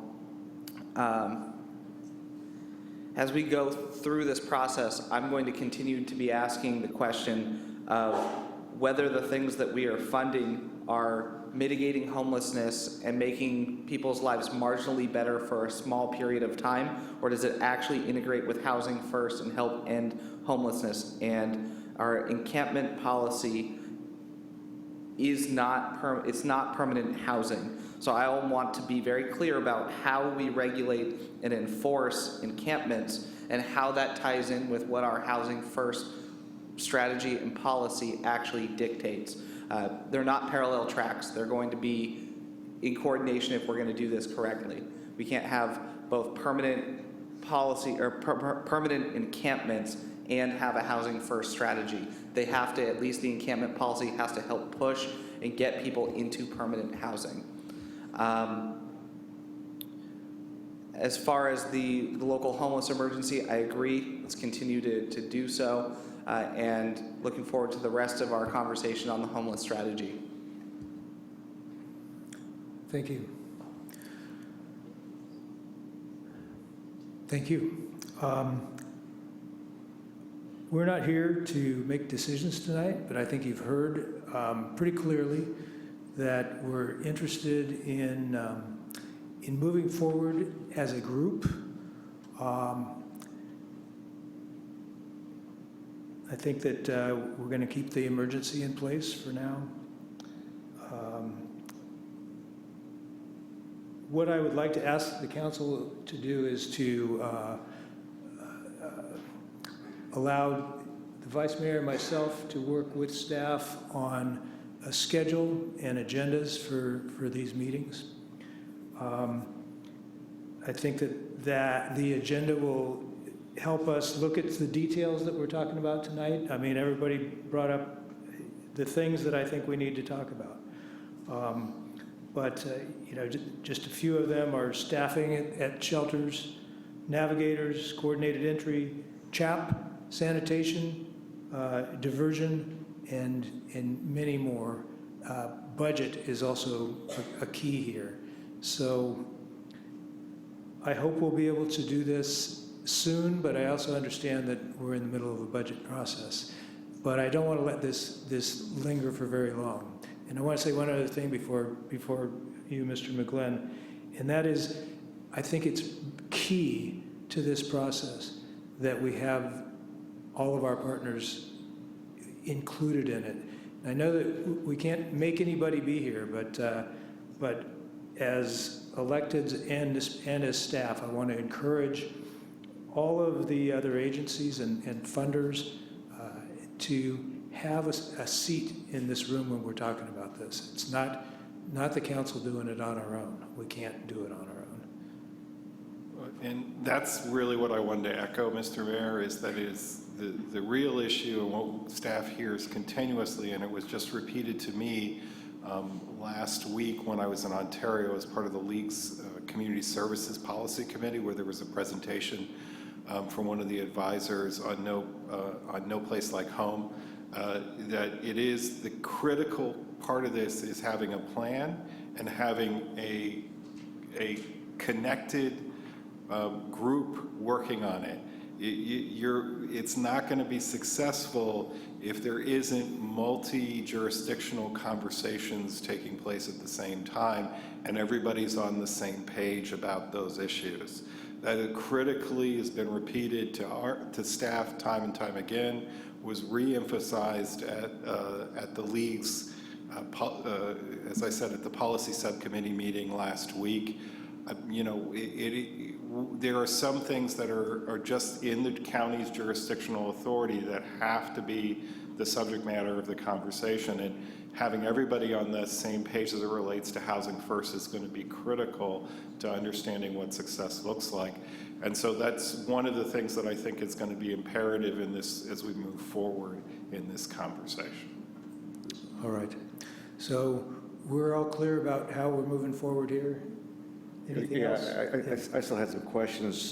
Sure. Sorry, related to the strategy. So we're going to, it sounds like we want to move forward and plan something for that, but I also hear the need for countywide coordination. How do we make that happen? I mean, it sounds like the county's already moving forward with what they're doing, and I see a value in bringing other communities like Petaluma and Roanoke Park and others in. So I guess the question is, do we start ours first, then reach out to the rest, or do we take it all inclusive? My direction that I'm trying to indicate here is that we don't start ours first. We do this together from here on, and that we, as I said, we can't make people come to the table, but we can certainly invite them, and I'm inviting them now. If anybody's watching on TV, and I understand that some processes are already in motion, but a wise man once told me that it's never too late for a good idea. So we should stick our nose in whatever process is underway, I think. And I'm good with that. And that's why I'm suggesting that we do it in a form of a motion. We do have an item here, so can we entertain a motion? Yes, would you like to make it? I guess if I may, it was my item, but I think we can do something with it. And I'm sorry for No. I didn't have one to read. That's why I thought we'd have to make something up if that's the direction we wanted to go. But I'm sensing that, and I get it now. So why would we want to continue the homeless emergency? So what I would suggest is that I would make a motion that we continue the homeless emergency, and I would say with monthly renewals as a consent item, and that we consider the work of the Subcommittee on Homeless Policy as completed, and that we convene a special meeting of the council to give staff direction in the development of a comprehensive homeless strategy and the feasibility of partnering in a countywide strategic plan. Something like that. Second for discussion. Well done. Yeah. Yes. I may not need a discussion. Yes. I just want to confirm, my understanding was that you viewed this as possibly taking as many as 5 meetings, and I didn't want to limit the number of meetings in the motion to 1. No, and I said one because I know that it's feasible for us to have a meeting that is continued as the work continues. Okay. So it could be a number of meetings. Okay, I'm good with that. Any other questions or comments? Your votes? Have 7 ayes. Yes, sir. Mr. Sledhill. One of the other issues about the public safety, public health issues, that I'm still a little bit unclear as to what the city's response would be. And I'm going back to when I know there was both the host team and law enforcement when provided services. And actually, Homeless Hill was down to 7 people. So I want to make sure that we continue to manage that situation and be responsive to that situation. We have worked through this process. We can provide council with an update. Again, I think it's one of these situations where, as the council member points out, we did get it down to 7. That doesn't mean that there isn't a recurring issue there.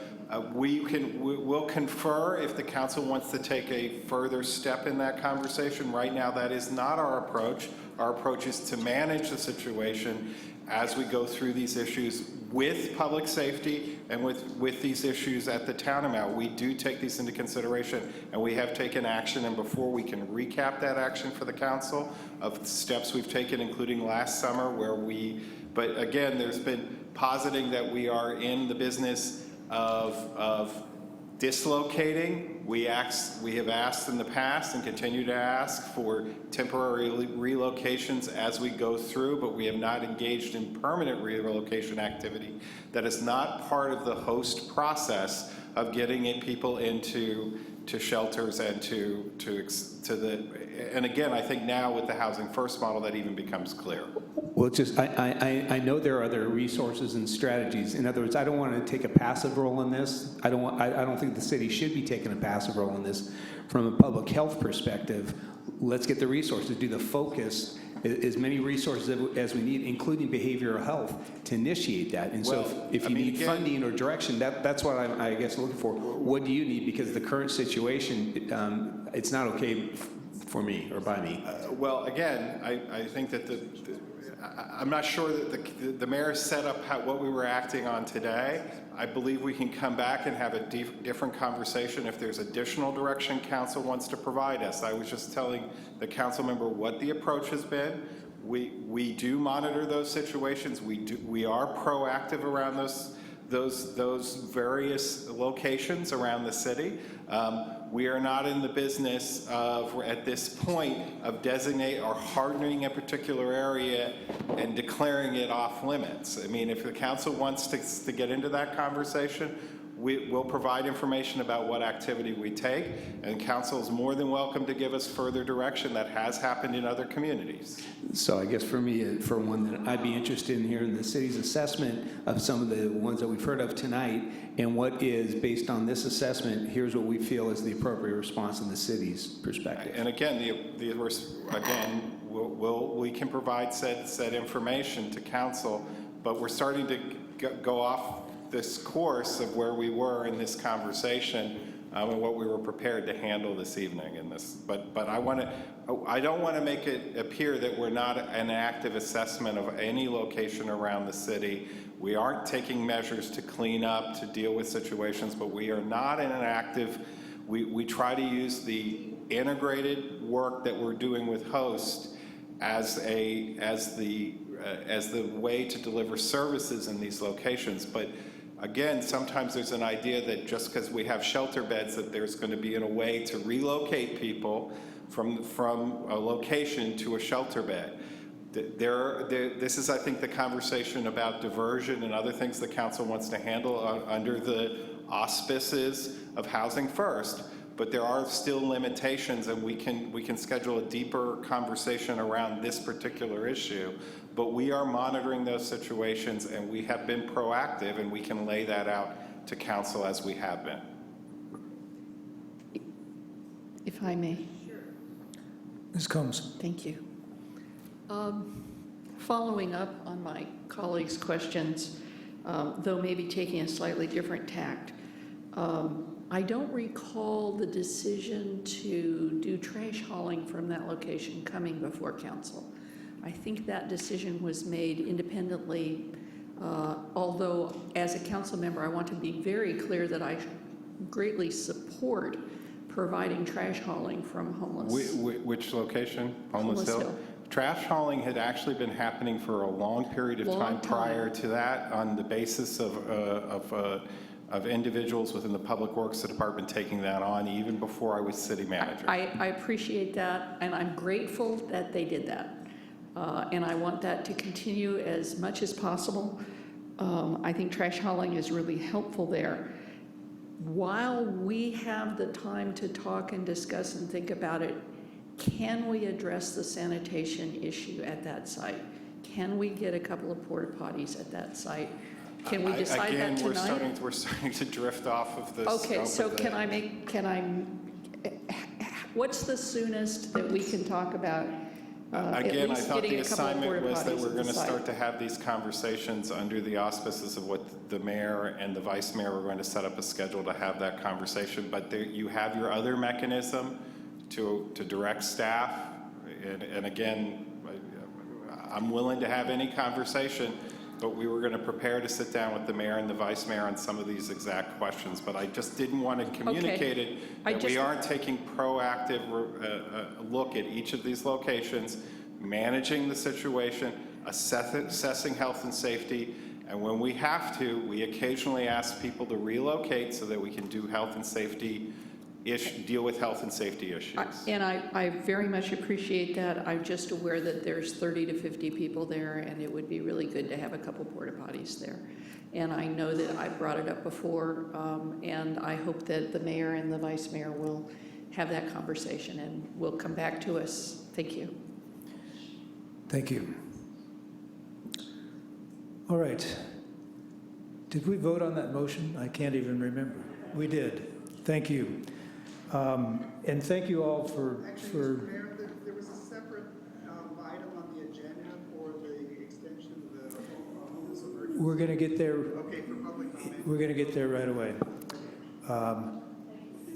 Again, I was just wanted to thank all of my colleagues for a good discussion tonight. I appreciate the direction that we're going, and stay tuned. Mr. McGlynn, 14.2.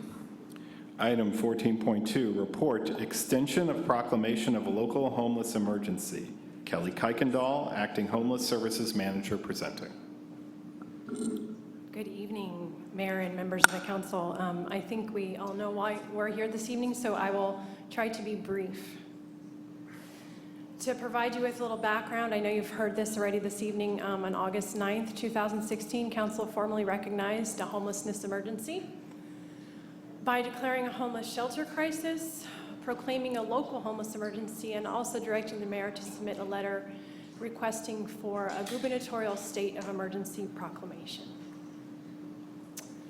We're here this evening because California Government Code requires that we renew or review the need for continuing the emergency at least every 30 days. As we all know, the local emergency continues to exist, and council has approved an extension of the declaration on a monthly basis since the original proclamation in August. If approved this evening, this will be the 9th extension. Some recent council actions, and Dave went over these in his presentation. The CHAP program was approved in October under the emergency declaration. That's the expanded program. The Housing First Strategy and Fiscal Year Work Plan, as you all know, was approved recently in January, and the amendment to the host agreement providing additional funds for rapid rehousing was approved at the February 14th meeting. Upcoming events, well, I'm not sure about this, but when I was working on the presentation, we did have the Homeless Policy Subcommittee meeting coming up on April 17th. And that's all I have for, I know. Okay, sorry. So with that, it is recommended by the Housing and Community Services Department that the council by resolution approve an extension of resolution number 28839, which formally proclaimed a local homeless emergency within Santa Rosa. That concludes my presentation. I'd be happy to answer any questions that you have.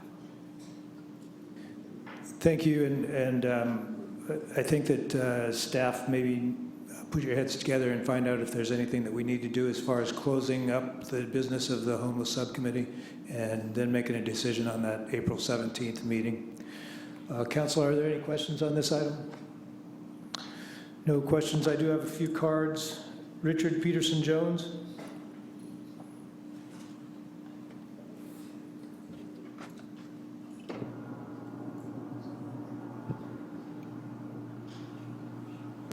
Thank you, and I apologize for having interrupted earlier. So I'm Richard Peterson Jones. I'm with the First United Methodist Church on the Homeless Ministries Task Force. And we're here to strongly support the extension of the homeless emergency so that the current CHAP program can continue as it's currently constituted. To answer Council Member Sawyer's question, at least from our perspective, there's one very significant legal consequence of the extension of the homeless emergency, and that is it's necessary for the safe camping portion of the CHAP program to go forward. And as you all know, we have been doing our best. You know, I understand from Councilman Combs, you share our frustration that we haven't been able to get farther along, but it's a project that we continue to pursue and is very important to us. And without the emergency, the current legal basis for the program would disappear, and we may be able to find something else, maybe not, but that's what we've got now. So I think it's clear from the presentation that we had earlier that safe camping, and specifically as we've been contemplating, ours is the first program that seems to be going forward under the safe camping project, fits very comfortably within the notion of housing first as was presented earlier today. There's a need under that for shelter. And what we are providing, or would hope to provide, is to have an exit to permanent housing. We're housing focused. That's the sole purpose of there. It's not permanently keeping people within a shelter. It's a transition from being on the street to being in a safe place, to being in permanent housing, where you give people a safe place over the short term. The thinking we've heard from Catholic Charities is with a program designed like this, most of the people that we get will be in and out of our facility within a few months. And as a matter of fact, one of the main benefits that they see in this is that they frequently find permanent housing for somebody, but they can't find the person because he's on the street, and the opportunity to get that person housed is lost. Whereas the people that are in our facility will know where they are, they're in the host program, and they can be found and put into housing quickly so that Catholic Charities does not have to start all over again looking for a different person to put in a particular home. We are very low cost. Obviously, a critical component of Housing First is to focus on the high vulnerable people with low barrier projects, and we understand that and we actively support that. But that is very expensive, it'll take a lot of resources, and there are a number of housing options out there that are not suitable for permanent supportive housing, and we think they would be suitable for the people that we've got. So the woman from the County of Alameda said that we ought to be testing a lot of different approaches, and we think we have one that should be tested, because there's room, as she said, for higher barrier projects to deal with people that may not end up in permanent supportive housing, but there's a lot of other housing that would be appropriate for them. All right, Mr. Jones, I need you to wrap up. Yes, absolutely. Thank you very much. Thank you very much. Dwayne DeWitt, is he still here? Bob Cheel?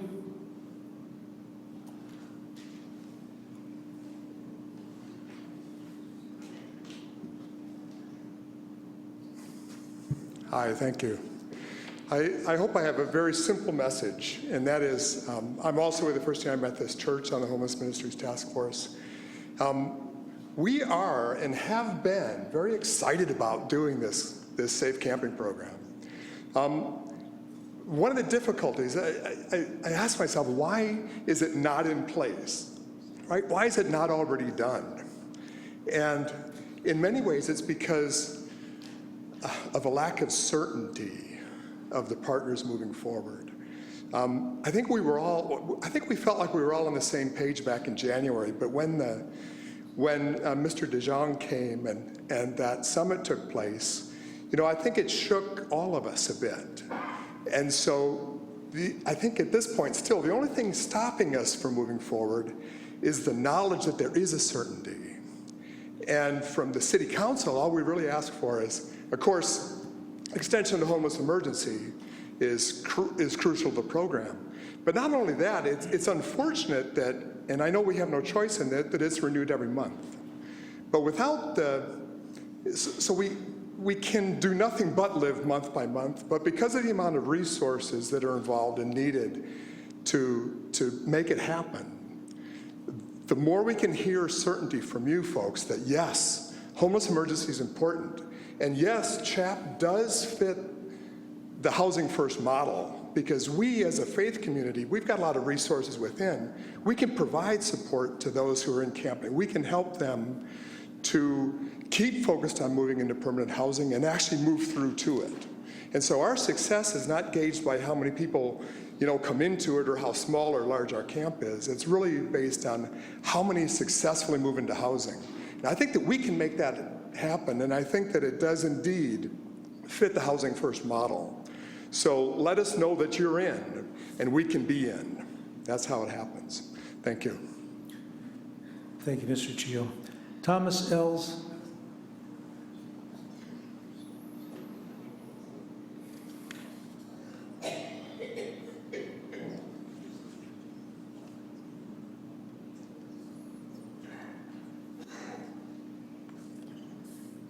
Another paper.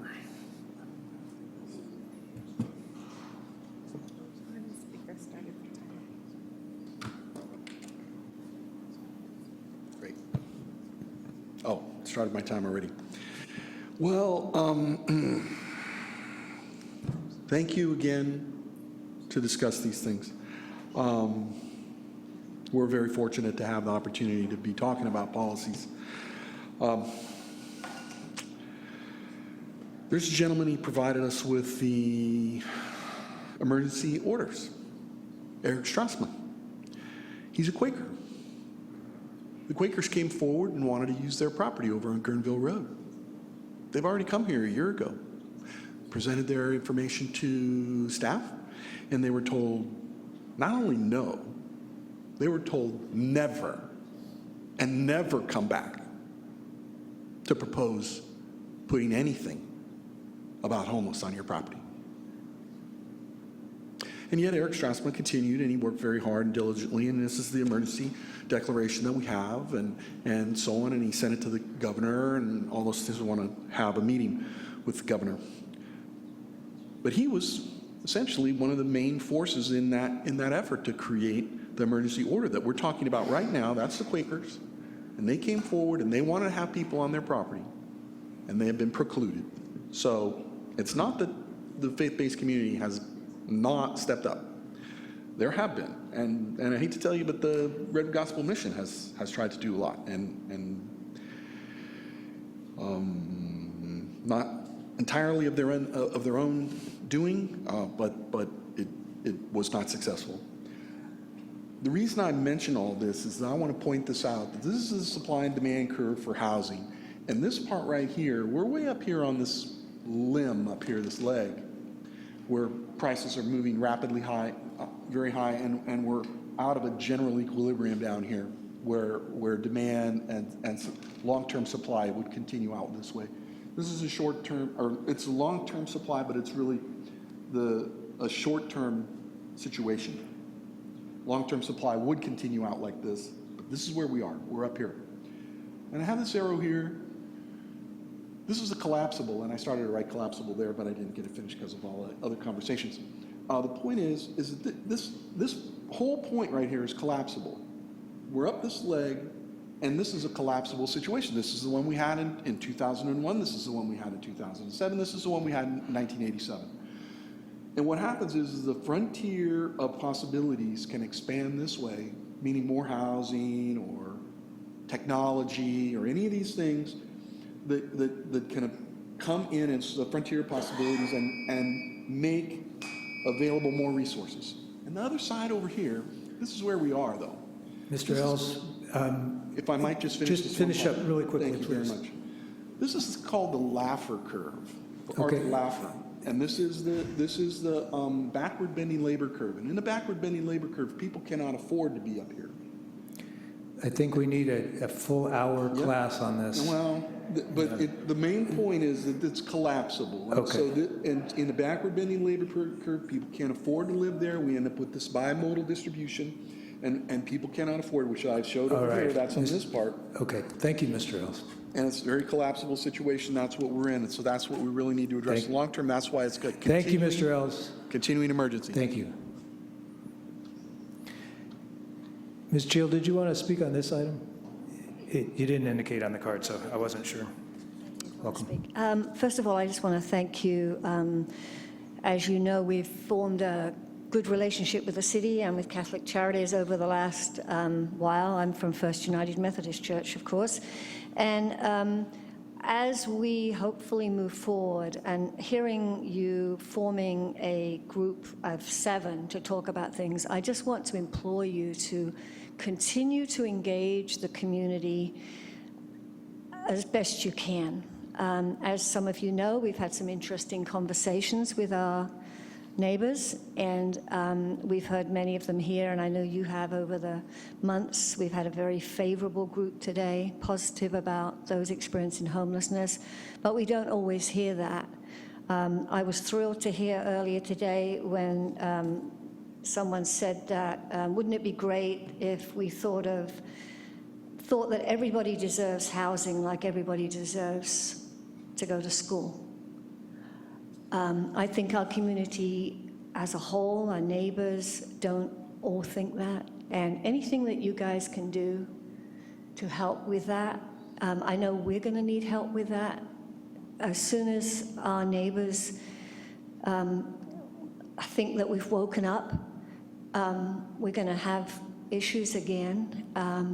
And we want to work with our neighbors, but it's a huge challenge. And so anything that you guys can do to help with that, we implore you, not just for us, but for anybody else that wants to do anything.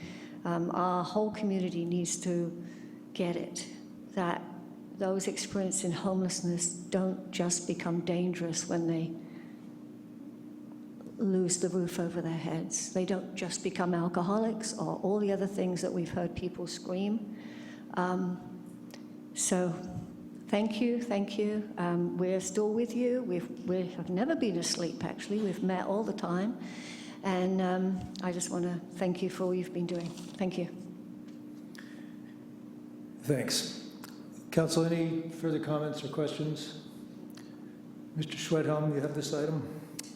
Thank you, Mr. Mayor. I move a resolution of the Council of the City of Santa Rosa extending a proclamation of local homeless emergency and waive further reading the text. Second.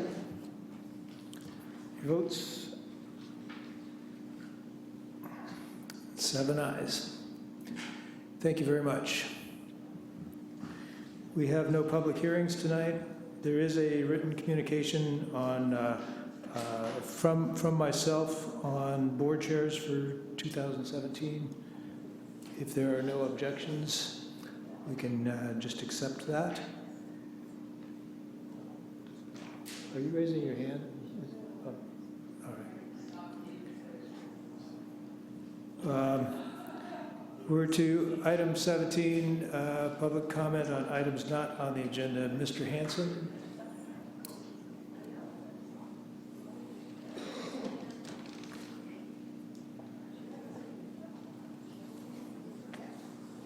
Good evening, everybody. Good to see your smiling faces again. Boys and Girls Club basketball. Would you use the microphone, please? Boys and Girls Club basketball took precedence. A couple of items.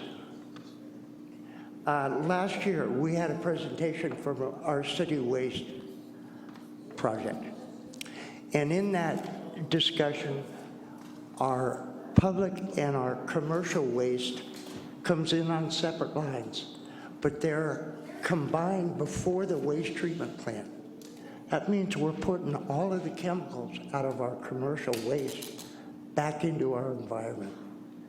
I'd like to see our city council address that. That's a bad thing.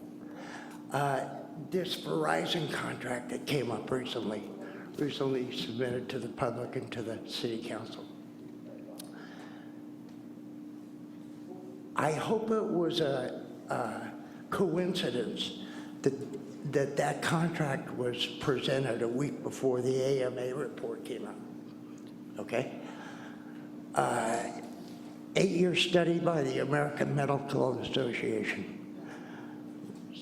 The study's not done, but what was presented, which was lobbied extensively by our telecommunications companies, not to be released to the public, okay?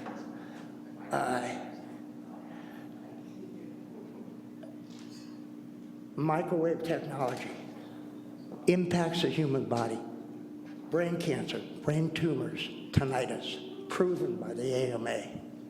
I hope you're not even considering allowing Verizon to bring their transmitters down into our city, to put them on our power poles within 50 feet of the public. Don't even consider that. Mr. Rogers, you're impacted most by that. You got a 55-foot transmitter camouflaged as a palm tree. Okay? Let's not even consider that contract. Let's put that off. That's not what the public needs, is leave them up on top of the mountains where they belong. But to bring them down within our city, bad move, bad decision. I hope you decide against that. Another thing, I just wrapped up another single initiative ballot. Spent 13 hours in my precinct. And the conversation at our voting precincts always turns to politics. And the main discussion we had over 13 hours is the people of Santa Rosa don't want 5,000 new homes in our city. We've got an election coming up. I made a phone call yesterday. Wrap it up, Mr. Hanson, please. This is important. Ballots haven't been printed. Let's put the public back into the equation. Thank you, Mr. Hanson. Thank you. Everybody have a good night. Thank you. With that, we're adjourned.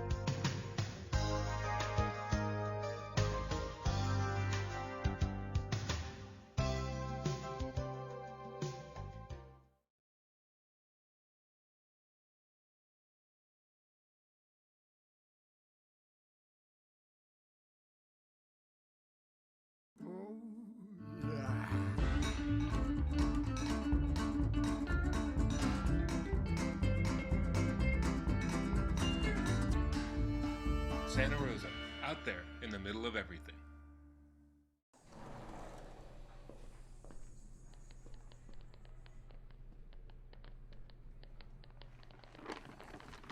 You still texting? Is this